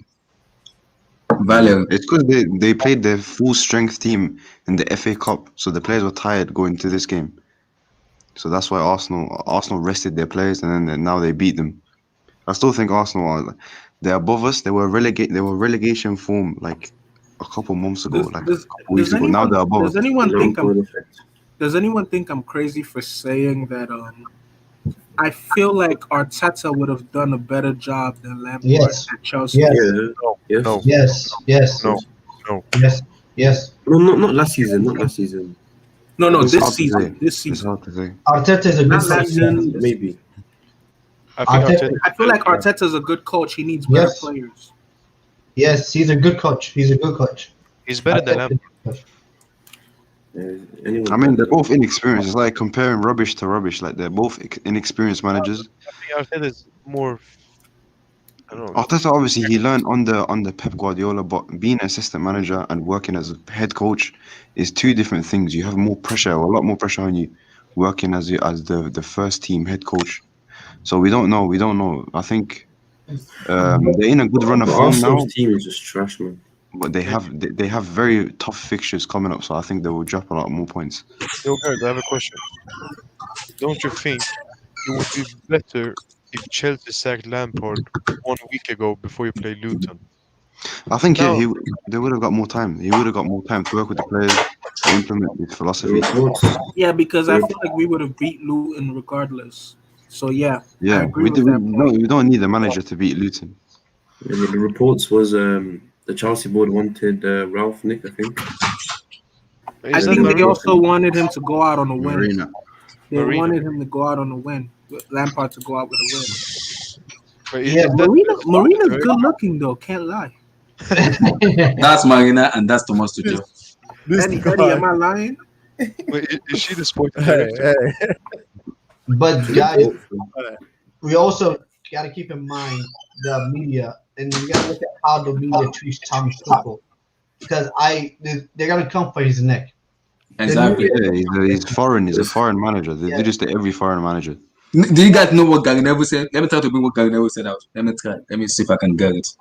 Bro, I don't want to hear shit about. I don't want to hear shit about the English media. They're all Lampard's boys, man. Like, what else do you expect them to say? Let me see if I can bring what he said out. The only one who talked good about Tuchel was Rio Ferdinand, and it was just because he came to PSG and talked with him before. Yeah, and he talked good about him. Do anyone have a link on what Neville said about Thomas Tuchel signing? I think he said something. Let me try to find it. Let me guess. He said Tuchel's gonna get sacked in 2 years. I think 2 years time. Yeah, there was one word he said. Yeah. Why didn't he say the same thing about Frank Lampard? I don't know. Do anybody have the? Do they have the link or what they said? Why is it that when Lampard got the job, it was like, oh, he's gonna bring all these youth, he's gonna do this, he's gonna do that. Last for Chelsea, they will finally get professional, well-educated manager. Chelsea, they for top 4. Let's wait and see. Let's wait and see. Do you know what the crazy thing is? You talked about that, and I saw a big YouTuber saying that Lampard getting hate just because he's white. Yeah. Bro, don't even get me started on that fool, man. Like, don't even get me started on that guy. Some of these big Chelsea YouTubers are really deluded, and that is why I will continue. That is why I will continue to support like YouTubers like Abdullahi, HH, Eddie, because you guys bring an objective perspective. A lot of these guys get huge and become deluded with how. Literally, I was abused because I said Lampard out. People started abusing me. I was like, guys, I'm not hating on Lampard. It's not doing the right job. Why are you guys coming out and abusing me, calling me a racist name? Why? I'm not hating on him. It's not just good enough. It's not. For some people, I understand the fact that you were attached to Lampard, the player, but I said something from the get-go. I was like, because when Chelsea were playing well, I don't know if Abdullahi remembers. Every time you would ask me, I'll be like, Lampard's doing his job. Like, I expect him to beat these teams. Like, if he wasn't beating them, then there's trouble. And obviously, we've seen what happened. So, like, it's a thing where it's not all doom and gloom. Like, if Tuchel wins tomorrow and the team don't perform well, I'm going to call it out because I feel like it wasn't a great performance. I don't know why you want me to say 4-0 is a great performance because it's 4-0. No, the Crystal Palace performance was trash. We had a good second half because they got tired. Simple. That's you're supposed to evaluate football. That's what I feel like these Chelsea boys don't watch other clubs. You don't watch your Real Madrid. You don't watch your Bayern Munichs. You don't watch your Manchester United. That Nini FC guy on Twitter. I heard Nini was crying. No, when he said Chelsea Twitter have a say in what happens to managers. Yeah, he can shut up. Do you think Roma cares about Twitter? That guy is a savage. He doesn't care. He sacks the manager if he wants to. He was actually Nini was gonna cry in his video when Lampard got sacked. At the end of the day, I think even Rory Jennings looked like if he had cried by the time he done this video. Yeah. Like, look, a lot of them look like they had cried. Did you guys see the look in Yunus' eyes? If you watch the Yunus video, and I love Yunus because sometimes he's objective, but he looked as if he had cried too. Yeah, like at the end of the day, you have to know something. It's a results-based business. Yeah, Lampard was not getting the results that he was supposed to get, and he got sacked for. That's literally what it is. Now, one thing that wasn't in his favor was the fact that you were beefing with Marina. That's the number one. No, you don't do at Chelsea. You don't beef with her because once you beefed with her, it was a matter of when, not if, and you knew they were always coming for that. So it is what it is. You take what you get. No, you know, funny. I expected Lampard to be like on the job right now. Which Chelsea guy thought that Lampard will be in this job for years? They believed that. They wanted him for 5 years. They wanted to keep him. They wanted to wait 5 years, even if he did it with any trophies, that's what they wanted. Sounded like Arsenal. Someone said, Chelsea, man. and I quote, "These people don't understand what it means to really have blue blood in them. Even if we got relegated and had to go down to League 2 under Lampard, I would not sack him." Are you mad? Marvelous. Yeah. You know what's funny, right? You know Rory Jennings. I was watching his video because I wanted to see what he said. And then one thing that was crazy that he said is that, oh, Lampard is a Chelsea guy.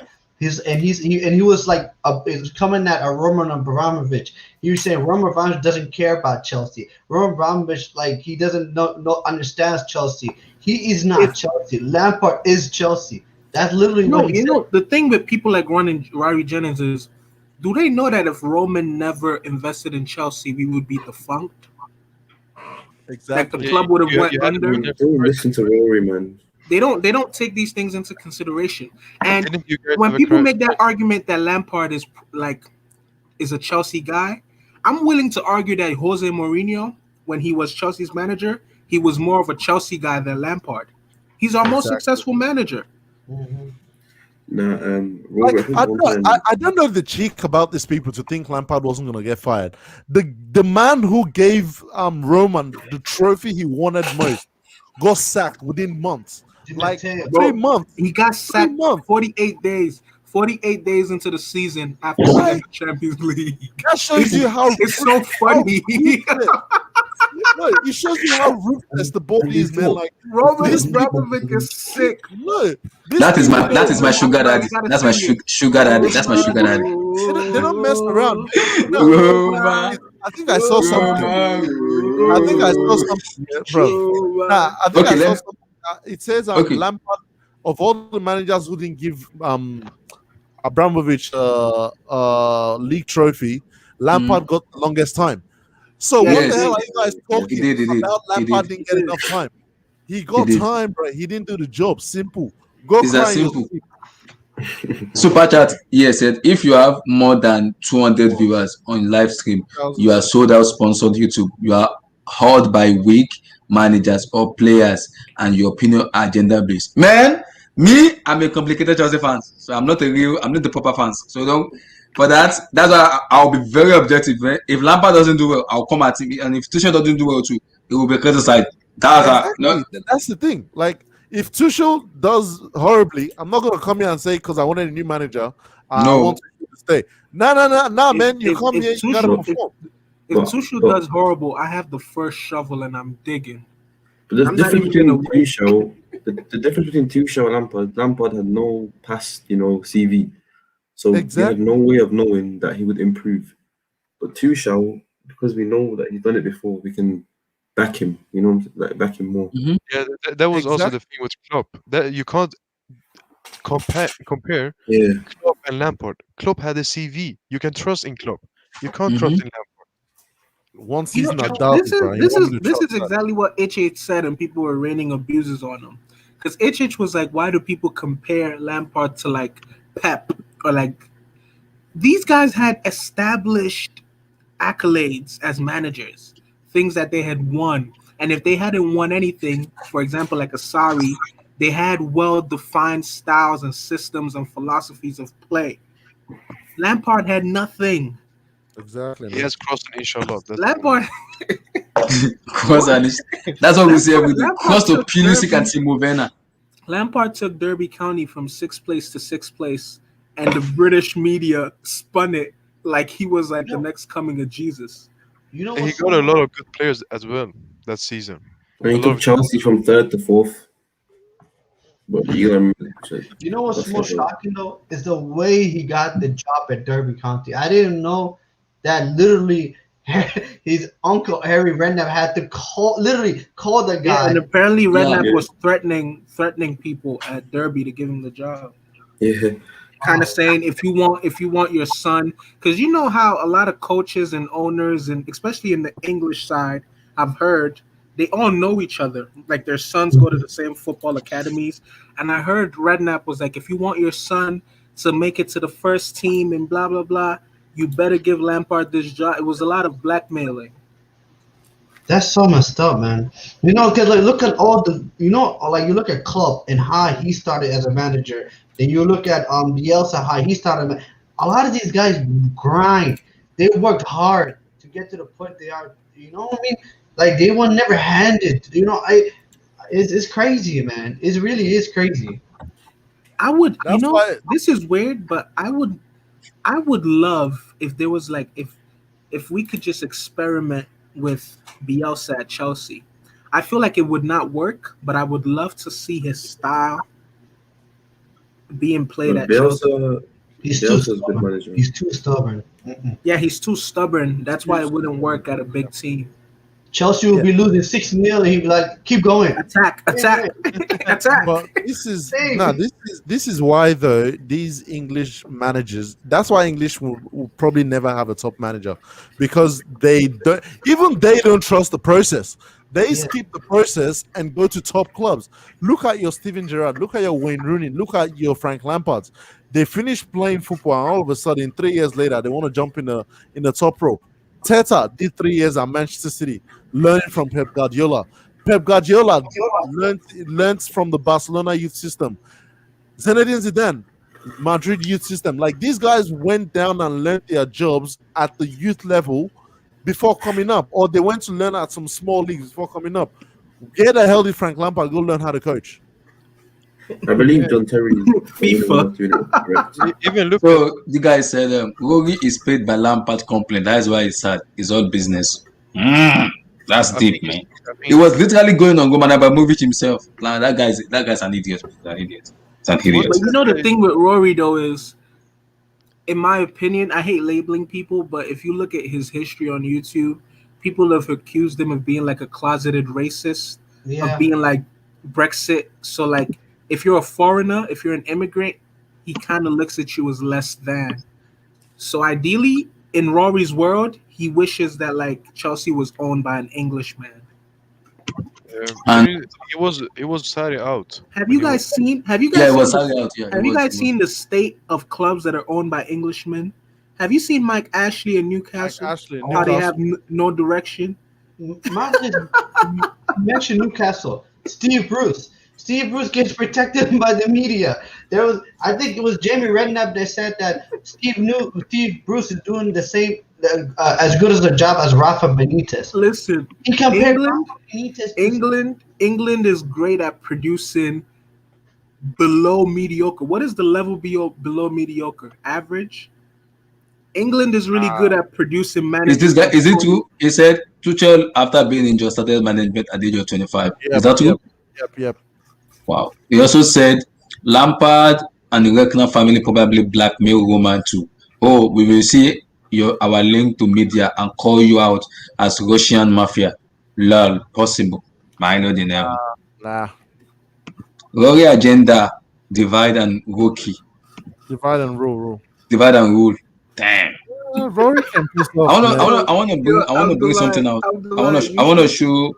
What's Abdullah, called? you should consider doing voiceovers. Say damn one more time. Say damn one more time. I want to show Abel something. Abel, let me show. I want to bring out something on the Twitter. Come. I'm not sure if it is true though, but I think I'm seeing that news is coming out. I think I sent it to Eddie. Eddie, check your Twitter. I sent something to you. Wait, is it Marquinhos? Yeah. Yeah, let me share that. I want to share that. You guys know something that would be a really cool YouTube video series idea on a channel for people to like take like footballing myths about their club that come up on Twitter and have a segment like fact or fiction, and they take like a myth or like something that's going around on Twitter concerning their club and they try to dissect it and go into the conspiracy. It will never work. That would be funny. It would never, because you don't think it would work? Premier League fans are too arrogant. Oh yeah, they're too arrogant. Yeah. Do you see this? No. Do you want to zoom it? I saw this on Twitter today. This is so BS. It will never happen. Never. You sure? Because, Yeah, I think Marquinhos, he's the captain in our team, and he recently signed to, I think, 2025, I think. So he will be and in his contract it says he wants to be the PSG captain. So he will stay for long. Jude Bellingham won't go. Out of Jude Bellingham. Jude Bellingham's not coming as well, man. And Haaland. Haaland is possible. The one I think we should watch is Kamavinga. But he's young though. He's young. Kamavinga is young. Hey, look, that guy looks based. Rice, bro. Rice is done. There's rice at home. Go and eat your rice. There's jollof and fried rice. You know, he asked. If I was Declan Rice, I'd be so sad right now. Lampard asked for him. Man United want If I was Declan Rice, I would be crying. He's going to Man United. Imagine. I think he may go to Man United though. He may go to Man United. Yeah. Like, if anybody pays 70 mil for Declan Rice, they're stupid. Like that's not a financial. Declan Rice is a good player. Let me be honest though. When Chelsea played West Ham, I don't know if it was like how Lampard organized our midfield, but Declan Rice was bossing around our midfield. If you guys go back and watch that game, do you remember a Frank Lampard game where Chelsea actually dominated midfield?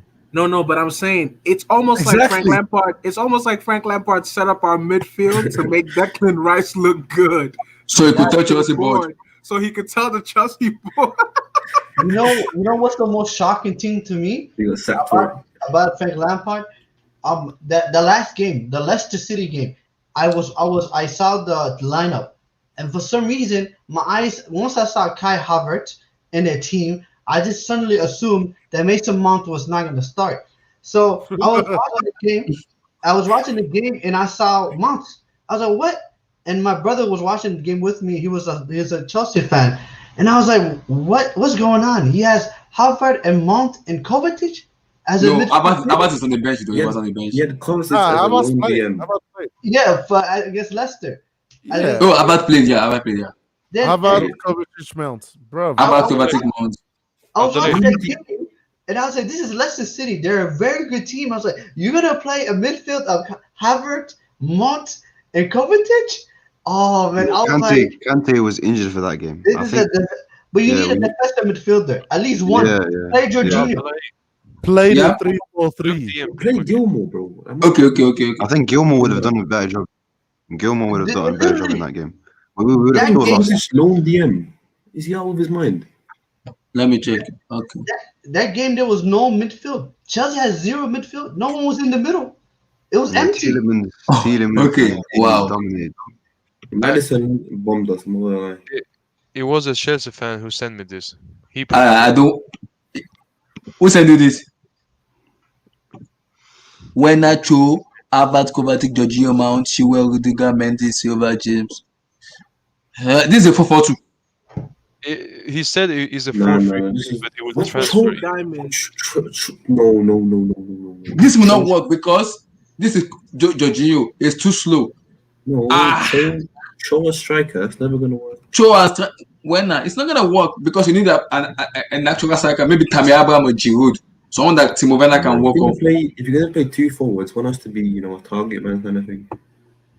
Yeah.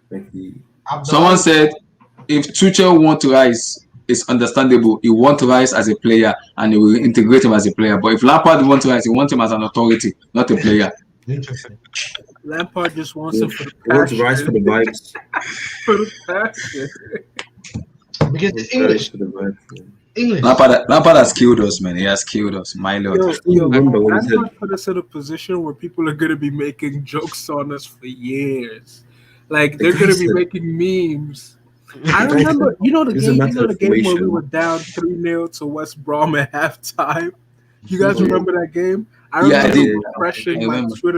remember refreshing my Twitter feed, and someone put up a picture of all the signings we made in the summer, and one of them was Thiago Silva in a blind man's, like, he had like an eye patch, and he was using a blind man's walking stick, and the caption was, someone just said this. Someone just said Timo Werner. He said Thomas Tuchel said, "I'm gonna make Timo Werner the best strikers in the world." I want to know, where did they get these quotes from, though? Like, let me. It's on Twitter. Let me try to bring it out. But Twitter has some very good investigative people. You'd be surprised. We need to investigate them. I've sent it to Eddie. Let me see. What's this? That's what The only one you can trust is Fabrizio Romano. Yeah, And yeah. when he Fabrizio's says a something, Bro, it's just that's truth. Matt Lowe. I don't trust Matt Lowe no more, bro. That Matt Lowe guy, you can't trust Matt him. Lowe, that guy is a Lampard fanboy. I don't trust him. That's what Tuchel said. That's it. Yeah, look at the source, man. This guy's a The troll. source is Matt Lowe. No. Yeah. This guy's a troll. This guy's a troll, man. Wait, did Matt Lowe look at the first reply? You said what? Wait, this was at 1 p.m., man. He wasn't even allowed. The first reply. Wait, Tuchel. Yeah. This is fake.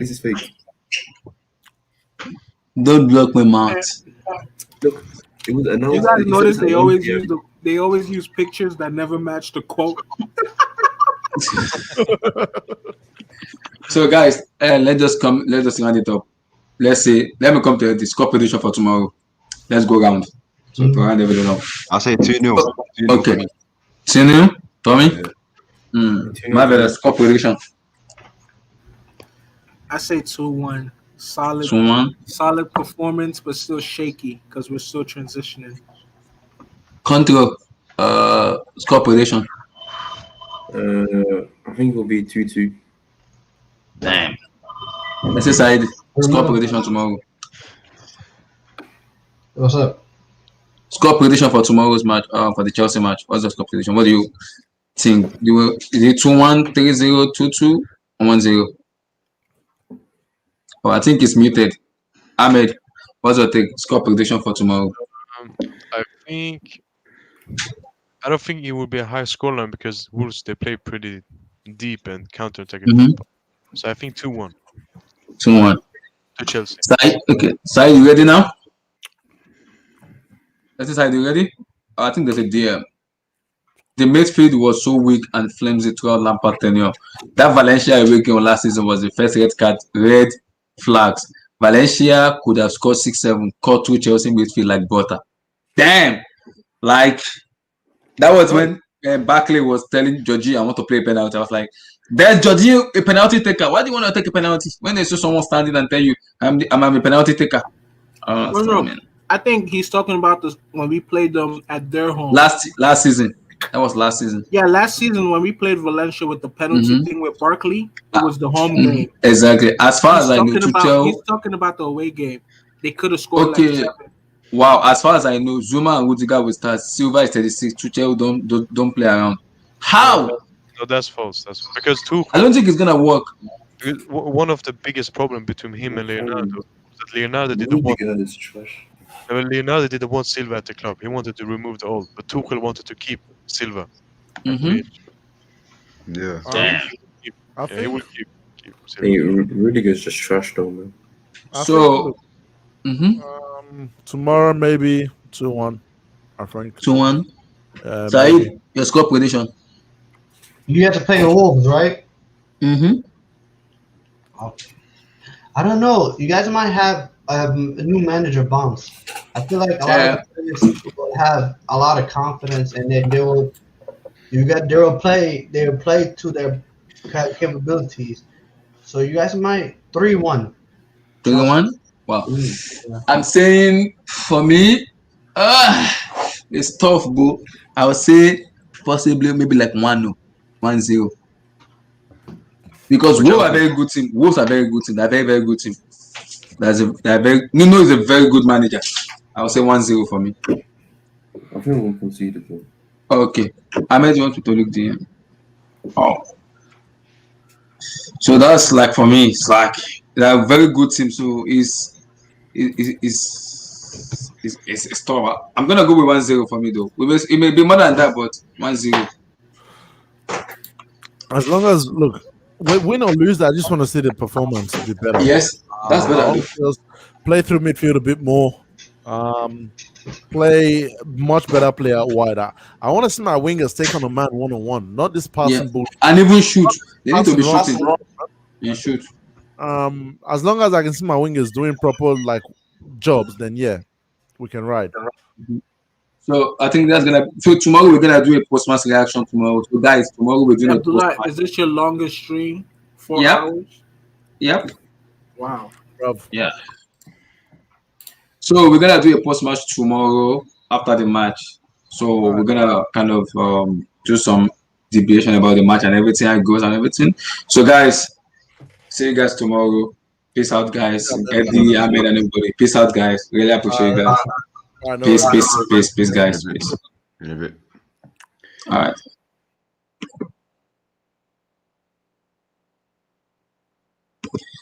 So peace out, guys. Peace, everybody. So guys, like and subscribe to the channel, guys. Like and subscribe to the channel. I really appreciate you guys. Like and subscribe. So this is my longest stream since I've been doing and hangout, like 4 hours plus. Wow. We did Lampard and Thomas Tuchel. So wow, that's beautiful. So guys, like and subscribe, guys. So guys, see you tomorrow for the post-match reaction. Guys, peace out, guys. Peace. Peace out, guys. So Silva is gonna be on Twitter talking all good about Lampard. Does it not indicate Silva time is up? Guys, we'll discuss that tomorrow, guys. Peace. Appreciate you guys. Peace out.